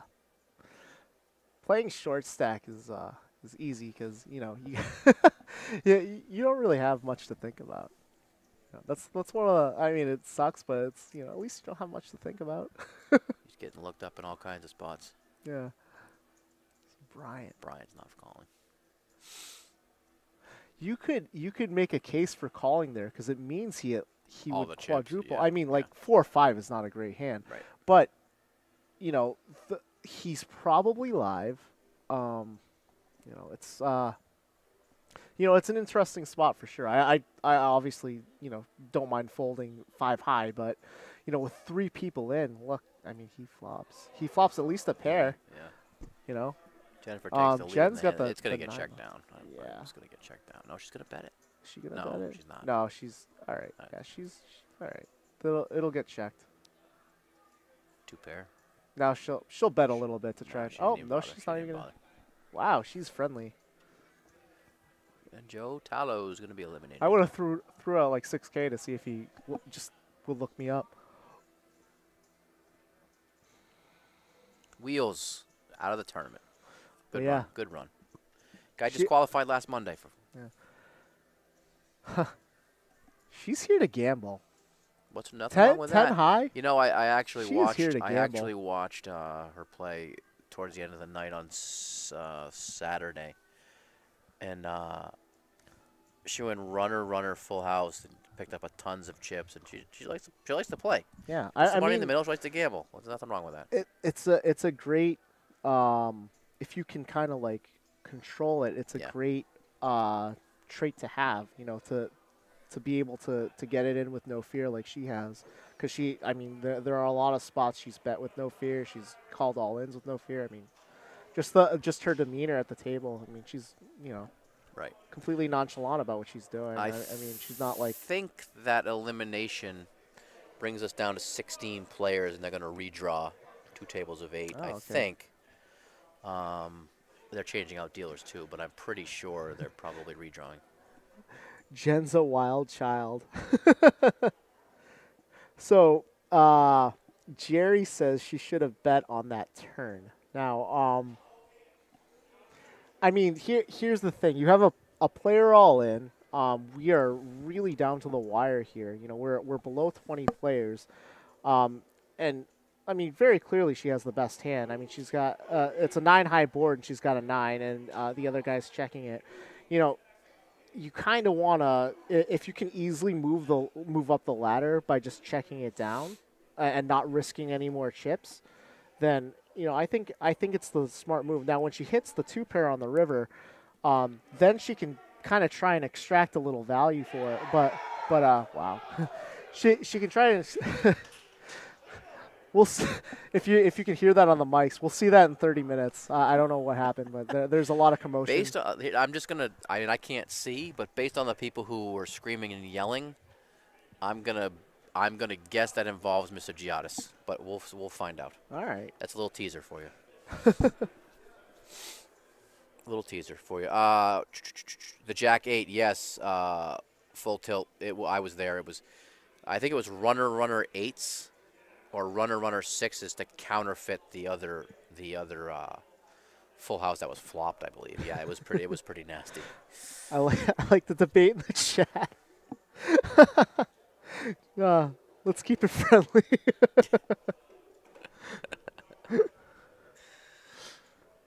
The problem is, so if we want to go further on it, the problem is if she bets that turn, right? And let's say it was Brian in the pot, right? And let's say he decides to be a complete sicko and check raise her. You know, now she's in a super tough spot because, like, would he really be that sick to check raise? You know, the aggressor there. Like, would he really be that sick? I don't mind the check at all. And you know, Jen would just have to fold because who's check raising with a player all in there? And then, of course, we saw the cards. I mean, King Jack versus King Jack. The guy doesn't get knocked out. You know, it keeps the player in the tournament. So that's kind of why. Well, that's really why I don't like the idea of betting the turn there. I mean, I understand her hand's vulnerable, but you got to play her all in, and you really don't want to get played back at in that spot. You know, you never want to fold the best hand. I sound like John Madden. You never want to fold the best cards. Well, I mean. He's the one who said Brady should just take a knee, right? In 2001, 2002, Brady should just take a knee instead of going for the win. John Madden, didn't he say? Well, he should just take a knee and go to overtime. Oh, yeah. Yeah, sure, yeah. You've heard the joke, though, right? He's, you know, well, all football commentators in general are kind of like, they need to get the offense going. Well, yeah, that's how you score points. Yeah. Right? Like, yeah. Thanks, Captain They need to play well on defense. Well, yeah, you don't want the other team to score points. Captain like, Obvious. Thank you for that insight. I guess we're not going to 2 tables of 8 yet, so I lied. We do have a new player at the table, though. Do we know who that is? I don't. We're going to find out shortly, though. Oh, okay.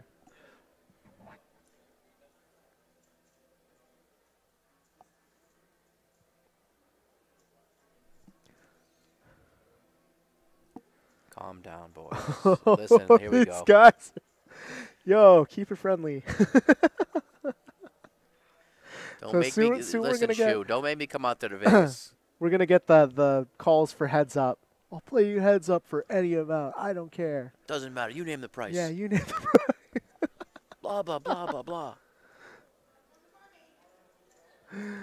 Oh man, I remember when. So I played 1-2 here when poker was booming, and this was the WPT poker room, and it was huge, and you would always see these crazy outbursts by players.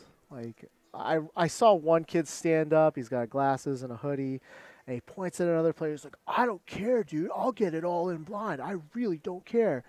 I'm like, okay, that's good. This is Brandon. Let's get Brando's bio. Heads up for rolls right now. Yeah, that's dude. I'll play for rolls. So yeah. Brandon May is the new player at the table, I believe. Let's see. Let's look up Brandon. See what we can say about him. This is actually a really interesting board. They both have very fringe hands, right? Brian's got he's got a pair. They both flop the pair, but there's a king on the board. So, I, if oh, and he's gonna lead. I like this a lot because Brandon has not shown any strength here. So this would be a kind of a hero call for Brandon. Now, if he can sniff out the fact that the flop went check check, and now he's betting a 6 of hearts on the turn. I with my experience in Brandon's seat, I probably call here because a king on that flop, you would imagine that Brian would bet that flop. And try to get value early, not wait till the turn to get value. And Brandon gets he's gonna go went check. Yeah. It's call kind on of an flop, action so killer because two he's pair, actually. yeah, he has it comes a spade. So it kind of kills the action a little bit. If it was like the 5 of diamonds, then he could have maybe bet out, but he's probably a little cautious because Brian did bet the turn. Maybe he was semi bluffing with spades. So if he, went in there, then. All right. New player at the table is Brandon Mays. Plays out of the South Coast. 34 years old. Customer service rep. Hobbies: music, playing hoops. Movies, hanging out with friends and family. His favorite movie: Fast and Furious. Wait, whose favorite movie is Fast and Furious? Brandon May, the gentleman, okay, that's new my guy. that's my new favorite player. Yeah, Fast and Furious. Fast and Furious series. Oh yeah. Great. Yeah, I I love the Fast and the Furious. Watch everyone. Such a your favorite player. Such a tragedy, though. What's his name? Mr. Walker. Got Oh killed in a yeah. car accident. Living yeah. fast and furiously. Favorite food: chicken. He's been playing for 5 years. Strikers is where he plays most of his poker. Now look at this. He gets an A. See, he filled out all the he's questions. definitely my favorite player now. He likes the fast. Oh, hold on a second. Time out. Bryant, and here's an example of any face card, pretty much, when you have 4 or 5 bigs. He shoved. I folded to him and he shoved. Yeah, it's so Fleaser is actually a player here that is capable of calling with a hand like this. I don't think he will in this situation. With 2 I don't think he can because there's too many players behind him. So he's actually folding out much better hands than Jack 4 offsuit. We see his cards, but no one wants to go out now. We're so close, and Bryant's got nothing to lose. He's got 29K. So if he goes out now, he doesn't have anything to complain about. Right. So Brandon's really thinking about tank. it. And here he goes. Wow, with 9-7. You can't do that. He reshoved. Did he reshove? Yeah, he did.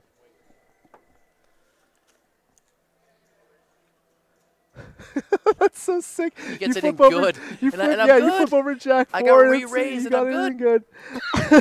What? That's so sick. Oh, man. I really hope Bryant doubles here because it'll add so much. Oh, come on. He's a jack. See if would add Bryant, to the story for sure. Yeah, please. Jack. One time. Not that we're rooting against Brandon. Oh, 6-2. 6 or a jack. Come on, man. Brick. 2 pair. 2 pair for Brandon. Yeah. So Bryant's going to go out. Yeah. So I was saying, if Bryant doubles there, people have now just seen he's willing to get all his chips in there with Jack 4 offsuits, and now it just opens up the game. It's open season. Fleaser starts thinking about calling with the Ace 4 next time. Yeah. The next time he sees Bryant shove. All right, the gentleman who just won the pot, let's finish up his bio here. Comedy Connections, where his biggest cash was. Finished second for 200. So right now, this is going to turn into his biggest cash, moving up. So good for him. Phil Ivey is his favorite poker player. His favorite hand is Ace King. No story, but why on earth would Ace King be your favorite hand? You don't like Ace King? No, it is what it is, right? But it's not as sexy as Jack 9 or you know what I mean? Or in my opinion. Anyway, take care, Johnny. He says he can adapt and constantly evolve and change play. Taking the money because he'll invest it. Good for him. That's smart. I wish I was that smart. Nah, I wish I was that smart years ago too. I'm just not. I'm not smart anyway. But So let's see if Fleaser opens here. He's got a pretty sizable stack now. You could certainly justify short-handed opening up with ace-2 offsuit under the gun, because you'll probably get... Ooh, and he had king-4 suited. Yeah, I definitely would have opened the button with king-4 suited, but, you know. You're sitting here, sir. Yeah, I'm sitting here. Who am I to say? And, you know. I mean, because he definitely gets up the queen-6, and I don't know what Of course. Jennifer's a sicko, though. Maybe that's what he's scared of, right? Jen has been a complete sicko. You know, she's been here since the start, and she's shown she is not afraid to get... I think she finished, out of the 2 qualifying days, I think she finished with the biggest stack.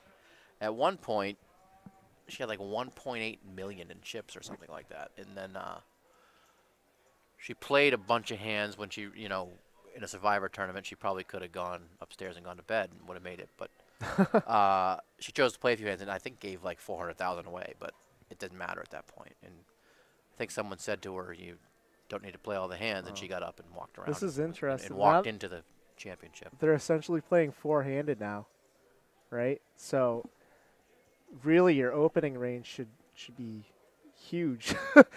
Ace King is certainly part of your opening range here. It's part of your opening range if it's 10-handed. But I don't agree with the open shove, because then you kind of lose value from worse hands like King 8. You know, he can't call with King 8. You know, unless someone wakes up with a big hand. I mean, you're not. Uh-oh. Radana's folded ace jack. Ace jack. He folded it. Wow. That's good for him. Wow. Good fold. Must have smelled it. That is a great fold. Oh, wow. He just told him I folded ace jack. Yeah. I don't make that fold if it's 4-handed. No. I'm never making that fold. What to an open shove like that? Wow. I guess he is a legend. People have been saying it in chat. Radana's is a legend.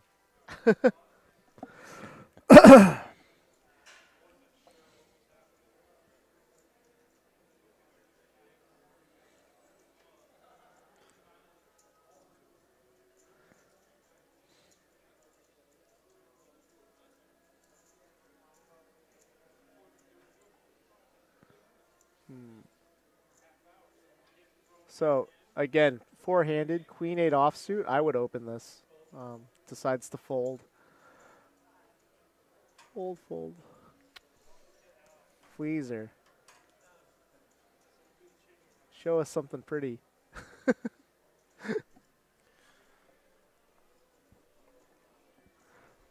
Jennifer's playing awfully tight, huh? Yeah. Yeah, just walk away from the table 5-handed with less than 20 people left. No big deal.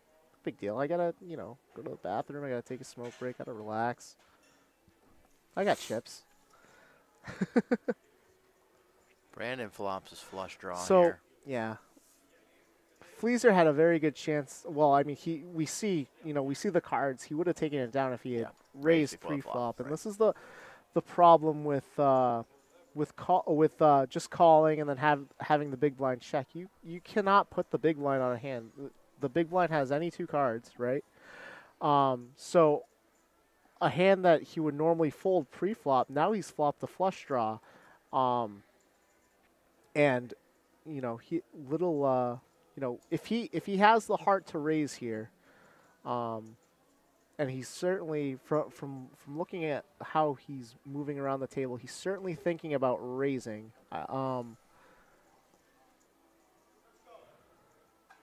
There's something going on. They're talking about something. No floor's been called though. Yeah. Wonder what happened. We're gonna find out shortly. Yeah, he's gonna fold. He's gonna fold the flush draw there. Interesting. See, the thing is, like, he risked another 20K there, right? If he bets pre-flop into the big blind, he folds anyways. He gets the same result. He wins the same amount of chips. But you let your opponent see 3 cards, and now he actually had a decision there. He had a legit decision. He decided to fold, which is the conservative play, but we see that he would have gotten a fold if he had gotten it in there.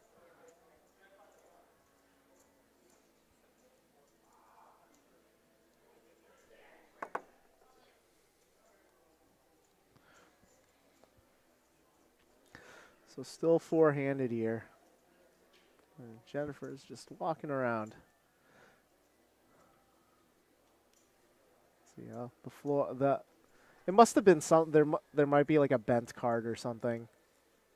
Something silly. I don't know. Who knows? Who knows?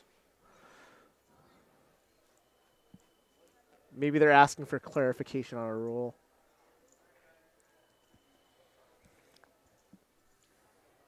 Yeah, they must be. They're obviously, or someone did something like he said raise. I don't know. So I thought Fleaser said something about did he say raise or something. Oh. Who knows? Minor. I saw did Radana's just limp here? Yes. Like Yeah. So oh no. Yeah. Oh, he did Or limp. 4-8 Okay, with because it's foul. 4-8. Yeah, Jeez, he limped. wow, getting up there. Again, it's another situation like we talked about 17 times now. He's in the cutoff. If you're going to come into the pot, 2x there, right? And 2.5x Yeah, just to see. take it down. See, now your You know. opponent is seeing the flop with any two cards. I mean, it happens to brick out for both opponents. Yeah. So And the continuation bet's going to take it down here, but if he had bet out pre-flop, he would have taken it down with no risk. So I take the loss. My fault. Bad call. It is a bad call. Oh, it is a bad call. That's what I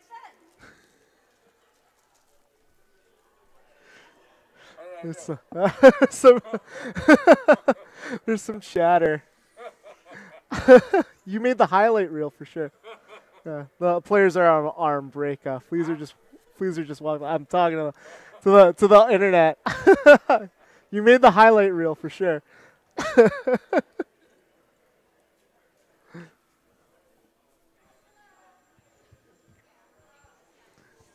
ladies and gentlemen, Evan Myers has entered the building. I mean, what time is it? He's only 5.5 hours. He's only 5.5 hours late. Oh, Jesus.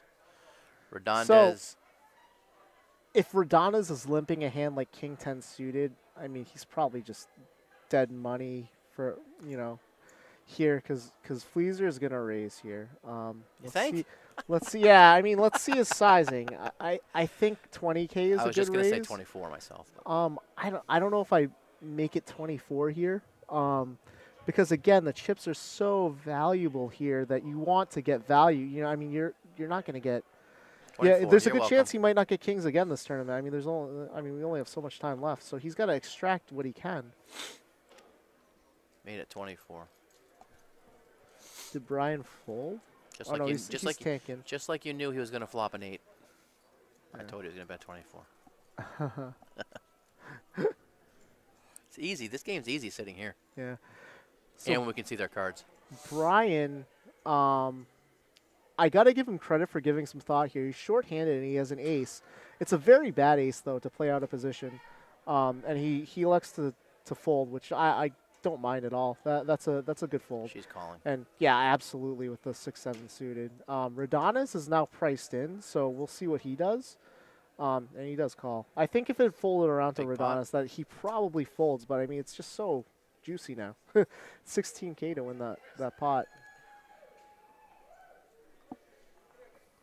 Let's see if the king flops. Oh, he doesn't run that good.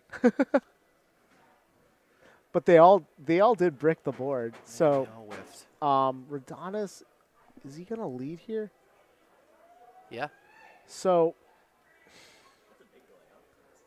like I said, like leading here is tough because you're never leading here with a jack, with like a queen jack or something. You're always gonna check call. So by leading here, it looks like, maybe a 9, maybe a 3. And if I was Fleaser, I would consider just calling and letting him try to hang himself, because if he's going to put in chips out of position, Yeah, it's a raise from Fleaser. Yeah, raising isn't bad either, because if Fleaser thinks that Radonez does have a jack, now it puts him in a tough position. Where, if you have a jack on this board, you probably have the best hand. I mean, clearly we can see he does.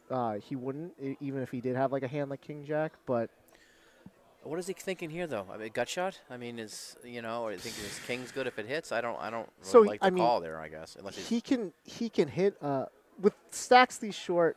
I don't agree with the call, but now he like puts up that clubs. he can hit a club, and if he hits a shoved. favorable card, yeah, he should absolutely be doing this. And he snap called. Please just snap called.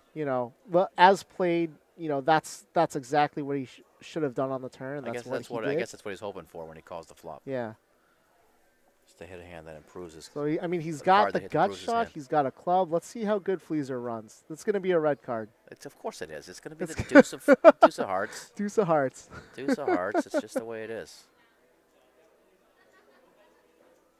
Oh, sorry. It's just trip kings. That's how good he runs. Just to rub it in. Oh man. Oh God. He's like it's not. It's so like getting good cards. Yeah. Getting good cards is one thing. Well, we've all had our runs, but he gets good cards and he gets action with his good cards. I mean, he flops a set of eights. The guy has trip queens. He's got, he has an overpair. The guy turns a flush draw on a flop that maybe a lot of players wouldn't necessarily call a raise with. But yeah, now they're playing three-handed. Now it's gonna get down to it. Well, I think this is where we're going to see the redraw. I don't imagine they're going to let him play four-handed. They can't, right? No. Four-handed, we got to be down to 16. Yeah. I would imagine we'll get a short break here while they redraw. Probably won't even get a break display-wise. I don't know. Just thinking about that last play, his call of that raise with a gut shot. He's hoping to hit the gut shot, obviously, right? I guess I guess he's thinking his king's good too. But he picked up a club. His king's good. There are cards on the turn that, as we saw, that will improve his hand. But when the stacks are that short, you can't really make those kind of decisions. That's my point. Yeah. The blinds are going up really fast. Even if you're the chip leader right now, you have to kind of protect that and not just, even if like the chip leader in that instance had king 10 suited and decided you want to play back, like you can't just be giving chips away and hoping to get lucky. Not at this stage of the game, at least. Yes, that's what they are doing. They are redrawing. I guess we could step away for a minute or two.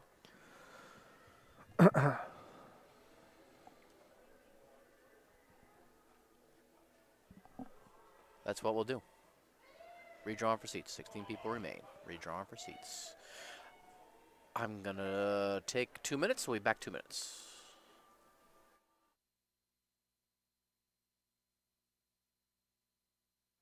Oh, wait. Oh, timeout. Hi, Ev. Good to see you.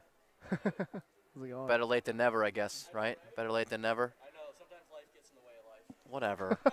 I don't want to hear it. How's it going, man?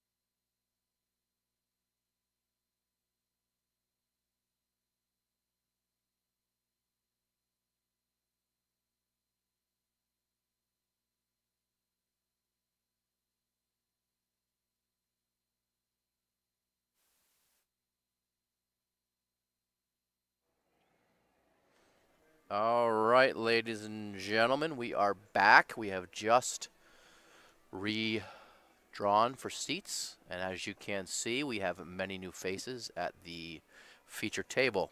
We also have a new face that you can't see unless you are on his Facebook Live a minute ago. Evan Myers will actually be joining us, or joining Ryan. I'm stepping out to get some dinner, going grab something. I'll be back shortly.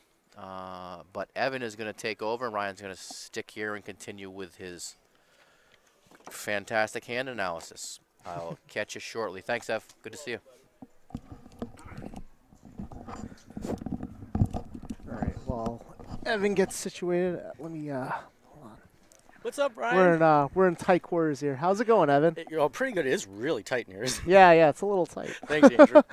Anyway, so you've been having a good day? Yeah, great awesome, day. awesome. You know, first time doing it. I hope I'm doing a good job.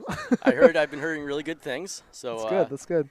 I'm excited to be here. We're here live in Foxwoods at the Eastern Poker Tour's Season 26 $36,000 championship.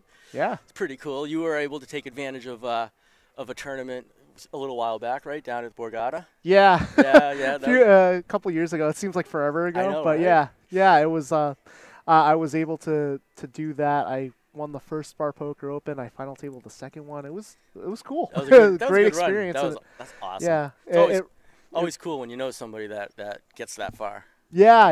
I mean, I was incredibly proud. I still am, and it really kicked my game into gear. You know, in terms of learning and everything, and you know, hopefully, you know, we have a great representative that wins here. That you know will also maybe think about taking the next step. I hope so. Because I think this is a great way to kind of, you know, if you win something like this, you can kind of go and say, hey, you know, maybe I'm better at this game than I thought, you know, because that's what I did when I won the Bar Poker Open. I'm like, wow, maybe I have something here, and now, you know, I've played the World Series twice. I've played, you know, I play a lot of cash, and you know, life's good. Oh, excellent, awesome! I'm so glad. I'm so psyched for you. So I think, like Craig said just a little while ago, we have a lot of new faces here at the table, right? So we should probably run through it just to make sure everybody gets a little idea of what's going on. And you're seeing some chip counts right now here. So we got Brandon May with 96K ish, or that you see the update in the two.